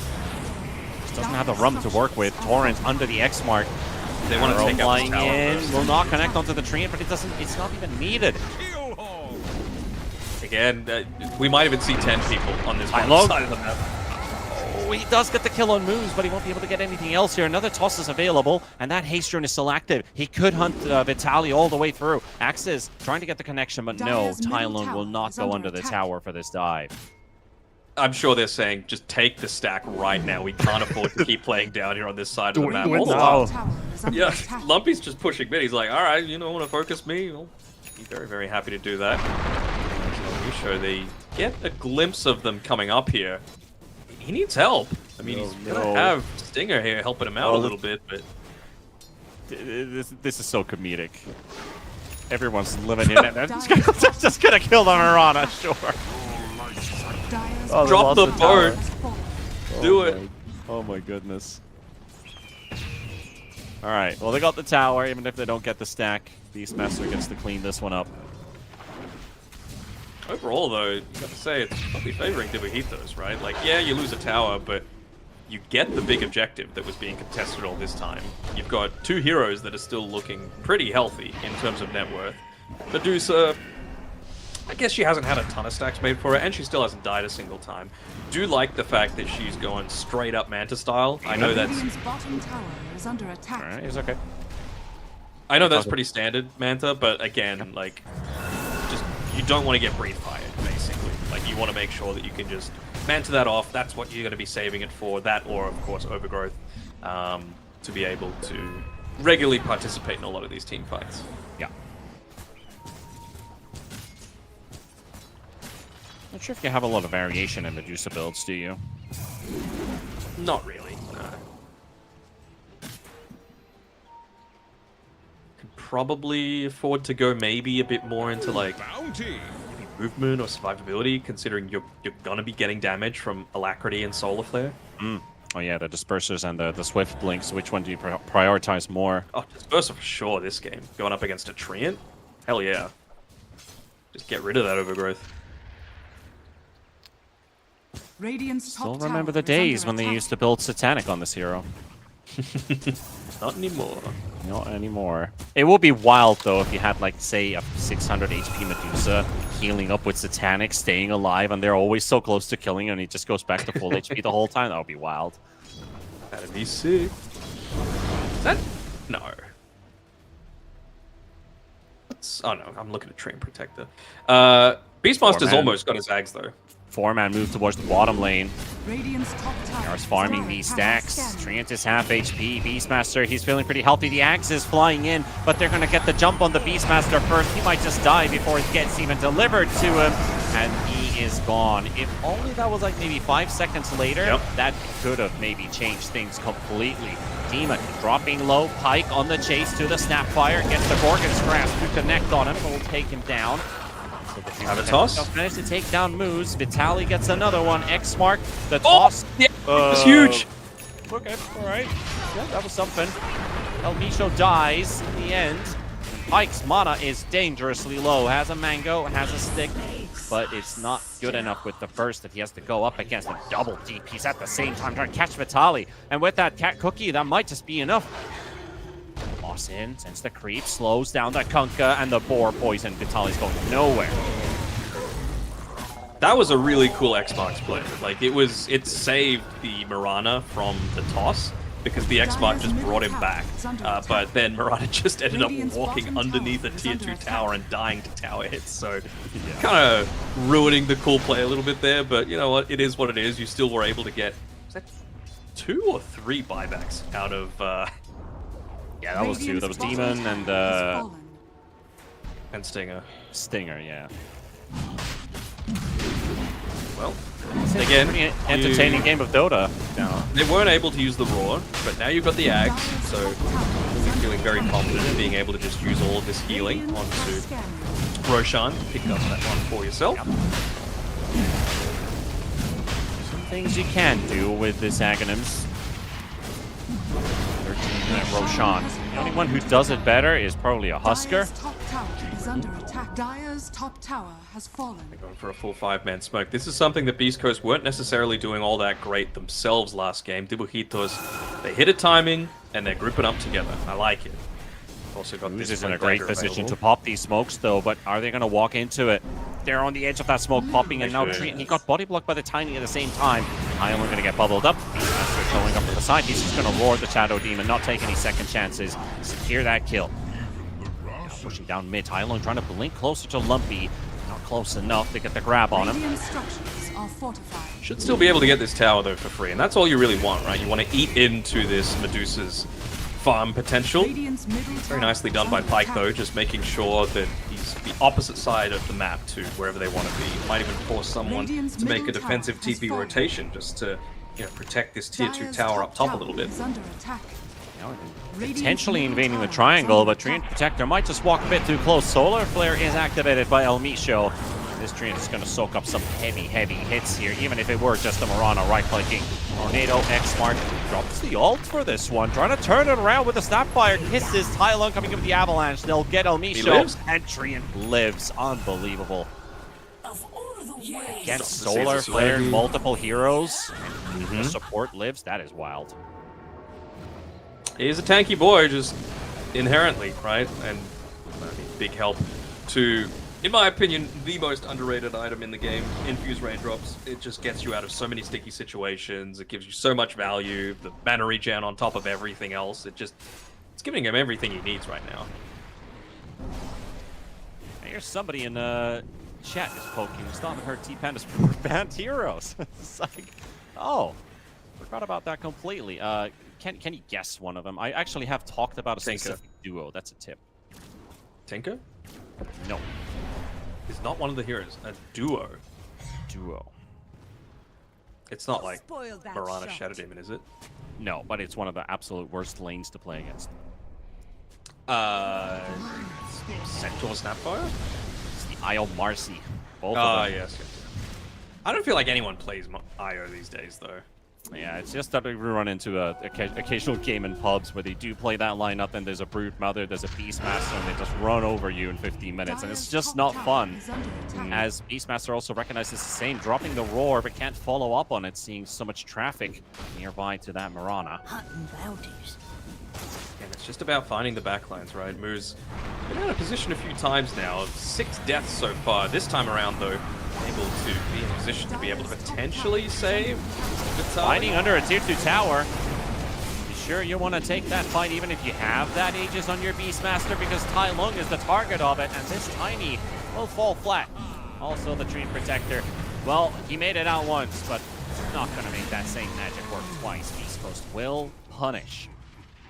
Also the two other heroes.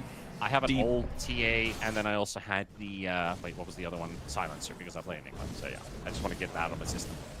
True. A very deep dive attempt onto a Kunkka, right? Like, he uses the ghost ship, he had the Admiral's Rum, he was underneath the tier 2 tower.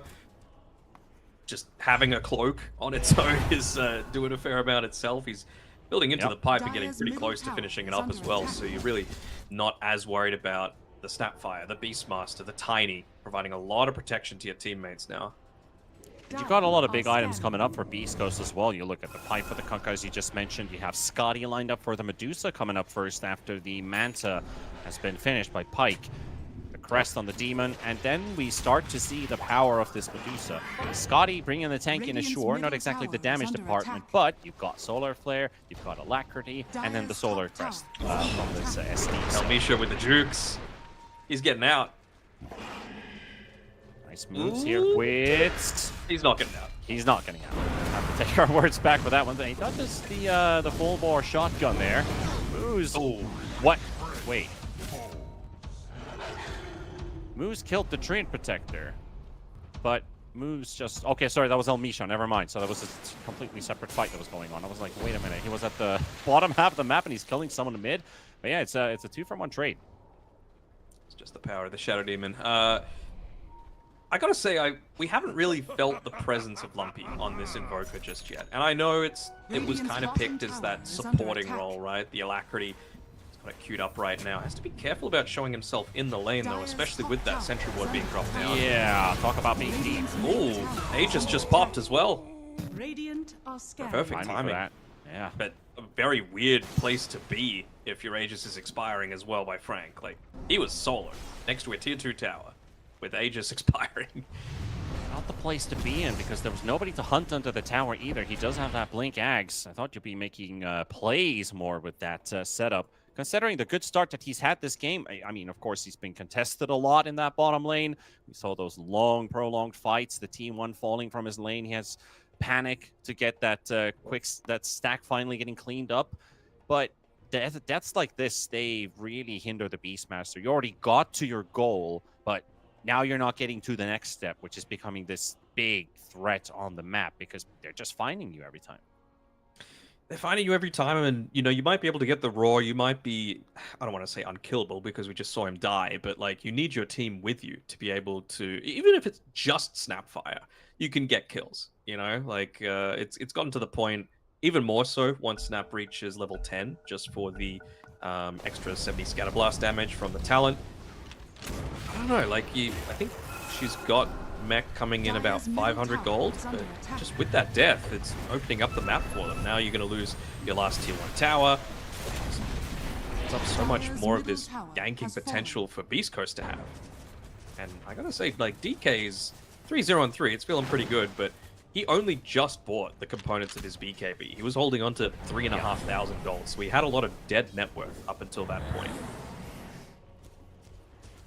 He's gonna hit a scary timing as well when he does get to that Daedalus, but it will be a while, considering that there's not a lot of activity for him to participate in, especially since he wants that BKB ready. Maybe after that, he'll participate for a fight or two. Networth is dead even between the two teams. What's WinProb? Yeah, slight Beast Coast favored.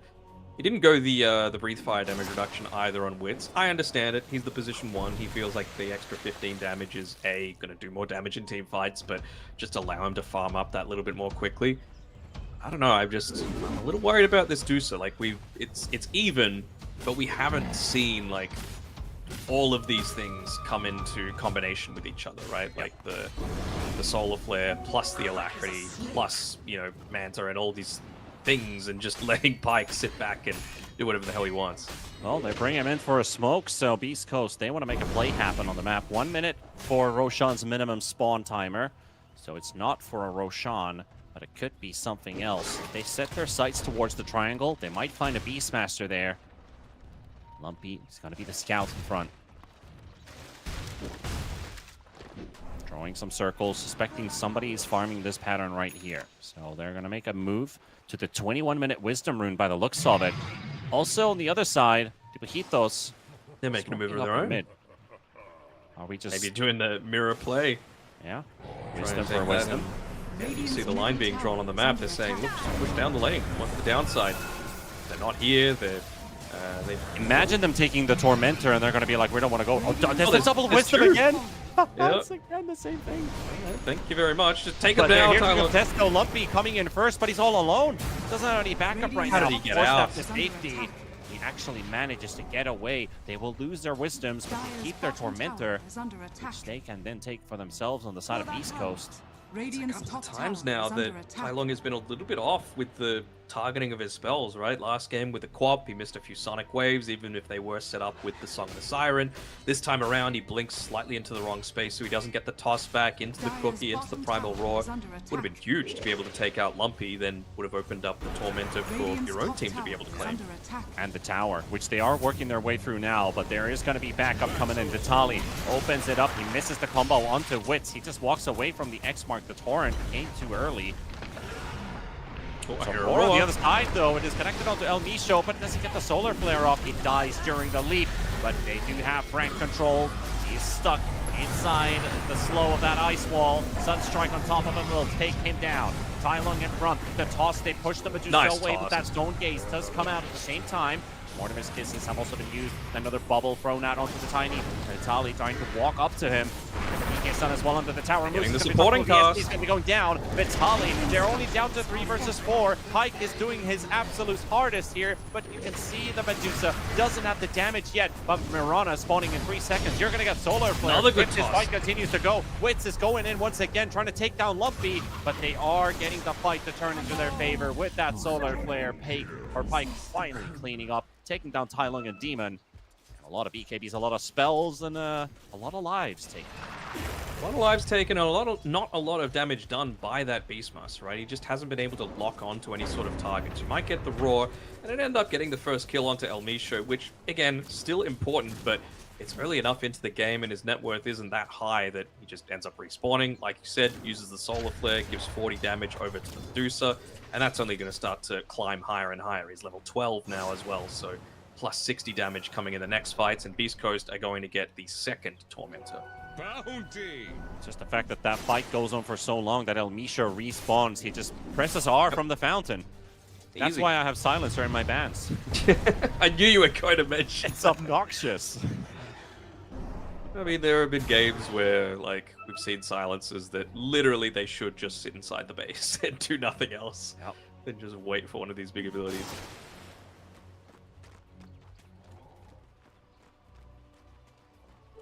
There's a ton of physical damage on the Dire side, but the Crimson Guard almost ready on the Kunkka.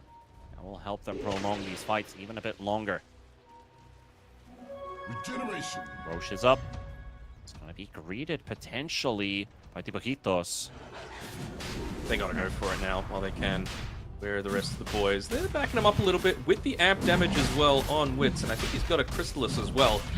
Good amount of damage that they've got potential Strong timing. for. Gotta be pretty quick on this one though. Yeah, that roar, they're trying to use it as bait, but the Sunstrike giving them that valuable vision. They can try and find a way to get it onto the back lines. That's the important Dire scan thing. connected, but they got El Misho once again, and Morana's going to be out for the count for 40 seconds. Even if Solar Flare's on cooldown, it would have been up very likely, but El Misho dying, that is out. Can they find a weakness point? Can they jump them in? They're clustering them all together. Kisses. Lumpy does get saved for the disruption by Moose. Moose will tank the ulti instead. Bike is trying to do as much damage as possible. Dream Protect dropping low. Wits is BKB'd up, trying to hammer Vitali out of the way. The aura carrier. Lumpy dies to the top from Tai Long. And there's the ball coming in, connecting onto two. Tiny still surviving. A quick lash off that bullwhip onto Vitali. Wits is chasing him down. And Pike is just the Medusa getting out by the looks of it. Vitali trying to take it away, but not going to be lucky doing so. That's Very odd Roche position secured. for the Mirana to be in, right? Like we were talking about just being able to take out the backlines and why we liked the tiny pick in the draft. You just see that burst damage come to the fore. Just gets on him, explodes the Mirana. You don't have the Solar Flare for that fight. If you do, you probably get at least another kill from that. You still ended up getting one, but it costs you so much more. 4 kills. Buyback of the Dream Protector, but Roshan secured. Their lineup is starting to hit that, I wouldn't say peak, but they're hitting a very, very powerful timing. You mentioned that Chrysalis ready on the DK. Getting closer to that Daedalus, and suddenly everyone starts to feel a bit weak. Dire's middle tower is under attack. And this is the sort of game where a lot of the time you get the Breathe Fire damage / cast range in Dragon Form. You might want the Elder Dragon Form attack range against a Medusa, right? Just try and stay as far away from her as possible.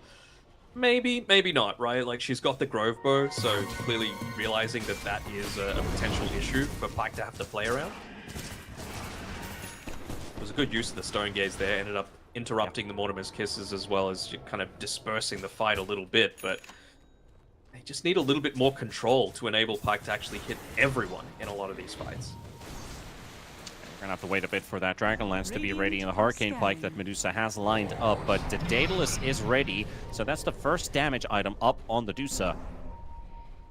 Lumpy, gotta be careful. Oh, what a tornado! He blinked into it. There's a chance to turn. Tai Lung is not moving anywhere. Arrow stunned as well, pulled in under the tower with that EMP shard. And that's your Aegis out. Really strong for them now, but Wits is trying to hammer some damage back. Lumpy tossed in by Tai Lung. The boat's flying in as well. They all got the rum buff now. I don't think Wits can do much about it anymore. They've got Marauder controls on the high ground, but that is not the kill they need. They need a whole lot more. Info makes it out with 30 HP. Dies to the... He died to the dust from the treant.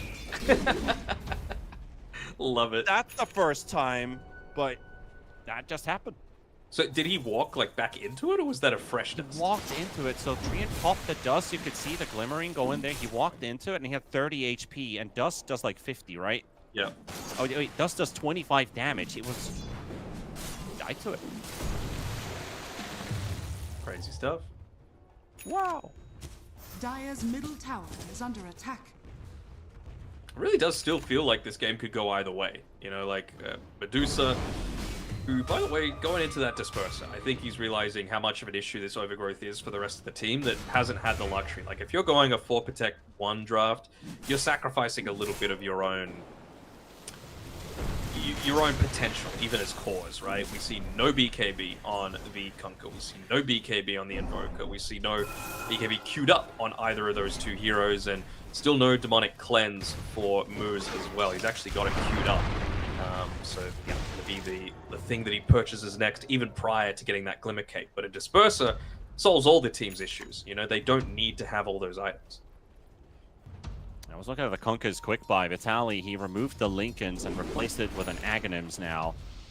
Random shard for the Kunkka. They will get the tidal wave, which helps Pyke get some more hits in. And at the same time, the double boats flying in. If they can just keep the target still and Medusa hitting everybody, that's a goal achieved. Protector right next to him, the Medusa illusions are there. They saw a glimpse of the Treant Protector. They know somebody's around. Just get away. Here, though.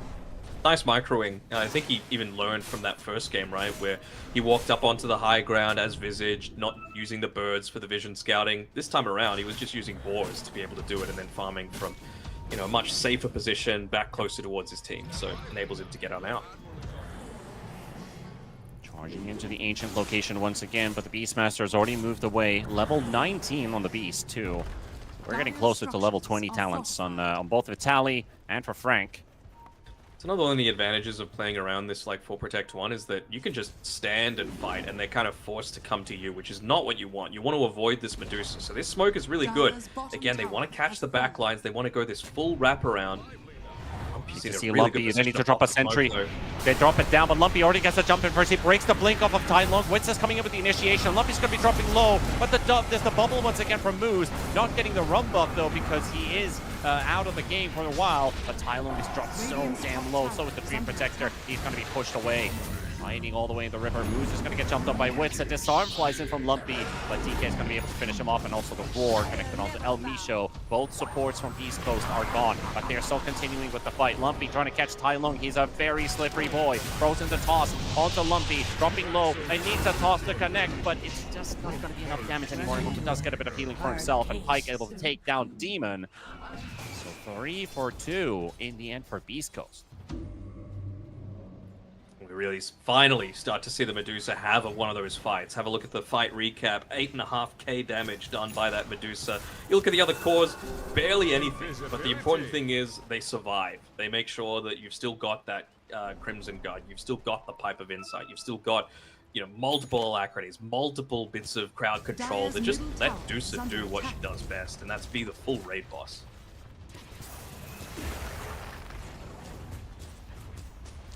That was basically 3 parts of the axe for the Kunkka. Vitaly lives throughout that fight. He only died twice this game, so he's on par with his item progress. But Tai Lung, he's starting to fall behind the rest of the pack. 3,000 gold difference to Lumpy. Yeah, I mean, Tiny's one of those heroes that a lot of the times it really doesn't have a weak point in terms of like when your power spike is. There's just different ones all throughout the game, right? Like your laning is strong because of your high base damage. Your level 6 is strong because you get a big spike in the avatars. Your level 12 is strong for similar sorts of reasons, plus the talent. 15 is strong, your 18 is strong, your 20 is strong. Like there are very few weak points for the Tiny, but he just hasn't been able to capitalize on them. The tosses have been good, but you need to really just explode these heroes a whole lot quicker. And because he hasn't been able to do that a whole lot more effectively in the early game, now it's getting to the stages where they're going to start to buy up a lot more of these protective items, right? Like Glimmer Cape is coming up shortly for Moose. Even just the cloak on its own is going to provide a ton of protection against the Tiny. You've got 2 braces and it's past the 25-minute mark on the Mirana, so she's got 2.3k HP, plenty to be able to survive through that initial burst. Those wanting to take over this bottom half of the map under their control. Just to push Tipojitos on their side. They have themselves a bit of a gold lead going their way, which has existed only momentarily. Hold on. Might have found Stinger. Brief glimpse of him. He has dusted up. The arrow shows enough vision, but he is trying to make them work as hard as they can for this money. Dropping the overgrowth, that's a 100-second cooldown. He needs to keep creating more space like this. As the rest of the team is able to finish off the Tormentor, shard for the Snapfire. Not that amazing. No, he has the Shivas, though. That clutch cookie heal, right? Mm-hmm. Used to be a talent. Wasn't that the 15 talent? The heal? Yes. Radiant's middle tower is under attack. The shard was just a Mortimer Kiss explosion. The glob as well is just a really nice tool to have. Let you push things out a little bit more easily.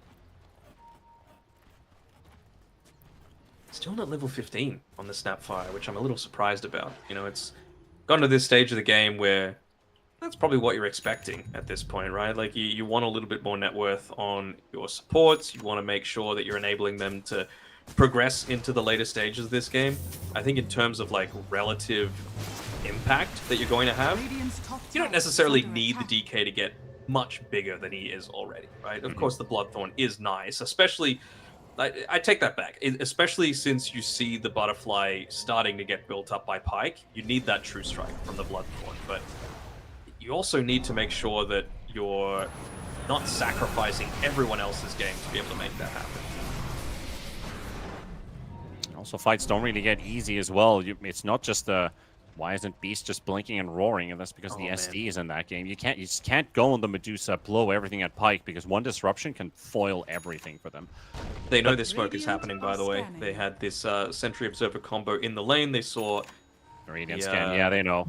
Yeah, they know exactly where they are. That's why they're clustering together around this. I'm a little surprised that they haven't. Do they have a ward available? I'd be putting one up onto that high ground if we could.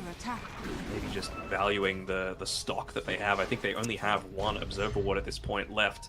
And with Roshan on the cards, to make sure that you've got the most vision possible around the pit. They are heading towards getting some vision down here in front of the pit at least. The Torrent onto the high ground. Treant quickly drops down the sentry in the trees. Strike. Island spotted. Vitali trying to catch him there. He does get the X mark and the Torrent, but they will not get them together. Only the other. I wonder if they're going to just put a Torrent up onto the high ground and then have a ranged hero hit the Observer ward. Lumpy does have that Lincoln, so if he does get it by the arrow, they actually get the connection onto Wits. Wits is going to have to pop that PKD on the run. They're already feeling a bit bad about this one. Solar Flare pop, the Alacrity, everything on Pyke, takes down Demon. Roar comes out from the back. I'm not sure if he wants to be. Alvisho gonna save him there, but the Beast is so damn slow. Luz will finally fall, and there we go. He's just isolated from the rest of the pack. And Tylung, he doesn't have the damage to fight anymore, as his buddies are in the grave. He will join them. Pyke with the triple. Gonna look to potentially hunt for more here with Stinger up on the top side. Again, he's gonna get hit by the arrow. You've got the gem. They're gonna be able to take out the Treant Protector, and they're gonna get themselves a free Roshan from this. Level 24, almost level 25 by the time that Roshan goes down, and an Aghanim Scepter for, I would imagine, Pyke's just gonna look to pick that one up for himself. This fight tears the game apart. Like, it might have been a 50-50 in all of these team fights, but now they just gained such a huge advantage on the side of Beast Coast. As you said, mentioned Ags, the Aegis as well. And all these crucial items that they've been building all game long, they're now ready. Who else could they look to give this to? Like, is there anyone else that wants to have the Ag's Blessing? Because he's still holding it in his backpack right now on Pyke. There is only the Shadow Demon I can come up with. Yeah, it'd only be Shadow Demon if not the Medusa. Pretty sure Pyke is just gonna pop it. Maybe holding on to the buyback, so he's not willing to use it, because he is in the surplus right now. Dire's top tower is under attack. If he pops that Axe, he won't be able to buy back anymore, so that could also be one of those things why he's holding on to it. Maybe keep it in the backpack for now. Having multiple demonic cleanses is really nice, though, against the Treant. Yeah. 2 people saved. Treant pretty deep in, but he has to be careful. He has the gem now. It's Lumpy. Lumpy Ags. You gotta use it, brother. Alright. You gotta use it, Lumpy. There you go. Finally. There we go. Alright, so Cataclysm. Dire's top tower is under attack. What's their lockdown for Cataclysm? Boat? Boat. Exactly. It's like, you can use it on a single target. They got that Roshan's banner, so just stick Pyke with his Aegis. Far away, the creeps are dying. lines. But doesn't Still matter really, Medusa's still sieging. Still hasn't chosen his tier 4 item, by the way. Dire's structures Some are curious fortified. things, like Radiant are just not scanning. thinking about the micromanagement. They're Dire's bottom really tower focused is on. under attack. They know top. that they're going for some sort of backline jump here. Well, that's a good read because Lumpy's already interrupting them, pushing back with the tidal wave. Tylung is stuck, and he doesn't want to use his BKB. He's just going to be like, well, I hate life right now, so I'm just going to be dead instead. Demon back by El Michel. Sunstrike coming in from the other direction, but the tidal wave just brings him closer in. They even put the solar flare here. Another put down. Might look like he needed a bit of backup there to kill the Beastmaster, I guess, but Beast just gets out. That solar flare doesn't really do them any real big impact here. It's already out by the time it goes, I guess, to the height. Yeah, but I don't think they really care all that much. I guess the game feels open enough already. You've got a butterfly now coming out for Pyke, so even harder to kill him. And he just got the Ominous Feather after the fight. Okay. Well, at least he's got something more danger. Dire's bottom barracks has fallen. Alright, Wits, what do you have with that Bloodthorn? I mean, he still needs the damage coming from the Tiny and the Snap, right? He's not going to be able to do it on his own. It's gotten beyond the point where you can just feel like you can 1v1 the Deucer. That is not happening this game. Yep. And he needs to walk in. No blink, full damage. Yep. Only the hardest part. Pyke has already finished off one lane of Rax. He's got the final one on his sights. And this is not going to take too long. Look at Medusa's damage with the Alacrity, with the Solar Crest. This is what we've been talking about. Solar Flare coming back up in 25 seconds. They gotta go, like, the time is now. And for a toss back, nice X-Mark. Vitali on point. Oh, Frank just BKBs for nothing as well. Mega creeps now. Well, still got Aegis for a minute and a half. Yeah, that's only life number one, right? I mean, can't even get the ulti off. Doesn't have a buyback. Vitali's soaking it all up there. The Cataclysm, it will delete the Beastmaster. Demon will drop as well. Wits is just walking and flying in circles. Parroting away as East Coast will take this series 2-0 and march onward to the next round.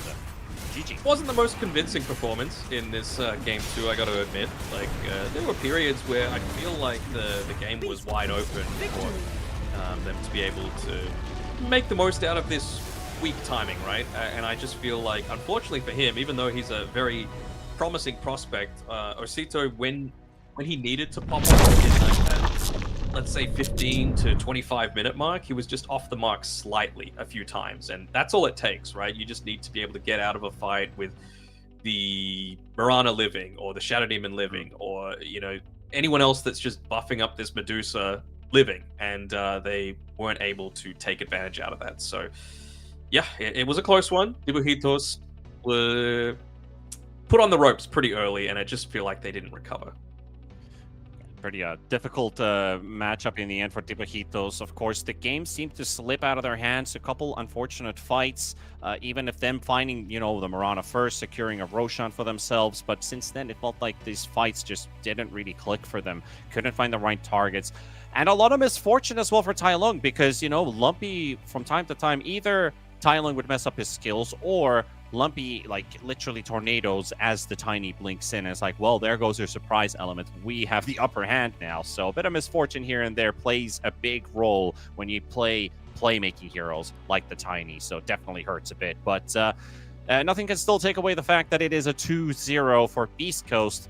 And also want to give you a quick update on the bracket. So if you don't want a spoiler, I'd suggest muting for just a couple seconds. But on our sister channel, on the ESL Dota 2 Sanj channel, Waska WINTRADERs has tied 1-1. So there's a game 3, because we are going to be going on a bit of a break here with Danog. We're going to wait for the winner of that series versus Beast Coast in our next matchup in about 1.5 hours. So I'd recommend going watch that one. I'm a bit surprised that actually Waska didn't just 2-0 that series, but the Dodge stack fights back.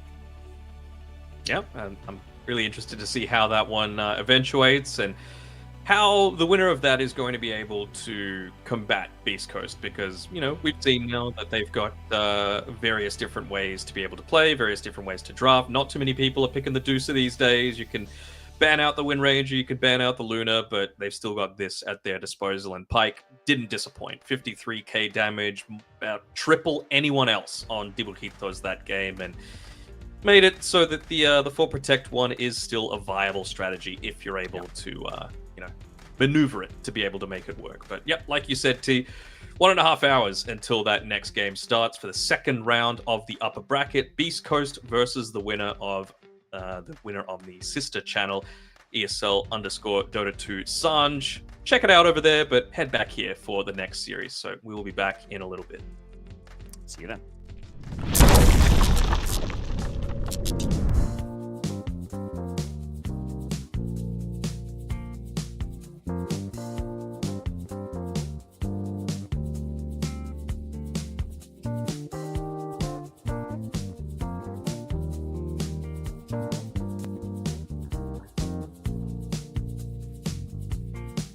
You should see my baby, she's spanking new.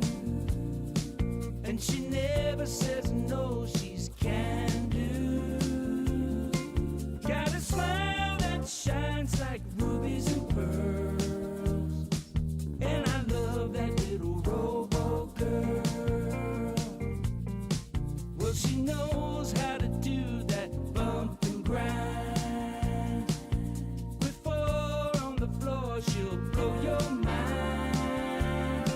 She's got rosy cheeks and strawberry curls. That's my sexy little robo girl.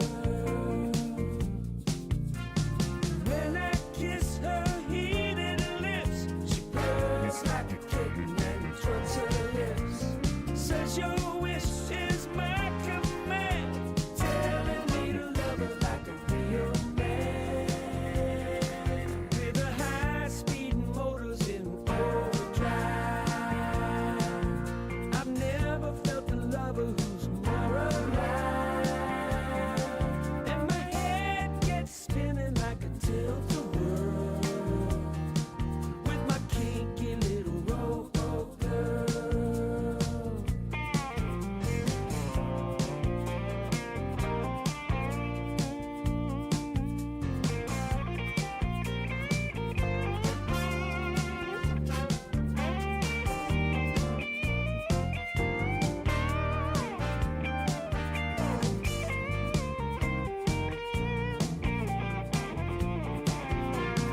When she puts her squeeze on me, it's enough to drive me to my knees. She don't need no diamond ring. All she ever wants is to be a thing.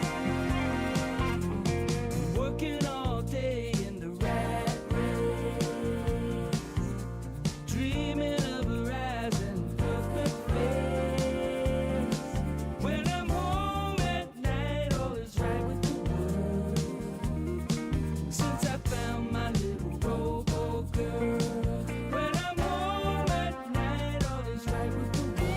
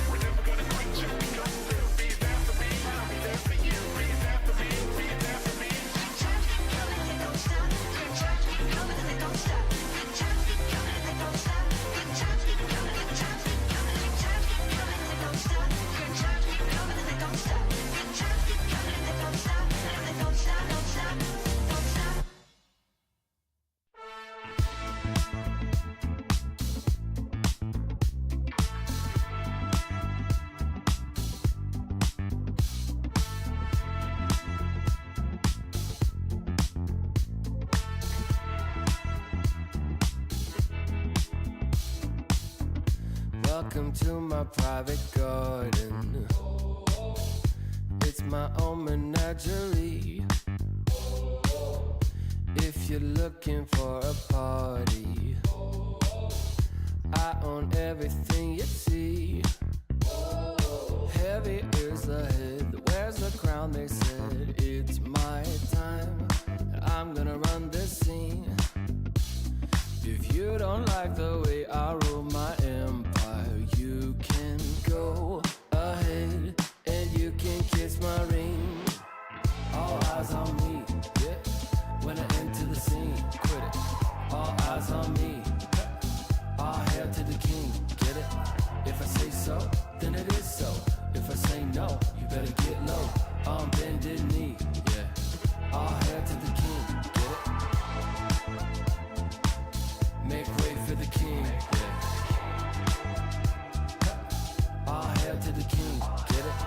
If I say so, then it is so. If I say no, you better get low. On bended knee, yeah. All hail to the king, get it?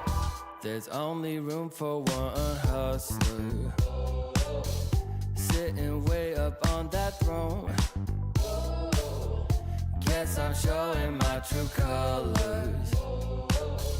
24 karat gold.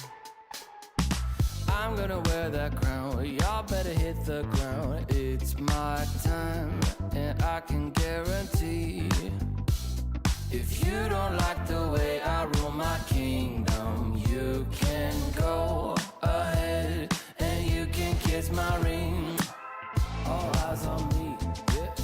When I enter the scene, quit it. All eyes on me. All hail to the king, get it? If I say so, then it is so. If I say no, you better get low. On bended knee, yeah. All hail to the king, get it? Make way for the king, yeah. All hail to the king, get it? If I say so, then it is so. If I say no, you better get low. On bended knee, yeah. All hail to the king, get it?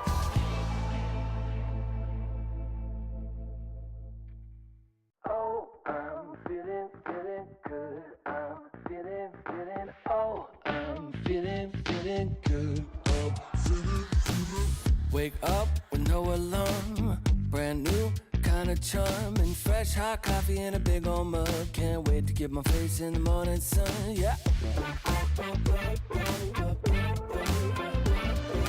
Make a list, check it off, doing only what I want. Cause there's nothing better than making waves. I'm front and center in my own parade, on parade, on parade, on parade. Oh, I'm feeling good. I'm feeling, oh, I'm feeling good.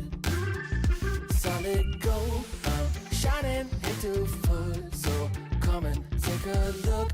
I'm feeling good. I'm feeling.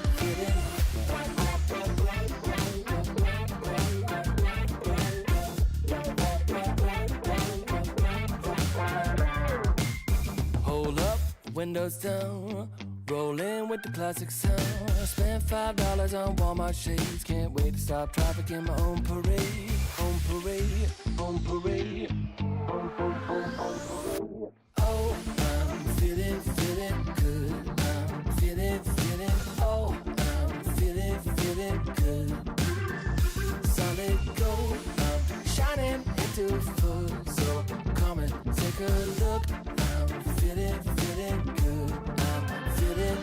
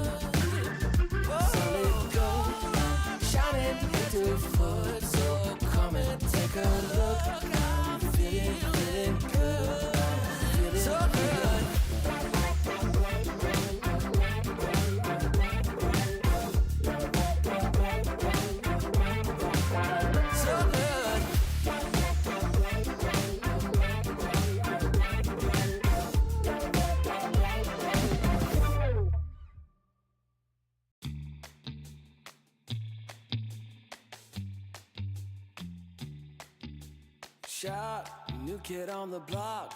Currents running strong like a solar wave. Locked, plugged into the socket. Watch me burning hot, yeah, I radiate. Coursing through my veins like a power surge. Call it misbehaving the way I burn. If you're gonna wait, then you miss your turn. Charged up and ready, I'm going steady with you. Looking like you're blacked out, got that future shot now. Everybody stop, get that future shot now. Future shot, future shot, future shot. Future shot, future shot, future shot. Breathe, feel that energy. You can change the lights from red to green. See, I got what you need. Sparking a connection, go VIP. You feel electric. You feel electric. Looking like you're blacked out, got that future shot now. Everybody stop, get that future shot now. Future shot, future shot, future shot. Future shot, future shot, future shot.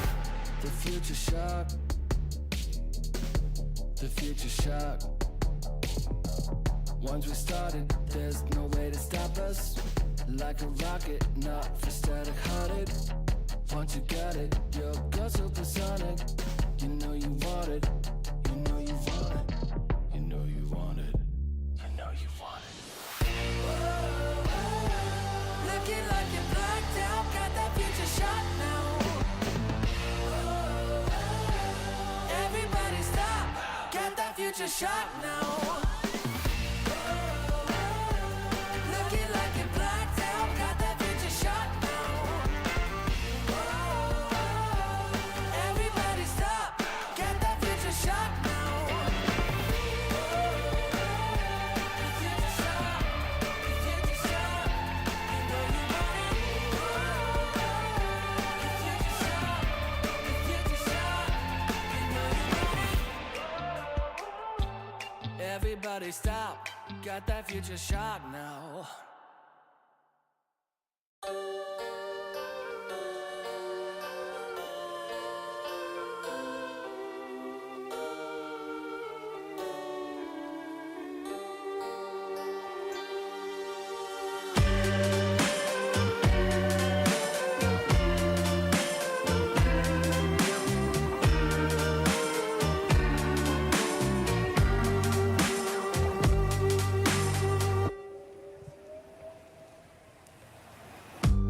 Out on the street, people pass you by.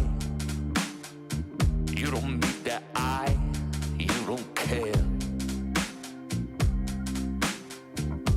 And out in the night, you see a light. From the cafes, there's more singing than despair. Hold me tightly before the night swallows the sun. And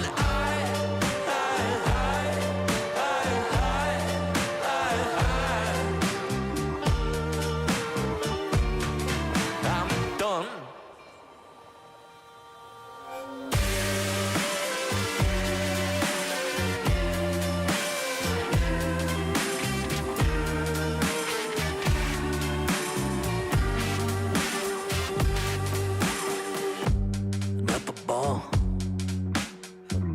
Too drunk to sit.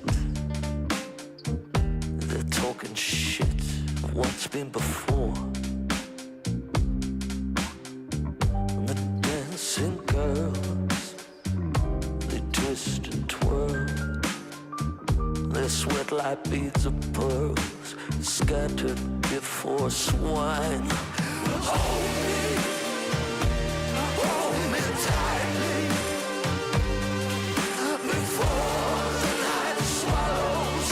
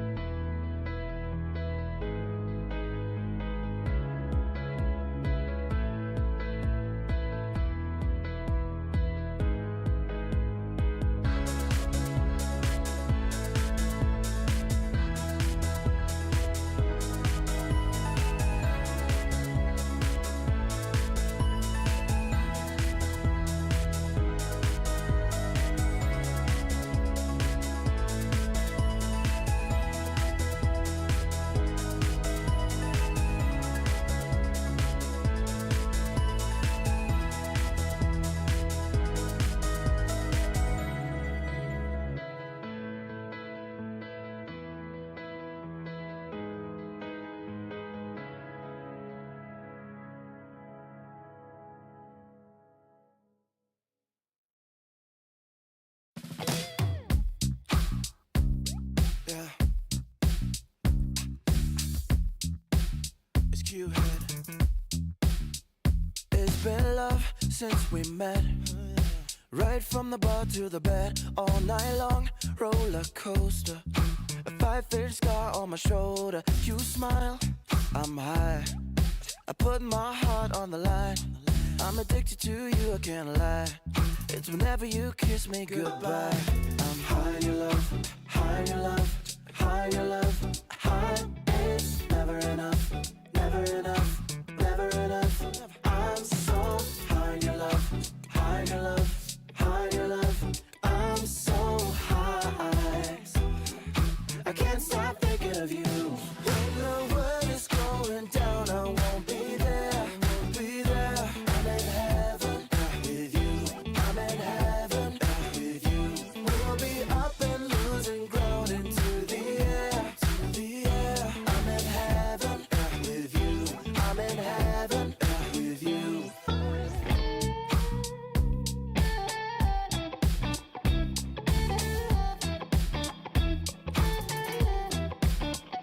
And we faced harder times when sweet words turned into lies. We got caught in our nest, yeah. I put our love on a rest. Hit the brake, I'll turn over. And never ever say that you know her. Got a flame to fuel every night. Keep her safe and hold her tight. High in your love, high in your love, high in your love, high. It's never enough, never enough, never enough. I'm so high in your love, high in your love, high in your love. I'm so high, I can't stop thinking of you. When the world is going down, I won't be there, I won't be there. I'm in heaven with you, I'm in heaven with you. We'll be up and losing ground into the air, to the air. I'm in heaven with you, I'm in heaven with you.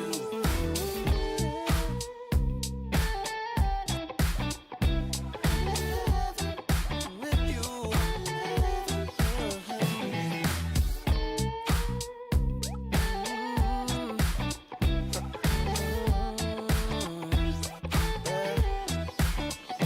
When the world is going down, I won't be there. I'm in heaven with you, I'm in heaven with you. We'll be up and losing ground into the air. I'm in heaven with you, I'm in heaven with you.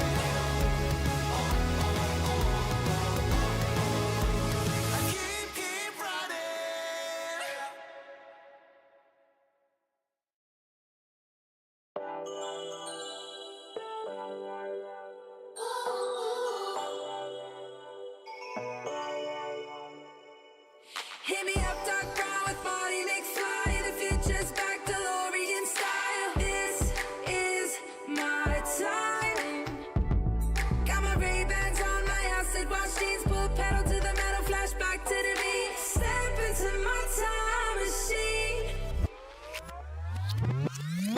On a rooftop in electric Times Square, with the wind in my face and a scrunchie in my hair. Fold out my rolling D50. Gonna bring back the vibe, moonwalk back to 85. Yeah, you know I got my A-team, Hennessy pop loop drum machine. This is my 80s fluorescent pink dream. Yeah, you know I got my A-team, Hennessy pop loop drum machine. Better believe, still want my MTV. Better believe.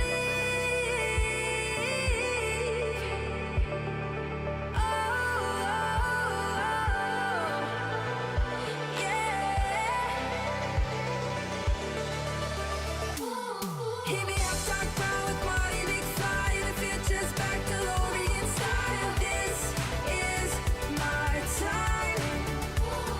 Got my Ray-Bans on, my acid wash jeans, pull pedal to the metal, flashback to the beat. Step into my time machine. Through the vortex, crank up the reverb. Back from the future, haven't you heard? 85 is where it's at. Let's revive the whole world. Let's revive the whole world. Hey, y'all ready? You ain't seen nothing yet. Yeah, hop in my DeLorean, get ready, get set. Where I'm taking you now is on my own road. I pick my own path, bringing 80s recode. Put my hand on the throttle, best to buckle up. Rev up the gigawatts, hang on to your butts. I'm just a 90s kid. I just need a time machine to fly away. Hit me up, Doc Brown with Marty McFly. The future's back, DeLorean style. This is my time. Got my Ray-Bans on, my acid wash jeans, pull metal to the pedal, flashback to the beat. Step into my time machine. Through the vortex, crank up the reverb. Back from the future, haven't you heard?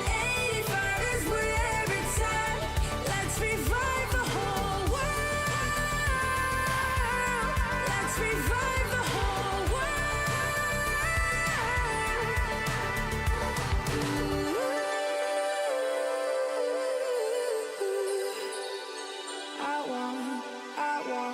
Still want my MTV.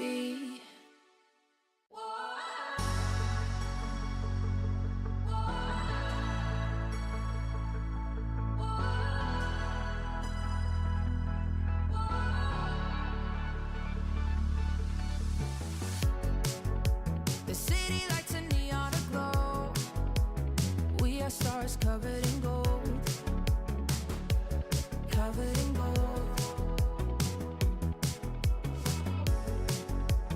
Walking on a highway of dreams. We will shine, only believe. Only believe. And the feeling's right to set the tone. Wanna light the spark and let it go. Late after midnight, light it up in the moonlight. Ain't no stopping us now. We just wanna be the fire. We just wanna be the fire. Burning desire. We go higher and higher, and we never come down. We just wanna be the fire. We just wanna be the fire. Taking down liquor and juice. Come alive, nothing to lose. Starting something, but comes rushing, rushing. And the feeling's right to set the tone.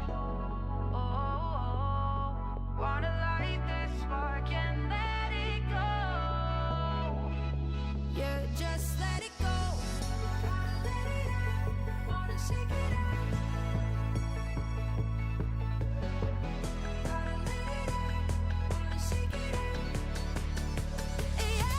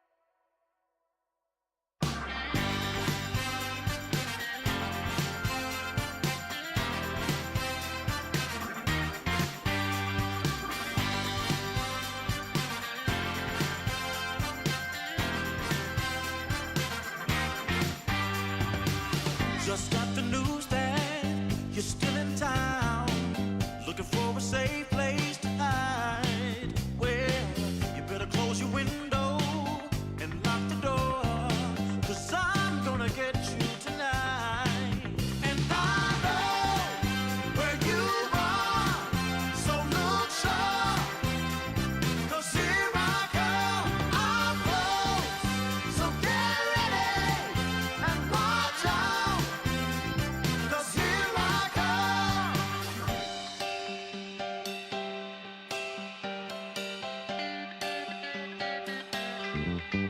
Love has a way of seeing through all of your wants and the shadow of doubt. So just get dressed and know for sure I'm on my way to take you out. And I know where you are, so look sharp, 'cause here I come, I'm close, so get ready and watch out, 'cause here I come.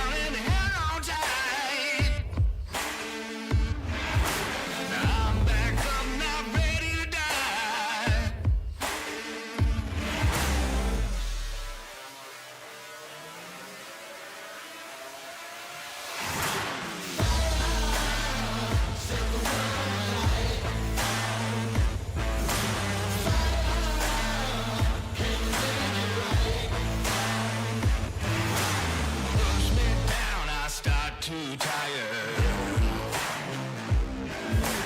I'll rise up like the ash from fire. Oh, my back, but it's made out of iron. I won't give up, I'm not scared, I'm trying.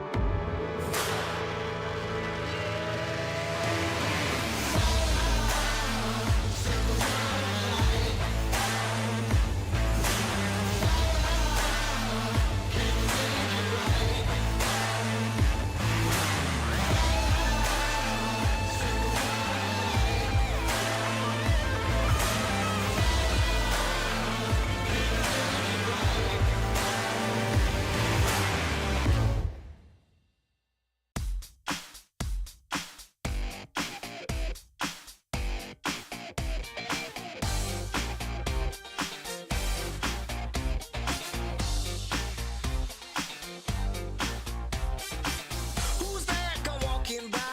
Now that's unexpected. Jump in and take a ride. Now you won't be unaffected. We're going up now. So keep it on the floor. That's right. Gotta be up till you take no more. I make it worth your while. You're not alone in this one. We're going up in style. Now we never stop for no one. We're going up. Let me tell you. Just keep it on the floor. That's right. Gotta be up till you take no more. Now we really feel it. Yes, we really know it. I got to really hold it. Whoa. We're gonna get. Who am I? This dude can't fly. Who am I? And who cares why? Keep it going up now. We'll do what you do. That's right. Keeping it up, wanna do some more. We're going up now. Just keep it on the floor. That's right. Gotta be up till you take no more. Get your satisfaction. Everybody just wants you there. Give them some attraction. Come on up and just pay the fare. We're gonna get down. We're gonna get down. Get your satisfaction. Everybody just wants you there. Give them some attraction. Come on up and just pay the fare. Get your satisfaction. Everybody just wants you there. Give them some attraction. Come on up and just pay the fare. We're gonna get down. We're gonna get down. We're moving up now. So keep it on the floor. That's right. Gotta be up till you take no more.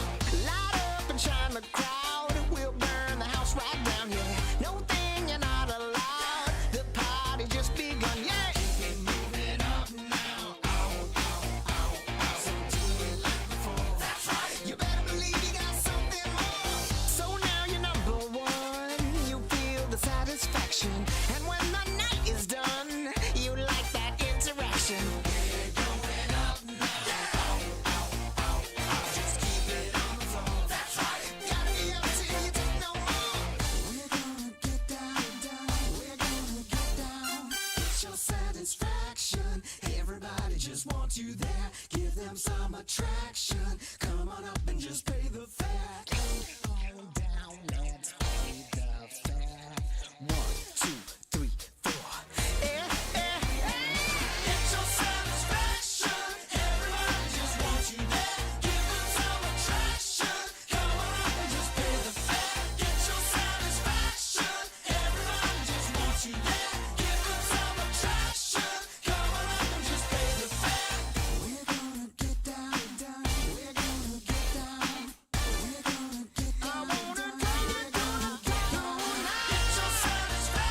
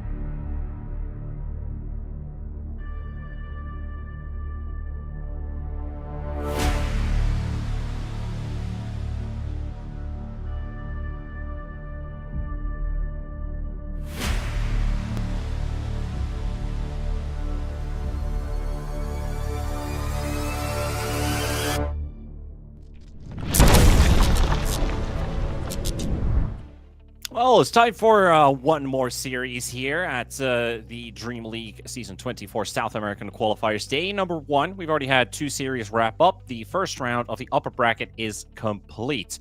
And as we go into the second round of the upper bracket semifinals, we do have maybe a bit of a surprise coming up into this one because it's not Beast Coast, but WINTRADERs, who took a 2-1 versus Team Waska, a team that I had in my absolute top 3, already into the lower bracket. So not just Europe, but also SA, bringing in some of that spice and that flavor, Danog. I mean, not just Europe, not just Western Europe as well. Eastern Europe, you got Team Spirit in the lower brackets. So no region is safe. Everyone's, making shock results left, right, and center. So we'll see if the trend continues. I never had doubt in my boy MJZ. He is a Danog voice line enjoyer, so I am always going to be a fan of his. To me, for Beast Coast in particular, you just have a look at the previous series. It was a 2-1, not a 2-0 like we've seen every single other Series B so far in this upper bracket. Both wins came off the back of Shadow Fiend for their mid laner, so I'm really expecting to see just ban it, right? Like, it might not be a super meta hero, but they're confident enough to first phase it. It's clearly what's giving them a lot of success.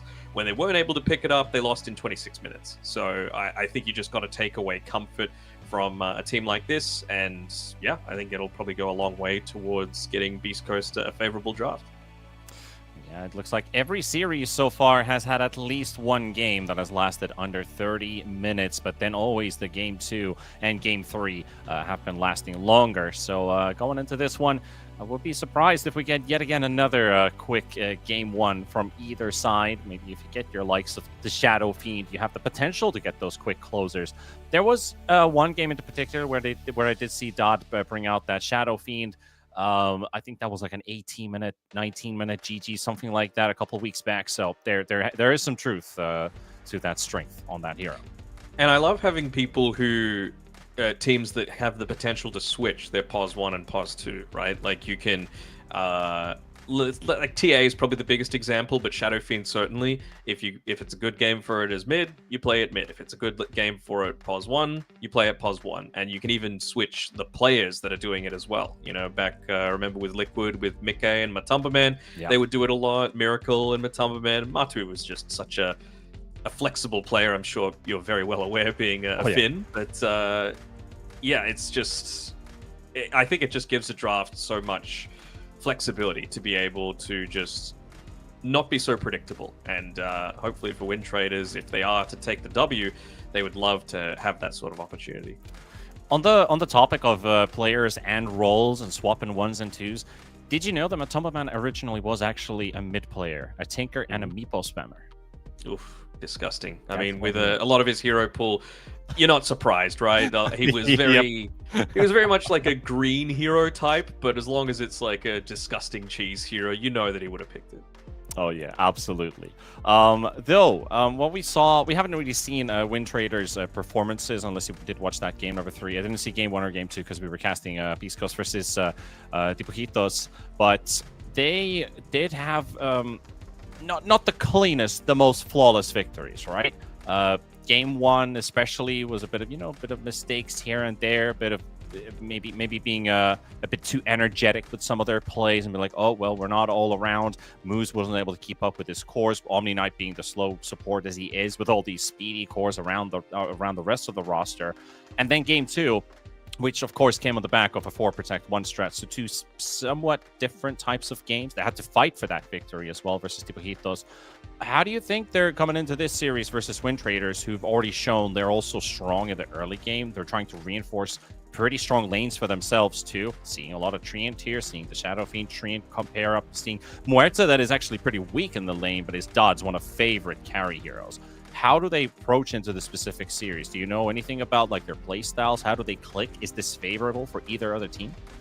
Again, I just feel like you need to lean into what the meta is right now. And I am personally a fan of Muerta as a hero as the concept, but I just don't think it's the meta for it right now. It made a lot of sense when you had these high agi carries, like your PAs and your Terrorblades, and they were like really, really common. Not so much anymore, right? Like you need someone that's able to, again, have that inherent farming mechanism. So something like Shadow Fiend does, because you can flash farm very quickly, make a bunch of stacks, use a couple of Shadow Razors, very, very quickly able to clear a stack. Whereas with Muerta, you need the Glipnir to be able to do anything. I mean, Maelstrom, sure, but even prior to that, Luna doesn't need it. Even Windranger doesn't need it necessarily. Of course, it makes it faster, but as long as you've got the Whirlwind, you're still able to farm a stack just with that on its own. So that's the sort of thing that I'm really looking for. And I feel like if you're going down the Muerta pathway, you need to have the flexibility to just toss it as a support as well as being a position 1, because if it's just locked in as a pos 1, the enemy team's just going to try and pick up the tempo, push it down before you're really ready and able to team fight. Exactly. They'll try to just punish straight up in the lane, push the hero into the jungle where it doesn't really do any good in those early minutes, and you're going to find yourself in a difficult position from there. That is the thing that I've been watching some of these Lunas from team to team, maybe region to region as well. Some of these Lunas prefer to farm above fighting, but I'm actually enjoying the fighting Lunas a lot more. The ones that show up with a random Eclipse at level 7, level 8, the ones that are farming near the lanes instead of like far away, trying to get the safest farm possible. But they're trying to get involved in the game early on because of, the Lucent Beam maxing these days. We did have times where we just skipped it completely. It was all about the farm, the late game. But now this enabling early on, I actually do like watching these, not only just the Lunas, but even the Linas who hit that Maelstrom 10 minutes. They look for that first fight. They participate with the team. That's how the meta is supposed to roll right now. And if you don't, like you said, if you don't follow it, you might fall behind really, really badly because you're playing 4v5. I mean, you mentioned the Lina, like, you're just a great tower sieger as well, right? Maelstrom or not, you're still just able to take that, open up the map, get more farm more safely for yourself. It's that flow-on effect. And, I mean, with the Luna, I think the big change is just moving Lunar Blessing to its innate, right? Like, now you actually have the skill points to be able to spend on Lucent Beam instead of having to use it on, just purely farming previously. You've just basically got a spell for free that scales with the game, which is pretty nuts, just to be able to give her everything like that for free. So yeah, you get that like level 7 timing where you've just got a full strength Eclipse that you're potentially running into. But as we are ready to show you the draft, guys, it is Beast Coast with the first pick, and I believe WINTRADERs then on the dire side, if I would think, because Beast Coast, you're getting both of the best choices, right? Radiant first pick, which generally has the higher win rate over the other. WINTRADERs chose second pick though, so I think they just chose really, second pick. Yeah, they won the coin toss, so I think they really just want to try and get out of these lanes in a good spot, because, like we've been saying before, that's really where they've had a lot of their success in the past. And you've got the response pick both from the first phase as well as the last phase now. So I'm guessing that that's kind of what they're considering, kind of what we were expecting as well. Beast Coast, no questions asked. First ban Shadow Fiend. Yes. Get it out of there. Don't have to worry about it at all. Get it out of your system. Also got the Tusk and the Shadow Demon taken out. This does leave, the Centaurs available for either team to pick up when the SD is out. I mean, usually when SD is picked, they go for Centaur on the other side specifically, so probably not a tangent to just directly pick Centaur in the first phase, but plenty of options again to go for. Yep, that's the thing, right? Like, I really don't feel like first pick is that busted as long as you're smart with your bans, realizing what tools you've got at your disposal. There's enough good heroes that you're going to get something that's going to enable your draft. That's a wild one, by the way. Is that a wild one? I mean, banning the Underlord in the first phase, but picking up the Lone Druid for the first time today. I've been talking about this hero being pretty busted. You mentioned physical damage is the option here. 10 seconds remaining. Yep, just heavy physical damage, stuff to be able to kill the boar and kill the Lone Druid early on. The other avenue is just Lone Druid itself. Underlord itself is quite good. Obviously, you're basically an entirely physical damage hero, so Atrophiora is really effective against it. You eventually get quite high HP, so the percent damage from Firestorm is really good, and not really buying a BKB super early on, so even the Pit of Malice feels quite nice against the Lone Druid. So valuable ban. Windranger, though, there is a lot of that early damage coming out, right? That you're going to be able to use to Turn to make battle. life a little bit more challenging for the lone druid. We'll have to see where this wind is going. Is it going mid? Is it going carry? As he said, you don't want to necessarily lock it in from the first phase. What about this lone druid, though? Are we potentially looking at off lane or the carry? 10 Because I actually remaining. think we had an East European player called Sugar Rat. Not sure if you're 5 familiar. seconds remaining. But he plays up from the Dire off lane team back. and has actually looked like the carry of the team from in some of the games that he's been playing. Yeah, sure. I mean, Eastern Europe, they have, again, kind of similar to SA, their own unique style. I mean, you've got, I think, Dahaks in the Eastern European qualifiers through an open qualifier team, and he's the carry visage player. So, Yeah. you know, 10 he's seconds remaining. certainly able to make a lot of different stuff work. I think, 5 I don't know, seconds like, remaining. because for the laning stage, it feels nice just to have a lone druid pos 1 where you Dire don't have to team worry about this underlord, but maybe they're not even worried about the underlord in the laning stage itself. It's more of just a game ban. So I think it just gives them some decent flex to be able to put it, again, wherever they feel Beast like Coast, it's turn to pick. just going to be able to get the most farm and be that legitimate extra carry, even if it is being played from the offlane, like you said, Sugarat does. You talked about Dahak's specialty heroes. There's one particular build that I love on him, on a hero that is actually in the pool right now. The big ball 10 sniper seconds build remaining. that we saw in TI 2 years ago. I'm not sure if you were actually 5 casting that seconds game. We were remaining. in Sweden doing the panel for the group stages. And I just remember him having 0-point shrapnel, plus all stats, Mask of Madness into Rapier. And I'm like, dude, Turn this to is pick. something wild. Has arrived. I mean, if it's just one target that you need to kill, like, you're going to need to see what Beast Coast go with the rest of their draft, right? But if it's kind of similar to what we saw from the Medusa draft that they did, if everything's on this one hero and you can just stay at range with something 10 like seconds the sniper remaining. and just peep away, get those constant knockbacks, then might be a 5 perfectly seconds viable option. remaining. We'll have to wait and see. Bringing up the Willow for a bit of protection.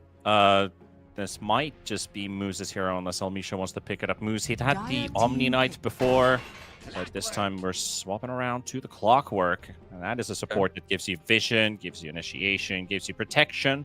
So is it going to be paired up with a Lone Druid when going in, or do we still have room for that range damage dealer? We do. We'll just have to see what Wind Traders think about it. 10 The one thing I seconds like remaining. about this, normally I feel like Clockwork's one of these heroes that does fall off 5 in a pretty seconds significant remaining. way, but it does have some good Dire use in the team early pick. game, Beast especially once the Coast. roaming starts, and a little odd to have a Snapfire against a Clockwork. I would imagine that is one of the better heroes against it, as we see a Brewmaster come out for a change. But Willow Clockwork are able to basically get kills together from, let's say, level 7 onwards. It's just so much damage that you really 10 can't run seconds from remaining. anymore ever since the change to the cogs, with spreading them out a bit more from the 5 internal seconds cogs, remaining. you know, bouncing people back as well. Beast It's really, Coast's really turn dangerous, to and ban. that stays up until level 12 on the Dark Willow as well. Once again, we might see the combo, Puck, Willow, the Terrorize with the Dream Coil. It's kind of a way around that TB Ags with the Terror Wave that I was talking about Dire previously. team Feels back. quite nice. Yeah. 3 heroes that hate battery assault, by the way. Dire True. team back. Even just Got a Wind Ranger Beast being caught Coast's inside the turn cogs to doesn't feel that ban. great. That too, yeah. You could put 4 heroes into that list. I'm just gonna tell the people who are watching things or listening to this game with loudspeakers and a big subwoofer, there's gonna be a lot of Treant bass coming in with that Clockwork in this game. So just giving you an audio warning 10 seconds if remaining. that guy ends up being nasty to you.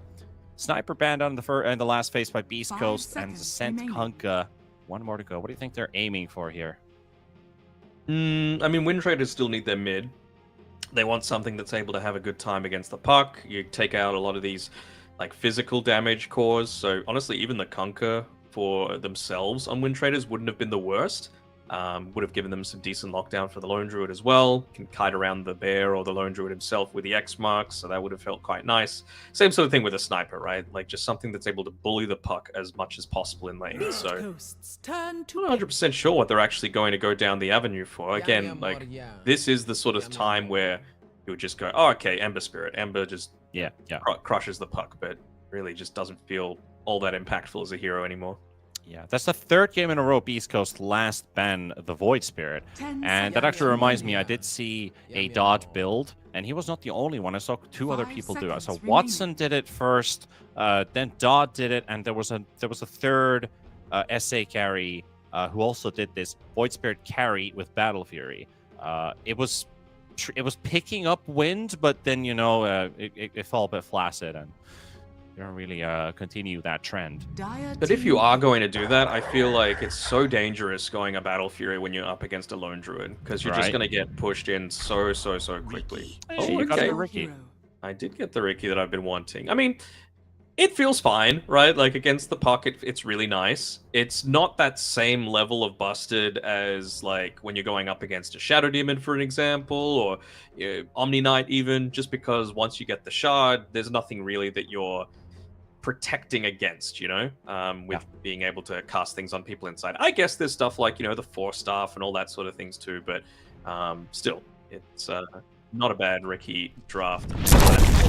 So we'll see. Well, I'm not 100% sure if WINTRADERs are going to have the damage to be able to deal with this Pike Lone Druid, just because I feel like it's going to get off to a pretty decent start. The Brewmaster isn't necessarily something that I would be overly scared of, especially considering you've got the Clockwork in a lane that I feel like you should be pretty confident against both the Brewmaster and the Snapfire in that safe lane. Also, I'm seeing a pretty interesting facet choice here. Because of that Ricky on the field, Lumpy has Curveball on the puck right now. So doesn't want to go straight line into the smoke screen. Try to maneuver around that. I haven't really looked at the numbers on how popular this facet is or when it is actually being picked up, but I'm pretty sure the numbers aren't quite high.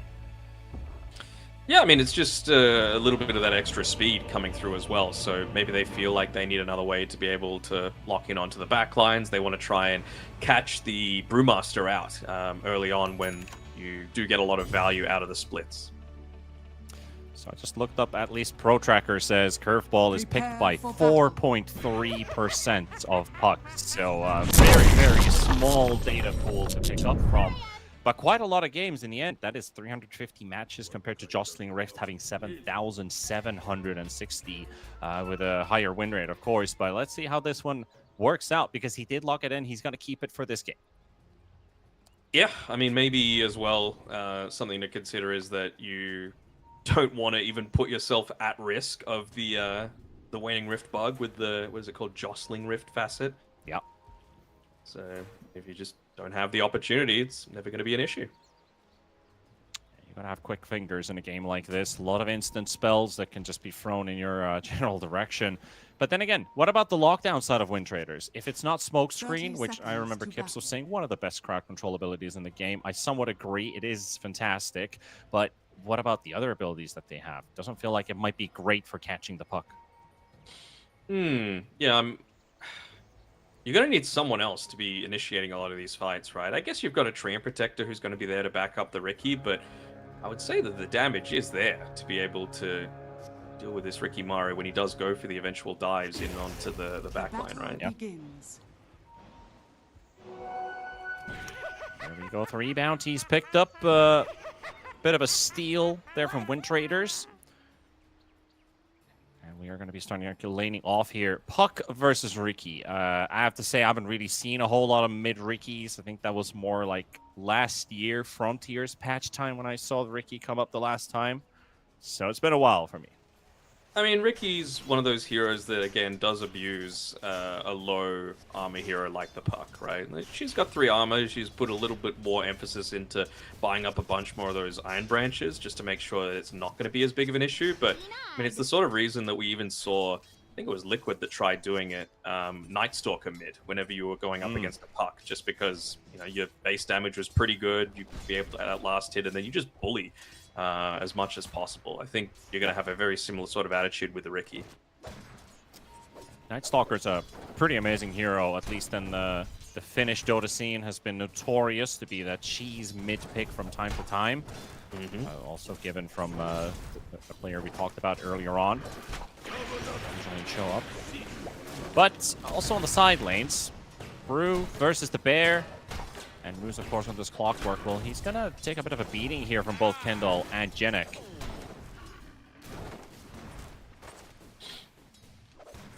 I do like the fact that Moose, whenever he goes in, he makes sure to pop a Tango first, just so that he's got all of that passive regen going while he's going for these deeper dives. Of course, is a bit of a precarious spot, right? This is the period that I was mentioning that you need to be getting as much harassment in onto the Lone Druid as possible, because he's just incredibly scary once he gets to even like that 15-minute mark. You just try and bully as much as you can. Get to do too much damage yet to the Brewmaster, so there's definitely an opening for it. Plus with the roll out the barrel picked up by the Brewmaster, so he knows that he can beat this matchup. Going for that fast, and usually see the was it the Drunken Master? The Drunken Brawler, yeah. Drunken Brawler, yeah, that's the one. That's usually the one you pick up when you're not too sure about the matchup. Take Troll Warlord goes up against you, which you know you probably are going to have a hard time fighting against. Lumpy's diving under the tower here to poke Lalatroni. Lalatroni's still winning these trades here and actually gets a heavy amount of damage onto the puck. Has to force out the water run. Wonder how many Wraith Bands he's going to get. He's just got the one at this point in time. He's got another Circlet available just because he's gone the Exterminator facet. So much higher bonus coming for the Agi from the Tricks of the Trade. It's going to allow you to go for these additional dives as Lalatroni, he's a little bit low himself, needs to wait for those tangos to be delivered for himself. Might cause him to suffer in terms of... Oh, didn't Lumpy went for it. He's going for the kill here, looking for another hit onto Lalatroni, and he's got this one. With the help of the range creeps under the tower, he doesn't even need to soak any hits. And that's going to be a couple of range creeps as well that he ends up losing underneath the tower. You seeing this as well from Lumpy? I'm seeing this. It's the puckish, man. He's using it very nicely. Just dodging those tower hits whenever possible. Basically just got 100 health for free off of these little things. There we go. Puckish, dodge it out. He's going to take a little bit of harass from Lalatroni in the meantime, but that's all good. He got the first blood. I'm taking notes. I'm putting this up.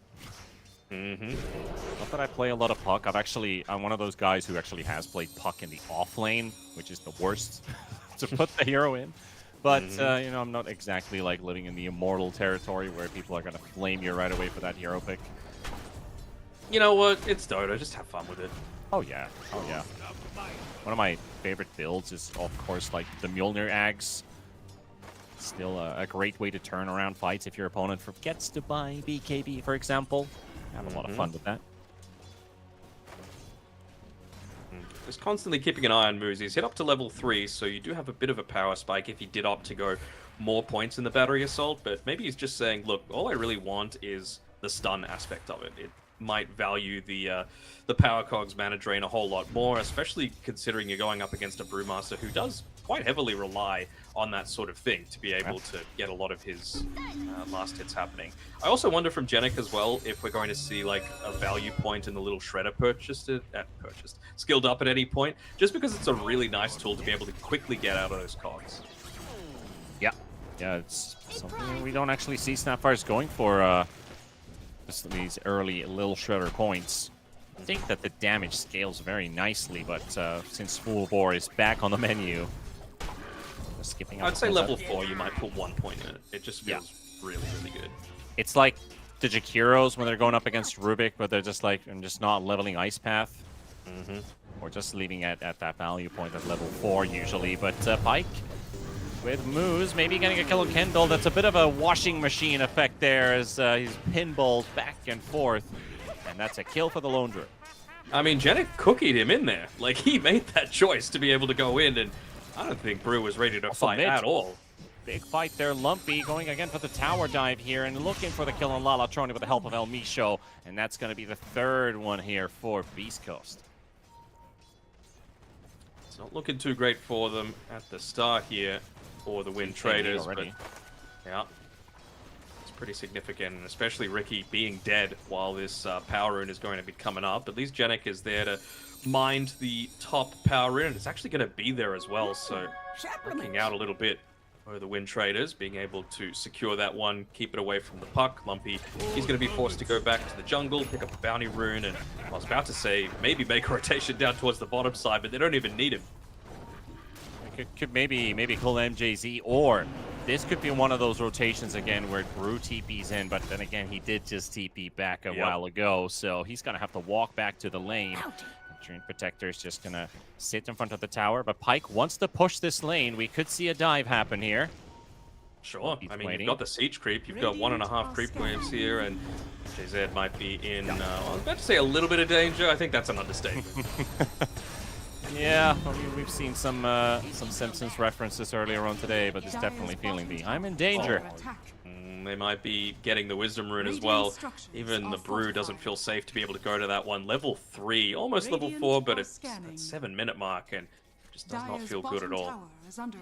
Yeah, they have awoken the Beast Coast now.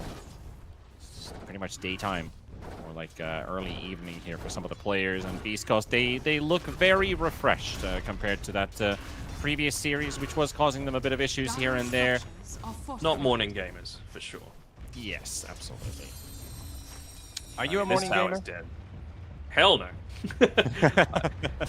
Partially because, you know, just your skills, you know, being a little bit off the mark, but I play on C servers, and we just call it morning Dota is not it. You know, people are not as enjoyable to be able to play with at that hour of the day. I feel you.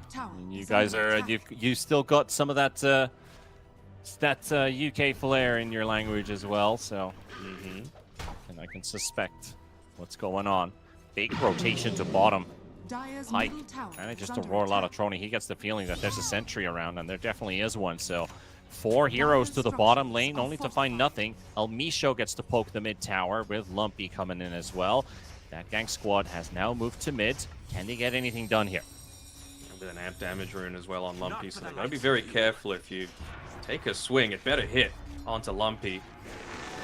Just no follow-up. Walking away, yep. They're just going to lose the Ricky here by the looks of it. He's low. The cookie's done. Oh, he's sent back in again from those cogs and just has no way to recover. Moose is probably smiling a bit like, that's a bit too easy for us to turn around. And he just picked up level 6, has hook shot. Lumpy, yeah, he's really playing with his life here. He's dodged there. Doesn't count, unfortunately, for the puckish. It wasn't a targeted spell. Apparently neither did that tower hit as he moved away too quickly.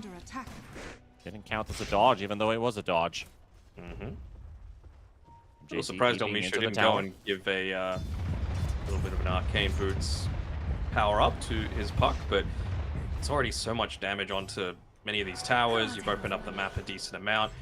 You haven't really focused on Dart at all up on this top side. The one person on WINTRADERs that's having a decent start to the game. I say that as I just watched him miss a completely free last hit, but you know, he's on track for being able to get into a decent timing on his Maelstrom, and he needs to hit as soon as he gets that. I don't think you can just sit back and try and farm. You gotta make an impact and slow down this lone druid, because you know, you talk about Maelstroms, he's nearly finished his. And we went through that point in the draft, right? You can't just fall back and farm. You have to be active, and you're at a point basically where everything needs to go right for Dot. He can't afford a death. He needs to get every kill that he can get. He needs to maximize, really min-max this game to have a lasting impact, because Beast Coast, they are so far ahead already in terms of money. You gotta try and shut down that lead. Yeah, again, like, just from lane to lane, just get as many towers as possible. 2 side towers before the 10-minute mark is almost unprecedented, and you've got the level 10 siege creep coming for the mid lane as well, so I don't think you even need the lone druid to be able to make that happen, right? You can just look to back up, you know, play around the camps to the south side of the bottom twin gate, get the Maelstrom, and who knows, maybe even look to invade some areas of the jungle. But it's not even like WINTRADERs have any heroes that are super capable of taking stacks really effectively. You know, like WinRangers, sure, eventually, but you're nowhere close to that point yet. No por favor by MJZ. He's giving the go sign, just waiting for a confirmation from Beast Coast, and we can get the game going. They don't even say anything. I'm not sure if I have to always on ignore. Hopefully not. See anything on chat. But you know, he gives the go. He knows he's ready to die in the lane. 8-0 in the first 10 minutes.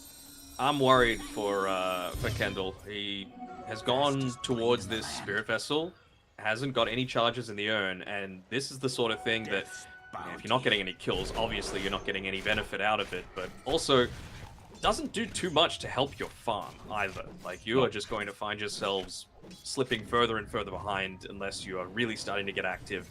Again, to me, it's Dard in 900 gold when he's got that Maelstrom available. That's when you need to go.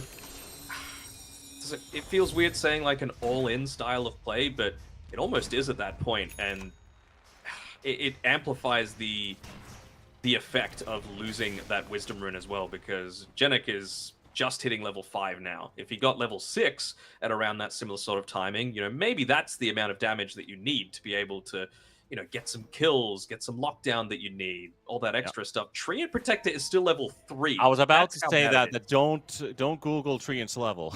Yeah. He's far behind.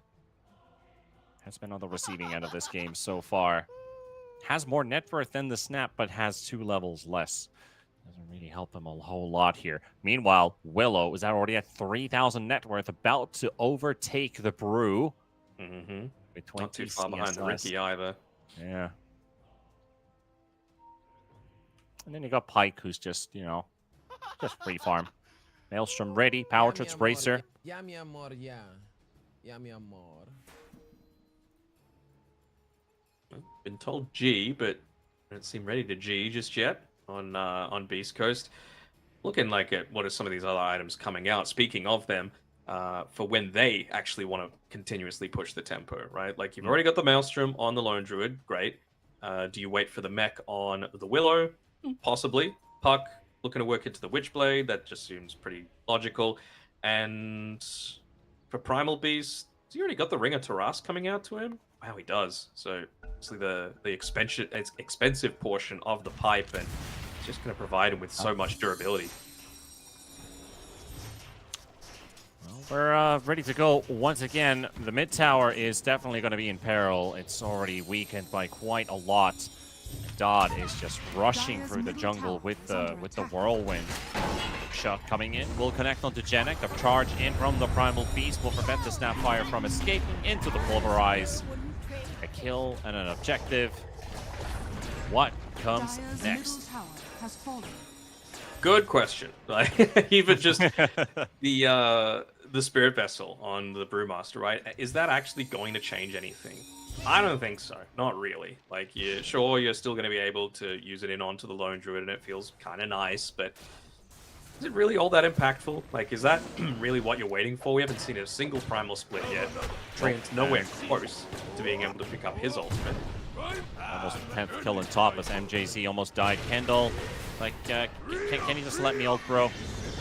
Finally gets it off here. We'll get the chase onto Moose, and that could be their first kill on the side of WINTRADERs. Pike is coming in to help out. Fear's only one of these, but man, Moose is tanky on this. Clockwork, 3 seconds left. The stone flies in. Kendall gets it in the end. So a split for a kill, just what you want to do with your first primal split. And, I mean, he got charges on his own as well, which he didn't have up until that point. So now you can at least harass with that, roll out the barrel, just toss that onto whoever gets affected by the Cinderbrew. Nice way to be able to proc it from afar. You do have the Snapfire as well, of course, with the Scatterblast and, of course, the Mortimer's Kisses that you potentially look to do that with as well. They're thinking Lumpy, they're pinging him. There's the smoke screen coming up, but they missed the full bore. Scatterblast does not connect. They get the cookie. Able to break the coil and also get the jump to safety. Strike on cooldown now. Lumpy with the shield rune. He didn't have any cooldowns either. Like, you went in and you had no kisses. You missed the Scatterblast. I don't think it really mattered anyway, since Puck has a shield rune with still about a third of its power on it. Yeah, I mean, supports is still level 5. No ults. Maybe we'll get it now. Nope, never mind. Sharing it 3 ways in that mid lane. Gotta just give Jenik a little bit of this farm. Lumpy has double the levels. This is brutal. Yeah. Level 10. I mean, you feel very hopeless when you have this big of a level difference with your supports against the enemy cores. It's not like you're gonna do much to them anyway.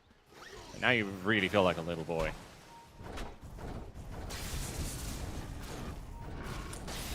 Ice hockey with dads versus the sons. True. When does that start? Like, how old would you say? Oh god, the beating starts so young. They got reminded who's boss. Yeah, yeah. I don't know whose grand idea it was, but I think the first time we had that, I think I was like 7 or 6. Maybe even younger, but I think 6 or 7 sounds about right. You know, like the football match, you even have more players than the dads do, and it's like our bodies are not built to work that way yet. I mean, for me, it was like whenever I'm with like a little cousin and they're like, "Oh, do you want to play? Do you know Smash Brothers?" I'm like, "Oh yeah." Do you know Mario Kart? Like, you're gonna learn today. Is basically what I tell them. Yeah, that's the lesson that Beast Coast is doing right now for WINTRADERs, is they get the Brewmaster locked down. He does not get the Primal Split off, neither does the Magic Wand or the Healing Lotus to give him an opportunity to use it. MJZ, he's just chased and completely surrounded in the trees, though he does find himself a way out for now, but the Primal Beast charges him down. And it's tier 2 tower. Although, yeah. It'll be able to clear out those creeps. I imagine they're going to use it. Okay, there we go. Took them a while. Trying to keep the creep wave alive, but it will fall, but it will stay alive for long enough that they can actually finish the tower without the backdoor protection kicking in. A single T1 has fallen. I mean, they just weren't able to synergize with those spells, right? Like, you've used the overgrowth, so now for a minute you can't really do anything. Snapfire. Still haven't seen a single Mortimer's Kisses. The Primal Split was interrupted because of the battery assault, so it's just a rough one for them. Like, they're going for this rotation. I'm not sure how impactful MJZ is going to be in this, and I mean, he even takes back a Watcher while under the cover of smoke, so it kind of reveals a bit more of an obvious smoke coming through, so they can just look to position themselves. I would say El Misho probably going to be the one on the front lines, considering he has the Shadow Realm to be able to just play around that. Yeah, look at him, like right on the cliff in the river, just scouting out any sort of smoke that gets popped, and well, everyone is playing on a super defensive side right now on Beast Coast. Yeah, they are aware of the timings on WINTRADERs. That Diffusal Blade can definitely change things. The Gleipnir is ready on Dodd. His net worth is amazing. It's like 8,000 gold in a game. You're absolutely getting beaten up. But Dodd has the power to make an impact here. Pyke is close. Moose is the one that they find first. The bear is around. There's the Mortimer's Kisses. Clockwork hook shotting, but does not connect. The Cyclone as well onto the Lone Druid. Pyke will get that true form out.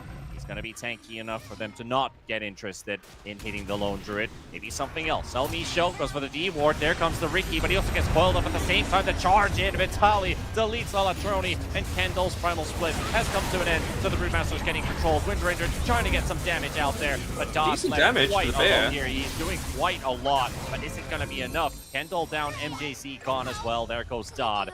Make it 4 for 1. They barely keep themselves alive, no pun intended, with Pyke, but 2 for 4 in the end. Beast Coast, they were aware, they played it calmly, and they played it pretty collectively in the end too. And it was just a bit of hesitation coming through, like certainly not lacking in damage overall from that Wind Ranger, right? Over 6,000, by far the most, double the next person. It was just that, like, 1-2 seconds of hesitation where maybe if he goes in a bit sooner, the attention goes on to him instead of the Ricky. The Ricky is still able to make some sort of an impact. Speaking of which, Lalatroni just gets full 3-man ganked, silenced up, feared up, and it's only so much that you can do. And you also saw the impact of going the Spirit Vessel, right? When you're in the split, you can't really use the Vessel, so it just doesn't feel anywhere near as impactful as the pipe was from Vitali. Not a lot they can do anymore. The power shot damage is completely soaked by the pipe. That's their high ground glyph, by the way. They don't have another. I mean, they've already lost the tier 2, so if the East Coast feels strong enough, they could technically just march to the high ground here, get some damage to the tier 3 tower, or Roshan is another idea, or continue hunting for kills if they just want to have a bit of fun. But could be Roshan, could be just mid tower, you know, clear out the map, place down as the world's their oyster as possible. Yeah, exactly. They've got so many different options right now.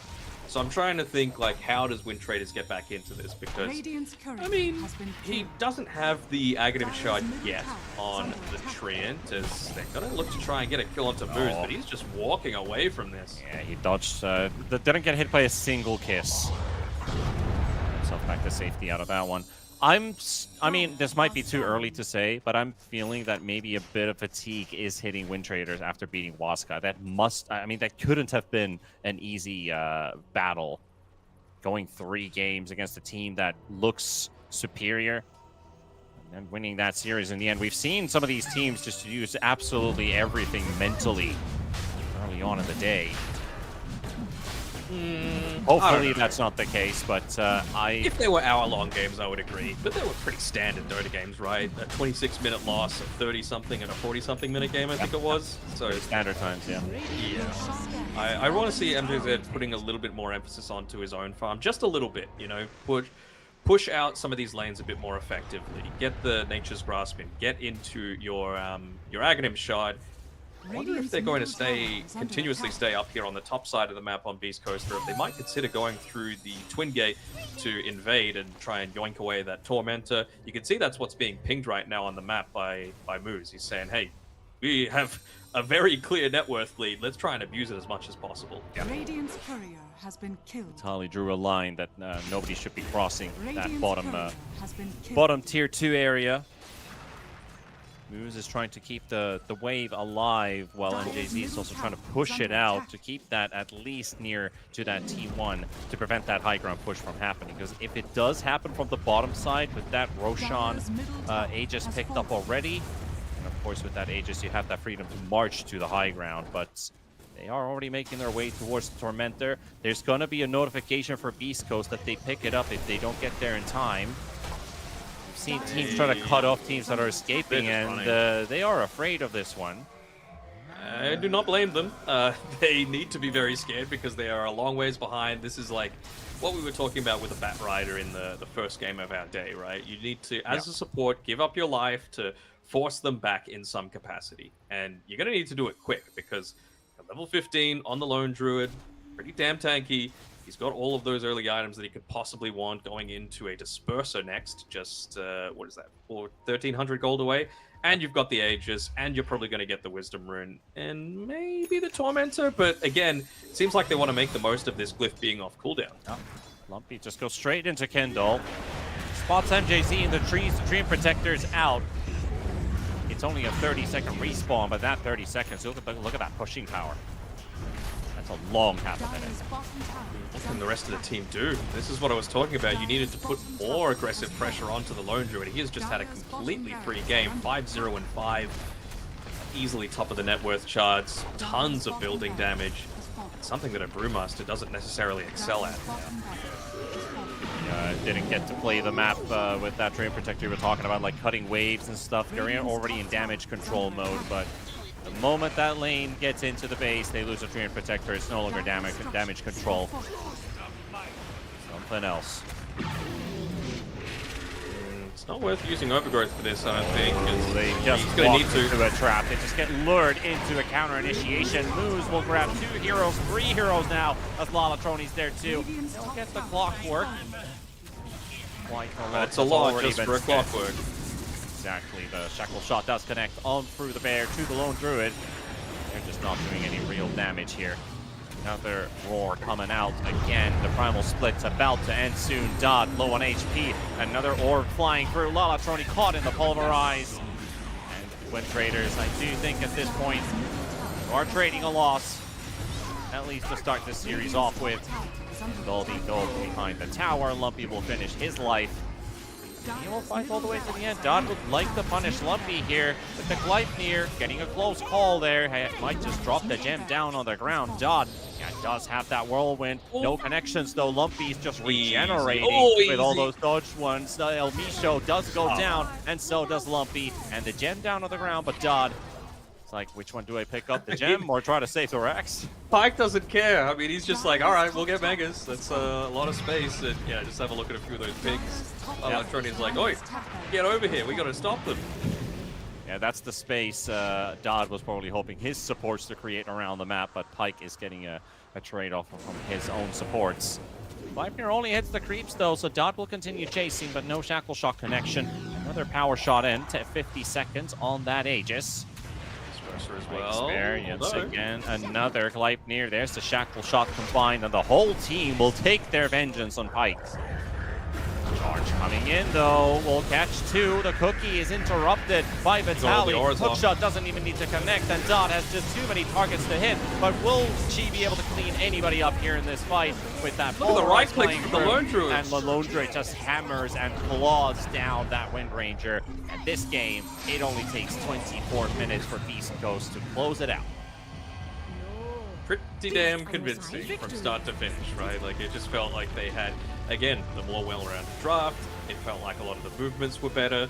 That early kill onto the Ricky, for sure, was not the beginning of the end, but it's certainly something that I don't think should be happening, considering you picked this Ricky to counter the puck, essentially. And so giving up that first blood over to Lumpy, certainly not making the game easier, and we just saw how late you were getting these ultimates on the supports. It was like the 13, 14 minute mark, and that is far too late. You've already lost every single one of your tier 1 towers.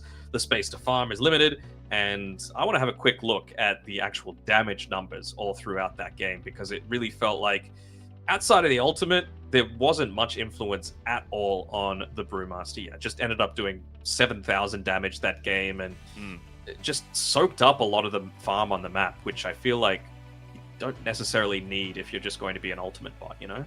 Yeah, well, my breakdown shows 4 different types of fire under Brewmaster, so the remnants aren't showing exactly accurately there. But one thing that I did actually get amazed by in this game, but it didn't really, it wasn't necessarily the biggest game changer, but curveball wins a game. So the puck facet, totally viable. 1 game statistic, you'll have to take my word for it, but Lumpy, he makes it work out. We are going to, of course, take a bit of a break before we go into game number 2. But what are the words you would give the Wind Traders? What do we need to do differently? What do we need to draft differently? Because game 1 was rough. There's a reason the best teams in the world aren't pick and brew. I think it just doesn't do much. If anything, it has way too much of a downtime. You got to be effective at pretty much all stages of the game, even if it's just from the form of having a stun, right? Like Mars, you have a stun. You deny information by just using the Arena of Blood with a facet, like things of that nature. And I did feel like Dard spent a little bit too much time in that jungle. You know, once he got the Maelstrom, he still didn't want to fight. He was like, all right, we need the Gleipnir, and then we can go. But by that point, it was just way too late. You'd lost too many towers. You were already down like 13k, and it was way too high of a mountain to climb. Well, we're going to take a break and come back for game number 2 with Beast Coast and Wind Traders.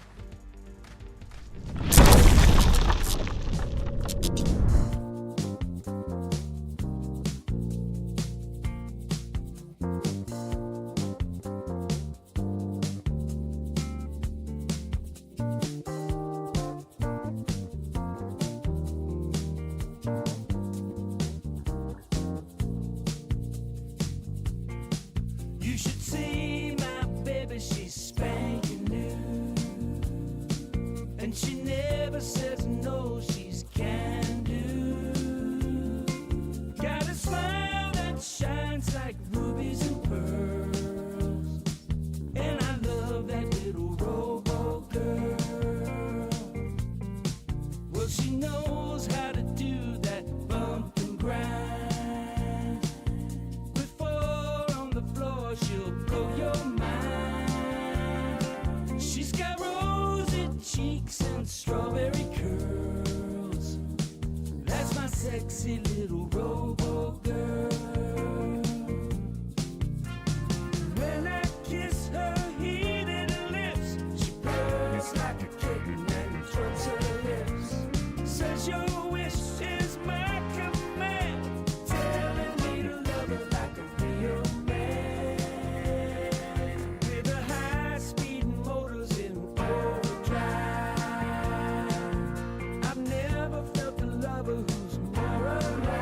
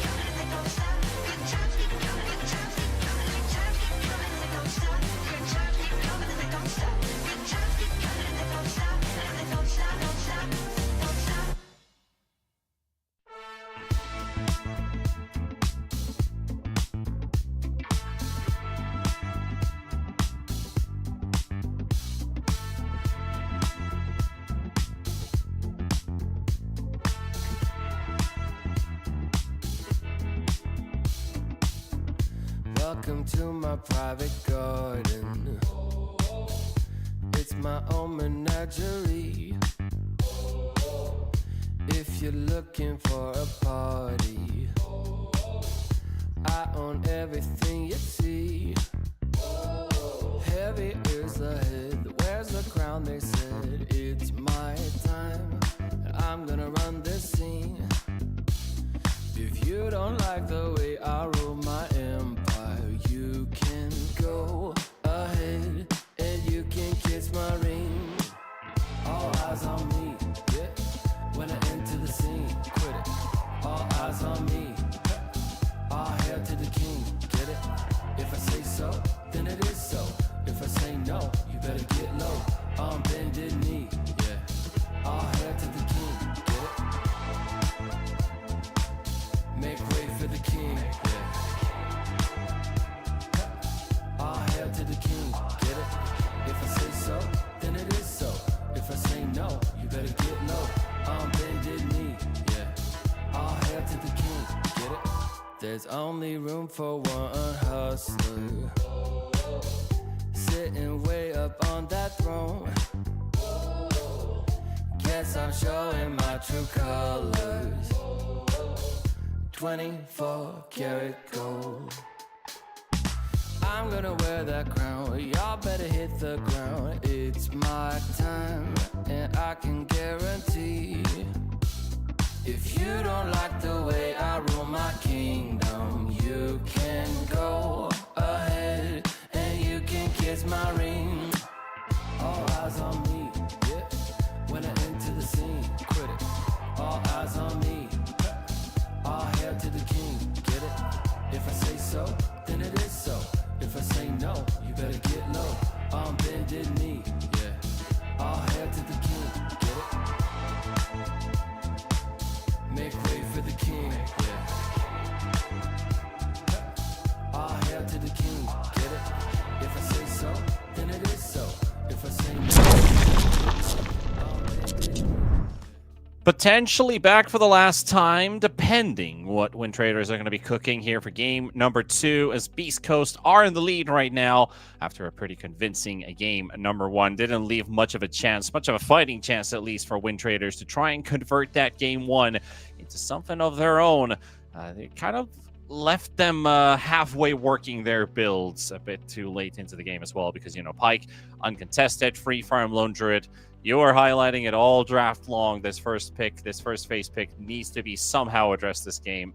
Nothing happened to that. So gotta have to go back to the drawing board and look at the basics, I guess.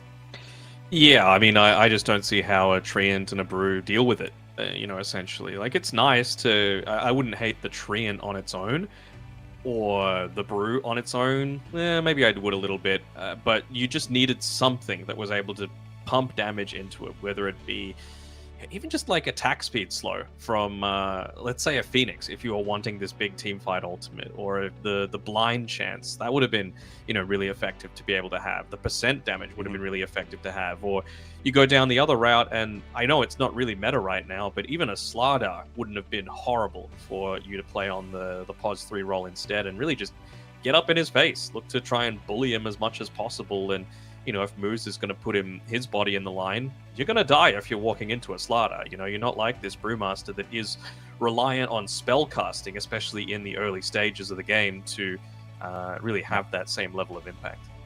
Also, one thing that when you look at WINTRADERs draft in the end, you're like, well, you got a lot of hero killers, but are you taking objectives with this lineup? Pretty slowly, if you ask me. You'd have to get multiple kills off of Beast Coast to get an opening to take these towers for free, or at least with overtime. So maybe also that was maybe missing from this lineup. Somebody who pressures Beast Coast early on, takes control of lanes. These aren't exactly lane pushers. They're not really good versus split push either. It's just so many pieces missing from that draft. But, you know, game 2 is soon starting. I think, of course, you have to address the first phase bans as well as WINTRADERs. Maybe try to swap one or two things around. They have the second pick this time on the Radiant side, though. Yeah, so I really don't think there is that huge of a difference between Radiant and Dire. I think Radiant, for me, the safe lane is just so much more safe, I guess is the best way to put it. Just easier to pull the camp. The cliff ward is just a really valuable thing to be able to play around a lot of the time. It just feels nice to be able to have that, and even just the creep camps to the lower side are not too bad at all. But I don't think Beast Coast are going to change too much about their strategy, right? Like if they feel like a lot of the main counters to their heroes have been banned out already, I think they've got the flexibility to be able to say, screw it, we're just going to go in and take the tempo to you once again.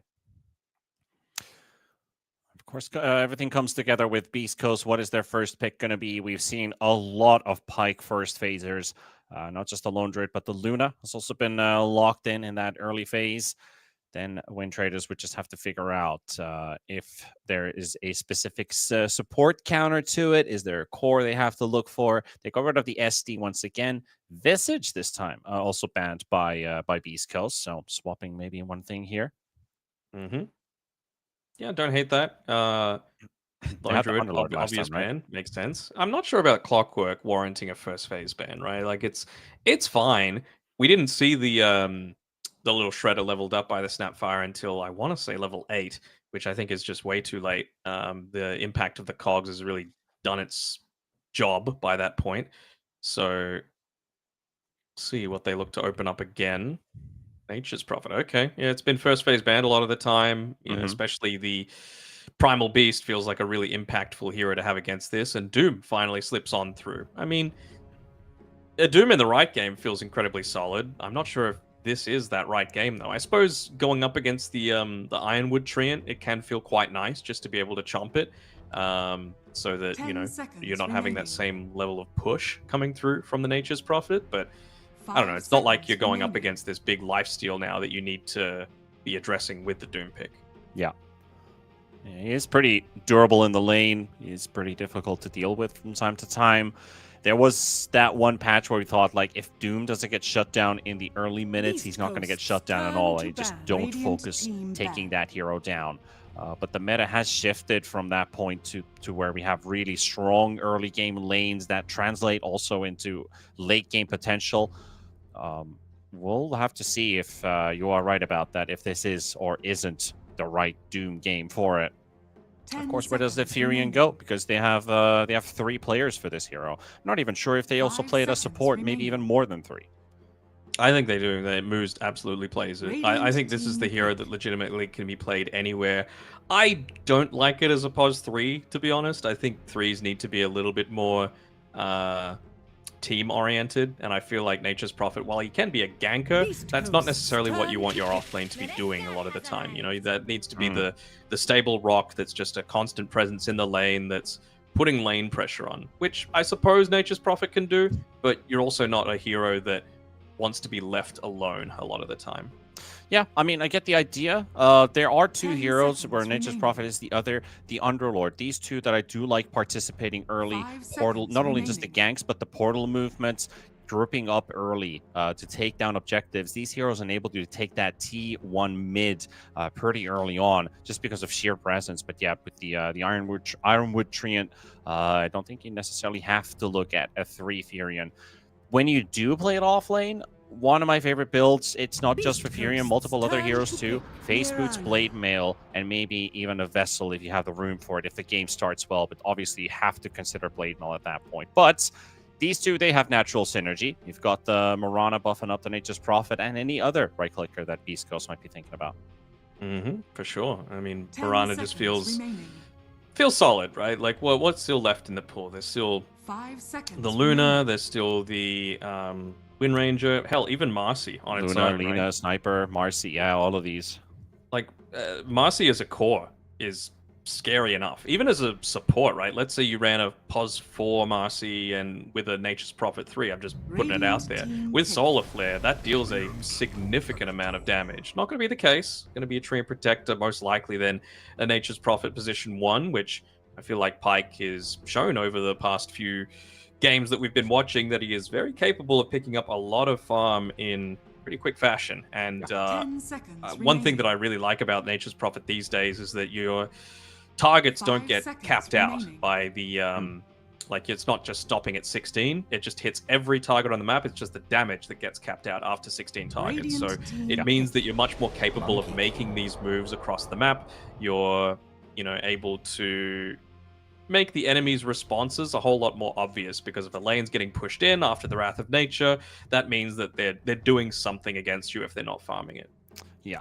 There were 3 things before this Monkey King 10 came up from seconds WINTRADERs that I remaining. want from their draft. It was I needed an objective hitter, I needed a wave 5 clear, seconds remaining. and I already forgot the third thing I was looking for. Fine-ish. But mostly those 2. Maybe an armor hero as well. But Monkey King, at least that's a big damage dealer that you have. A team fighter, a wave clear, an objective hitter. That already ticks in a couple of those boxes they were missing from that last game. I'm also wondering, like, where exactly are they even playing this Monkey King? Because they haven't necessarily revealed, right? Like, you would have to assume that they're just going to pick the position 5 now. That's going to be able to... Shadow Demon's got rid of... Turn to pick. Oh, okay, yeah, sure. A bit of a reset.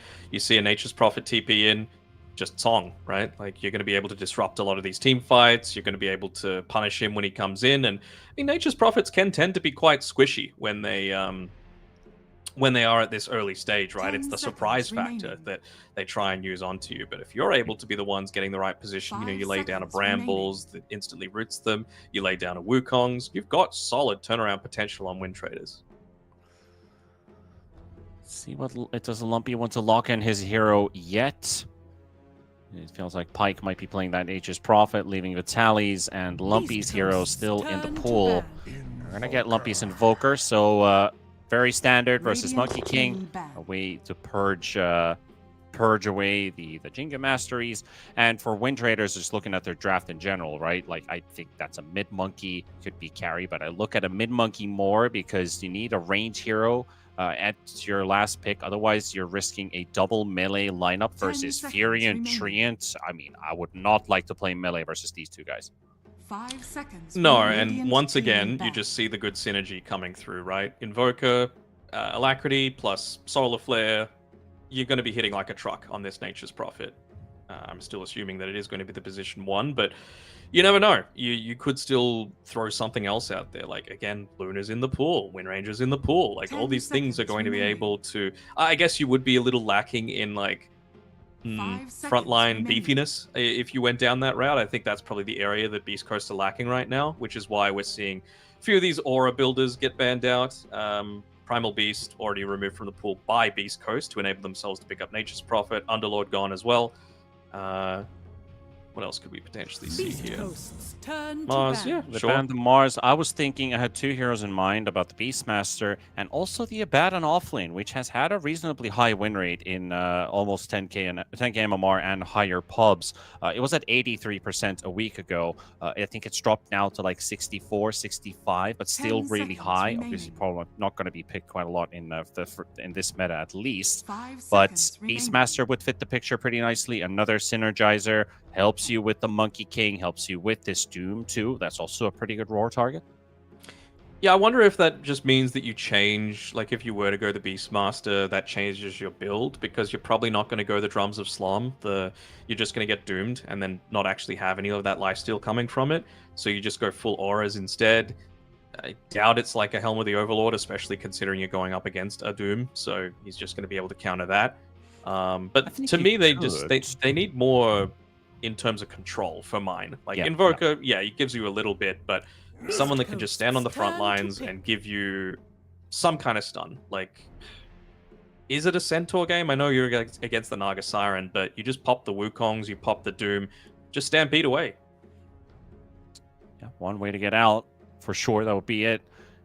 I think if they would consider the 10 Beastmaster, seconds remaining. would still like the drums in general, just because how powerful the item is 5 early on. seconds remaining. How much it gives to the team, how much it gives to the Furion to just snowball out. But we'll see what Beast Coast decides to go with here. Radiant team pick. It is the Sure. Yeah, We've fine. talked about this multiple times when it's been Beast Coast. You may now Pretty quick select your response there. heroes. Not exactly an overwhelming amount of magic damage that they've got on Beast Coast, so not a bad Terrorblade game by any stretch. We have I think we've seen Nature's Prophet feel more and more comfortable versus Terrorblade since the Frontiers patch last year, where just having attack speed in general, maybe a Parasma up on a carry Furion, Terrorblade starts to lose that 1v1 pretty hard. Furion was out damaging the team. I don't know how much the stat gain has changed in the course of the year. I still feel like this is a pretty good carry-to-carry matchup for both perspectives. I think they both have a good time going into this game. Yeah, for sure. I think it's going to be less dependent on the carry-to-carry and just what happens elsewhere, right? Like, again, I feel like Vitaly is probably going to have a solid enough lane. You're going to be going up against, what, a Naga Siren, Terrorblade. Not too troubled, I would think, Vitaly in that lane. And Elmisho, of course, he's going to have the leap to be able to get away from any sort of aggression that gets put onto him. So, yeah, I feel like Beast Coast, once again, should be fairly satisfied with how this has all come out. Nature's Prophet, of course, always going to be able to get farm. They do have some decent gankers, though. That's the thing, right? On WINTRADERs. As soon as Dark Willow hits onto the level 6, you'll have the Simian Stride from the Monkey King just bouncing across the map. Combine that together with the Dark Willow, you've got a recipe for, you know, easy-ish kills. They cannot let themselves lose the Wisdom Rune again, though. That was a disaster for them. It just slowed down their timings by so much. I do have one question I want to throw towards your direction here about the because we're in a bit of a pause here to start this game off. Did they answer WINTRADERs off lane properly here? Because Kendall had a really rough game with that Primal Beast last game. He did pick up the Gluttony versus the Ironwood Treant, so that's one good thing. But did they properly address this off lane this time? He did have to tank the first phase pick. He did. And I don't think there's anything necessarily wrong with the Doom pick. It does kind of limit what Beast Coast are able to pick after the fact. You know, I feel like Beastmaster was, you know, again, a really solid pick, but maybe this is what pushed it over the edge. Kunkka, totally fine as well. I just feel more confident in the Doom, right? Like, you've got different avenues to be able to come back into this. Like, there's options. Infernal Blade, percent damage. You've got Scorched Earth, which hopefully isn't bugged anymore to stop doing damage altogether. Like we've been saying, the Gluttony up against the Ironwood Treant to help yourselves from getting split pushed. It just feels versatile, and it gives them multiple ways to initiate as well, right? With the Monkey King and the Doom once he's got the Blink Dagger there. So I think it's fine. I prefer it much more relative to what we saw with the Brewmaster. Do have to give props to Kendall with this Doom set. Not only just, you know, the guitars and everything, but honestly, just the helm, the Demon Prince horns, a real Warhammer reference right there. Are you a Warhammer fan? Very cool. Not really. I was more of a Yu-Gi-Oh guy myself.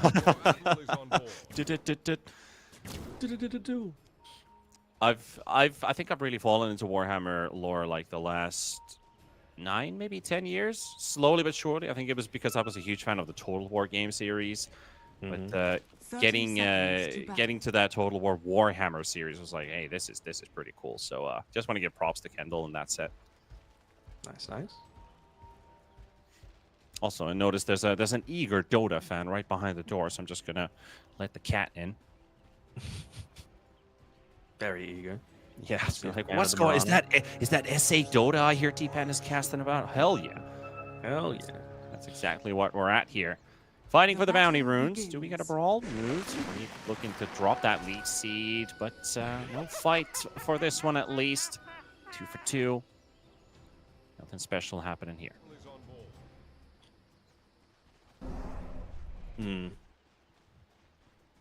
Just thinking, like, when could we potentially see some of these rotations happen, right? Like, Pyke, he's already starting to get, like, a Null Talisman queued up. You feel like, you mentioned it before, that Parasma Witchblade build going up against the Terrorblade, where you really don't care too much about his armor. You just look to try and use that use that spell damage to be able to come through to impact him in that way. And I gotta say, like, a Kunkka and a Mirana aren't lacking in damage from, like, even just level 3 onwards. You know, you're able to dish out a fairly decent amount. This is one of those lanes as well for El Misho where you're going up against Naga illusions and potentially TB illusions as well, so that Starstorm is going to give you a ton of value. Same with the Tidebringer. Yeah, and a lot of people just think about Kunkka being a Tidebringer physical damage, and people think about TB having a lot of armor, but again, it is X-Mark Torrent Arrow, which can take over 50-60% of TB's HP pool early on in the game, and that's going to be one way to also deal with the Sunder, having a bit of that extra crowd control, just to keep Dod occupied. That will always have its place in this game. Janek unfortunately missing there on the Brambles, might have been able to catch the Nature's Prophet out, but still just at level 1, probably wouldn't have been able to get any kills done by the Doom.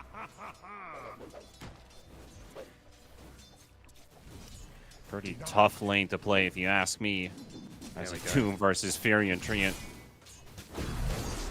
He's already chomping down that Ironwood Treant, right? Like, you know, the Greater Treant's going. Remember, he's got 2 charges of that Devour. It's just a matter of, like, what creep does he actually want to try and munch down on? So we're getting the block here in the easy camp. Genek with the Realm able to regenerate all the damage Moose is dealing. Kendall trying to keep Moose busy, but Pike wants to help out for the kill. Moose is going to have to turn around and try and make a run for it, but that's going to be first blood for Genek. Pike, he will get the kill with the Sprout and will force Kendall away, but he does drop fairly low on Pike as well. At least he does have a fresh set of tangos with him. But first blood, WINTRADERs. No. Donna was the Dark Willow, which, you feel okay about it. You know, again, one of those position 4s that can scale into the later stages of the game. Has to be very careful, Kendall, of just walking back into this lane. Of course, Nature's Prophet now level 3. I can't imagine he would put too many more points into the Nature's Call after what's been happening to his tree and every single time he summons it in the lane. Yeah. It's more common when you see these mid-Nature's Prophets. You make that 2 versus 1, that lane, because your Treant is constantly chomping your opponent, but Doom just completely removes that mechanic in this lane with the Gluttony, most importantly. Again, trying to fight Genek in the top lane, also bottom lane, Vitaly fighting it out. Pike, he will drop, but it's a deny, and Genek is trying to do the same thing for another deny, but Pike gets the kill. He gets a tick in with the Treant, while Vitaly does go down to Dodd in the bottom lane with the Metamorph used. He has to be careful there, walking underneath the tower. He's taken long enough that probably going to have the Deluge available, but nice dodge there coming through from El Misho. Might not realize, he should realize that there's no ensnare, so if he did need to TP, he can, but doesn't feel the need at this stage. He's got a very murderous melee creep running after him, though. Radiant structures are fortified. Lift up as well. Quick lift being used there.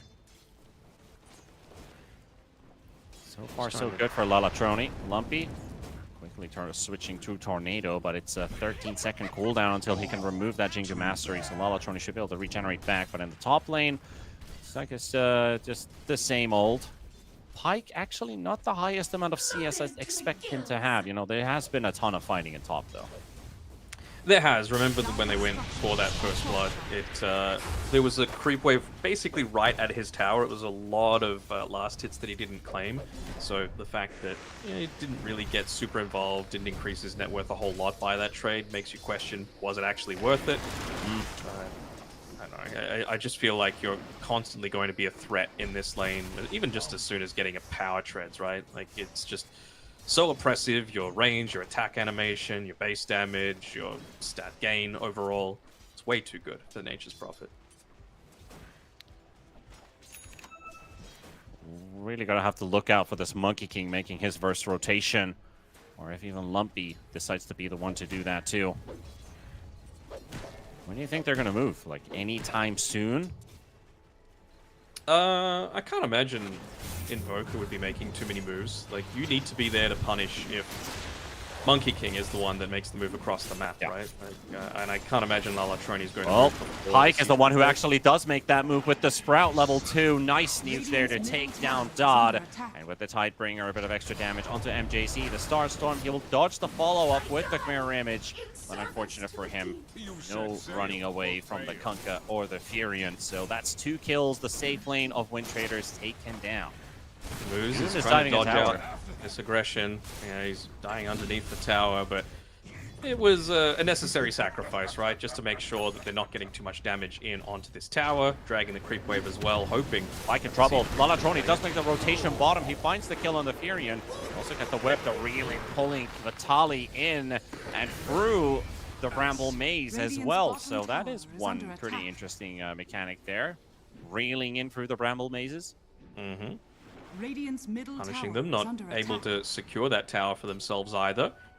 Whereas though, I don't think he's going to have the same issues as what we saw last game from the Treant Protector there, already up to level 4.5, just 6 minutes 20 in, so yeah, he's doing A-okay. Lumpy. He does not have room. Radiant are scanning. Lumpy hunting for Kendall here. He's like, where did that Doom go? He's not here. The Radiant scan is going to connect onto Moose, and Lumpy's coming in from the other direction. EMP placed down. Doom dropping low, 500 HP. Tornado thrown in as well. Going to be a tight one here because he does have a lot of armor. Lalatroni intervenes. Doom survives, and Moose will go down to the tower. Monkey King helping out with this kill. Lumpy, he's not done yet, though. It will get Pike involved. Get down that Doom. No detection. No detection, indeed. But the Wisdom Rune will be secured at least. Yes. Ooh. Just making sure that they were able to actually secure it for themselves. And Elmisho, They he got both? tried to protect the rune, but it was taken away by MJZ. Elmisho will live from the illusions, but Naga fighting to the end as Vitali will move in to get this Naga kill. Still, though, they got both. Yeah. We've seen how huge that can be, of course. Especially when you're playing with a Dark Willow, right? Just getting into that early level 6, it's a huge spike in damage that you can look to try and play around, especially with someone like the Monkey King with the Simian Stride, which you can still, surprisingly, you know, just use for yourself to dive on in there with him. Again, throwing shade. Yeah, that was a time so much. when we were casting with Fear, when he talked about like the wisdom runes. It's like if you get double wisdoms at 7 and 14 minutes, it's GG. But right now, Pike, he's just getting pummeled under the tower. We'll get a kill for Dodd, rotating in, and this is what I wanted to see. Active carries, rotating in through the portal, getting kills. That's exactly what WINTRADERs are looking for. A very energized team coming into this game, too. 2,000 gold ahead of beastcoast. Even just stealing away 2 bounty runes as well from their side of the map. Obviously, with an Invoker, you don't have the need to be able to go back inside your own jungle and claim that sort of stuff. Is he going to walk underneath this sentry? He's actually just on the edge here, Lumpy. Might be able to catch Spotted the MJ's Naga, head, but they find the Doom that's not alone. who they want, yeah. Much rather get the core and Pike with a few of his deaths. You can't blame him for going for a kill secure, let's call it, at this stage of the game. That's what it certainly is. All right, well, I mean, I think we're in for a proper game here, Deno. Yeah, for sure. I think it's the sort of thing where Terrorblade's kind of been left on his lonesome down on this bottom side because of how active WINTRADERs have been around that top area of the map. This is certainly a, if not winning the entire game, an emotional recovery for Lalatroni after what happened to him last game. I think he had the lowest damage on the entire team as the mid-Ricky, which, again, was last pick. You wanted it to counter what Lumpy was able to do. This time around, his movements have just been so much more solid, right? Like, just finding pickoffs, joining in with the rest of his team, punishing the Nature's Prophet, more importantly. Still, Beast Coast has been able to get their fair share of these kills. It's even with a 2k lead, 8-7. I'm getting a couple. Just not probably the targets they'd want. They'd want to probably find the TB again. Or if they can punish Lalatroni for over-aggression, that would be perfect for them. It would, but easier said than done. Exactly. You know, I just don't think they have the goods yet at this point. Again, one of the downsides of losing both of those wisdom runes. So maybe once you've got that ability to lock them in place with the overgrowth or just that extra little bit of damage coming from the solar flare. But until that point, I think they're going to take this a little bit more chill. As long as you can still protect that mid C1. I mean, if you don't have your 6s, it doesn't feel great to do so, but you don't want to let it go either. At least for now, WINTRADERs are not interested in pushing down that tower yet. Farming around the map. Doom gonna getting force a closer to response that here. Midas. There's smokes behind Lumpy here, and they're going to need to Arrow address connects. It's onto the Monkey King, and Lalatroni, he's going to need some help here. The boat's coming in, and that is a dead Monkey King. Terrorize, simply too late. Even if that did connect, that boat would have taken the Monkey King's life. It was a good bait, right? It makes him feel like he can impact this as if Lumpy's there on his own. And you do need to address it, right? Because there was the siege creep there. You don't want to be losing your towers. You don't want to be enabling Pyke to go for these deep dives without the threat of TPs coming in and punishing you immediately. You just see like lines instantly drawn on the map. They want to make sure that they claim this bottom tier 1 tower. It's not all that healthy. So if they could look to claim that one, so much more of the map suddenly opens up for Beast Coast. Yeah, last time they tried, it didn't quite work out, but they're trying to look for some revenge here. Lumpy is able to maneuver around the Bramble Maze. Even with the Moose Tree and catching one of those brambles almost forces Lumpy's pathfinding to get caught again. Well, WINTRADERs are moving towards bottom. They have scouted out El Micho. It's not even a smoke. They're just running straight towards him. 2 leaps up. MJZ Again, taking the long route out. He wants to get the reel in. This There's is the who vision. you want to be there. Like, a support that if they die, they die. They cause 3 people to rotate, but doesn't even die as a result of all of that.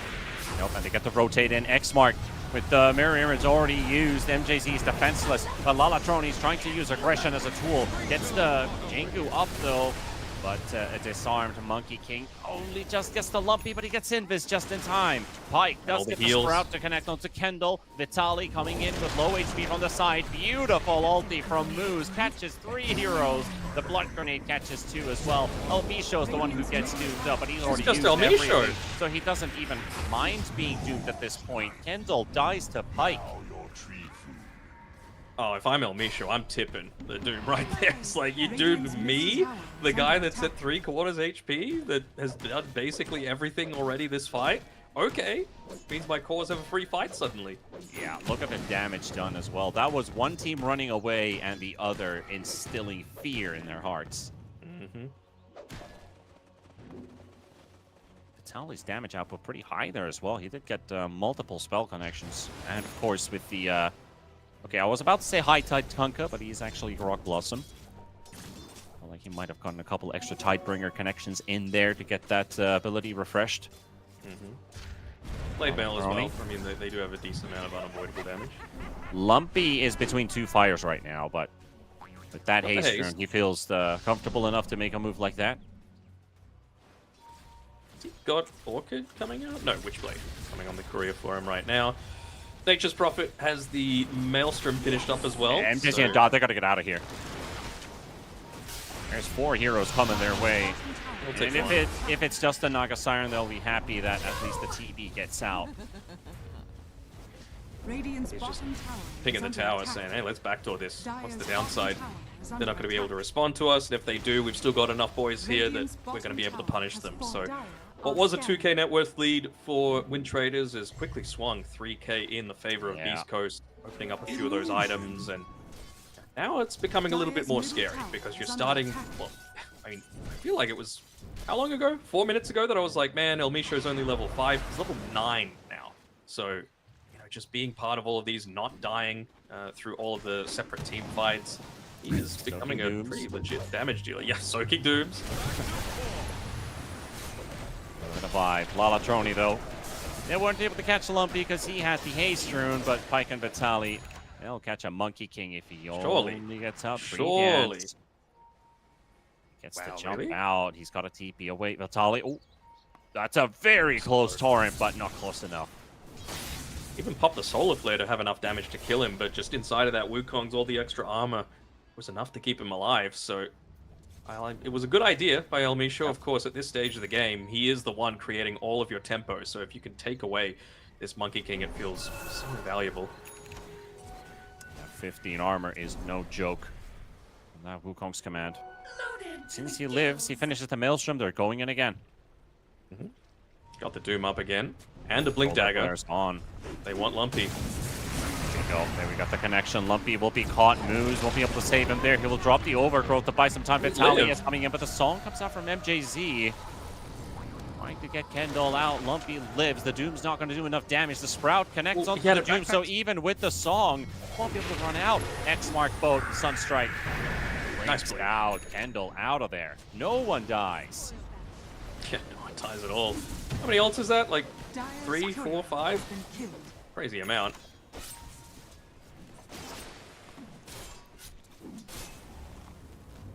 It was a nice spot out there by Pyke as well. He saw that the Doom didn't have his Quelling Blade in his inventory. It was actually in his backpack, so that's why he Radiant's went for that middle extra little tower bit of a is deep under attack. dive. Yeah, Kendall instantly swapped it out. The Lotus is back to the backpack. Can't afford to get caught again by the Sprout. Pyke, who has Dire's bottom tower is under 8.3k attack. net worth built up already. The Gleipnir starting to soon pay off. He's always going to be able to join in with a teleportation, one of the good sides. Playing a global hero.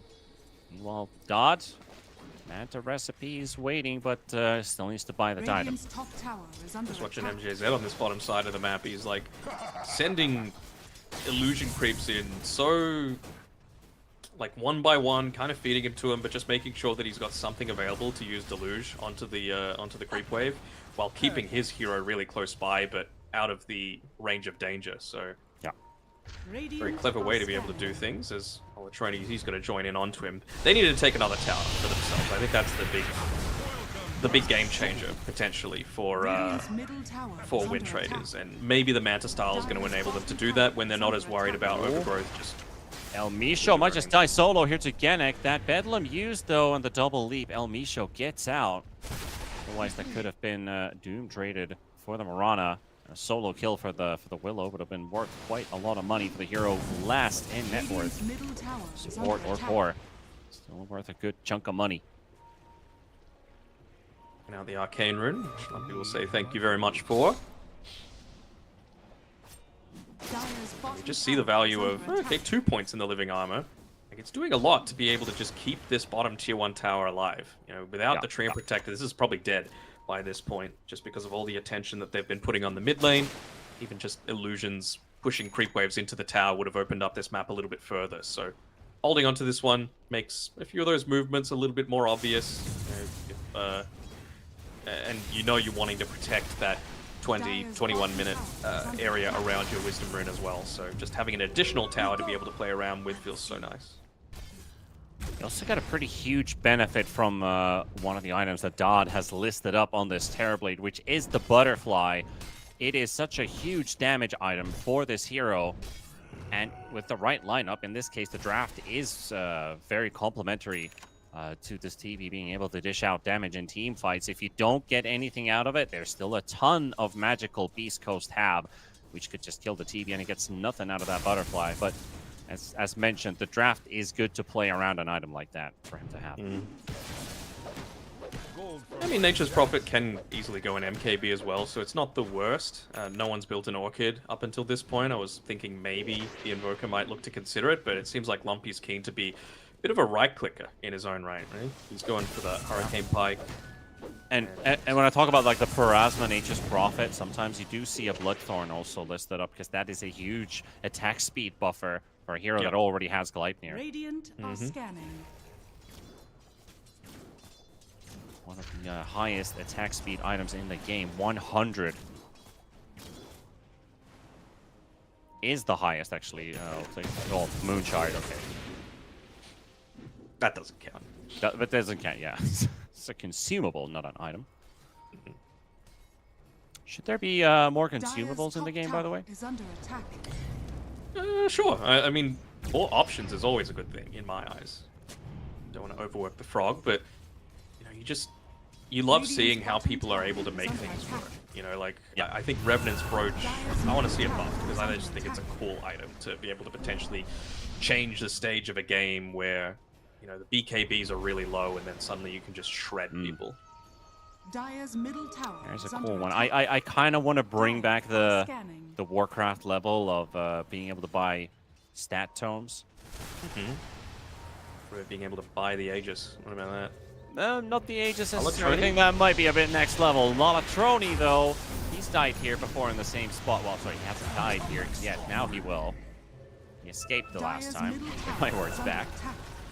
Bunch of TPs down towards the bottom side of the map, and it's like Moose is still going to be able to get away with this. This is kind of what I was wanting from WINTRADERs last game, right? I wanted to see a little bit more of that aggressive play coming from MJZ when he was playing the Dream Protector. Just push out these lanes, force people to respond back. As Elmisha is just going to walk into 4 of them. Okay. Moose might also be in trouble, although he will be able to get back just in time. Yeah, he's been living in this bottom lane for quite some time. Yeah, Elmisha a bit unlucky there to run into a gang squad on the other side of the portal.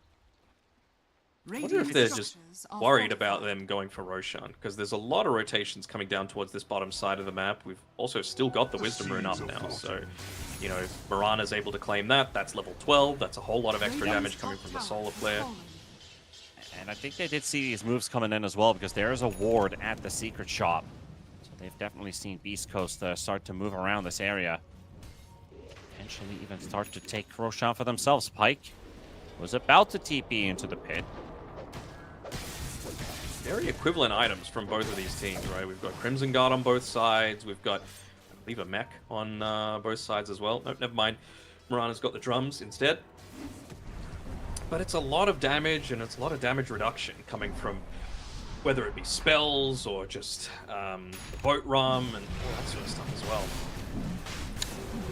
Yeah, like WINTRADERs lineup feels immortal when you have Wukongs and Crimson Guard activated. And Song. Just takes so much away from that Solar Flare, but they're able to walk away with a Roshan and not get caught by it either. WINTRADERs, they are late for the party. It's just a tiny bit of indecision, you know? Like, if no one's revealing on the map, if it's kind of obvious what they're trying to do, maybe they weren't feeling too confident with their ward coverage, but actually, their warding game is a little superior right now on WINTRADERs. They've got a good coverage across the map, a defensive one, an aggressive one, and even able to spot out where Lumpy's farming up here on the top side. Sentries and vision everywhere. They know what's going on here. Elmisha will get the Tormentor out. And it feels a bit weird in a way that the team that doesn't have Aegis at this time is looking for the towers next to the Tormentor from the opponent's side. But they're not going to continue further than that T1. The prize is mine.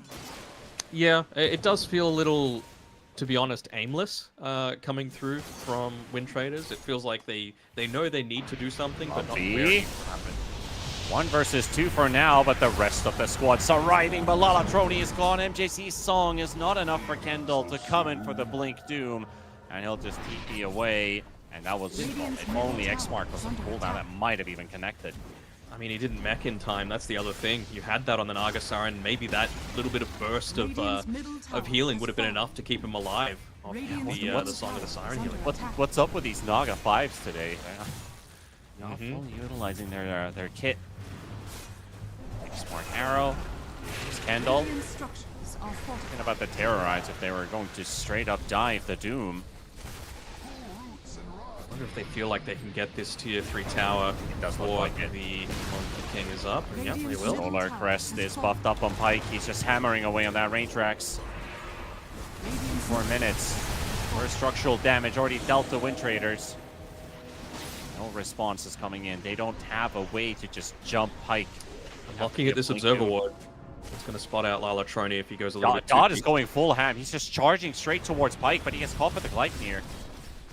Still got the Aegis, remember, so you can't afford to commit too heavily. You know that you've just used the Song of the Sirens, so that disengage isn't even super available for you. They might just choose the easier option. Caught in the river, give it the deafening blast again. Just the ultimate counter to this Monkey King.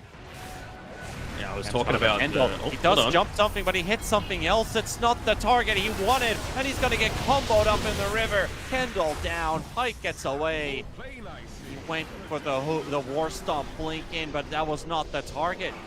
That was something else. They're going to go chasing for more. MJZ caught out one more time. Oh, WINTRADERs. Oh, this feels really bad for them because they were on point up till that jump from the Doom. Be careful about showing yourself in this lane here on the Monkey King. Just look at it, just try and nuke down the wave while he can, but everything that he can do to try and stall this one out, even just using the TB illusions to cut the mid wave a little bit, prevent your high ground from being sieged. They've still got Aegis for how long? 1.5 minutes? Feels perfectly fine for them to just continue on forward. And he's just, what, 2,300 gold away from that full Parasma on Pike as well. So, Yeah. TB, it's hard to say what he actually needs more. Does he need the Butterfly more, or does he need the BKB more? I kind of feel like the answer is BKB. Yeah, that's my worry always about that butterfly. It's not even the right-click damage you were mentioning. The MKB Pike could always opt to go for, but just that damage output from the TB. It's not like he's getting to utilize that damage. Are they kit. gonna find him? Oh no, TB just gonna get run into by Lumpy. This Invoker has been everywhere and has been such a pesky hero. And again, it seems like it is the downfall of the Terrorblade. He's pulled into the EMP shard. And with a Deafening Blast, they will finish him off. And Genek with the Terrorize again. With the Doom. Not on time. Good Wukongs. Does go in. At least the Wukongs coming in from Lalatroni. And they're fighting a 4 versus 5. And there's still the Aegis. Lumpy He's still just running. Doomed up. But he's not taking any damage here. They'll get MJC on the run. Pike with a double kill. And it starts to feel like the beginning of the end is here. Pike teleports to the backline, catches Genex.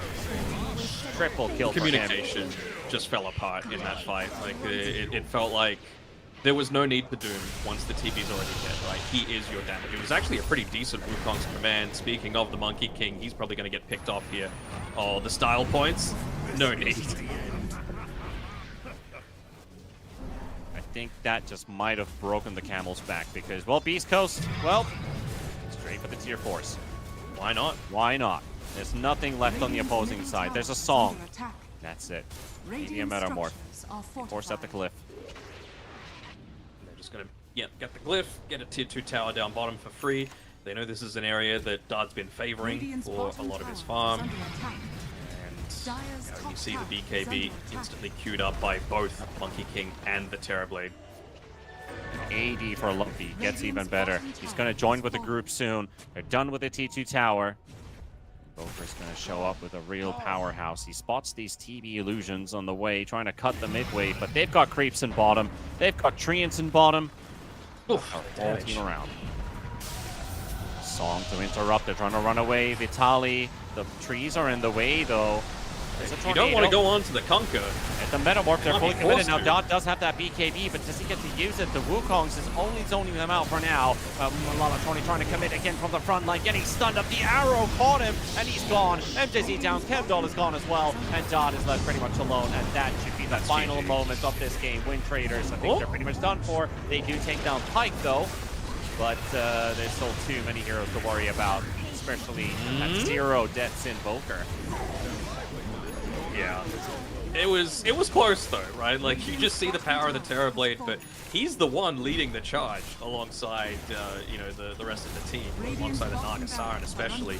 And that's probably not the way that you need to do things, right? Like, the Doom has Blink Dagger for a reason. He needs to be the one finding that catch. He needs to be the one that prevents the Conquer from, you know, just standing there on the front lines. You could tell they really didn't want to go onto Vitali, but they couldn't find anyone else. So they're like, well, I guess we kind of have to. But, you know, Blade Mail, Pipe, Crimson Guard, 3,000 HP, plus a boat. What are you supposed to do against that? As you can see just from that TB's inventory, it's all defensive items. There's no real damage item in his inventory yet. The Cold Snap interrupts the Doom from going off. Yeah. These Lincolns will pop at the same time, but they will control Kendall. Live for a bit longer, but he doesn't get the chance to run away. This is surely the beginning of the end. Furion is teleporting in right now to finish the job. The Torrent on 2. That beats up the team, and that is GG. That is a very clean way for Beast Coast to be able to punch their ticket into...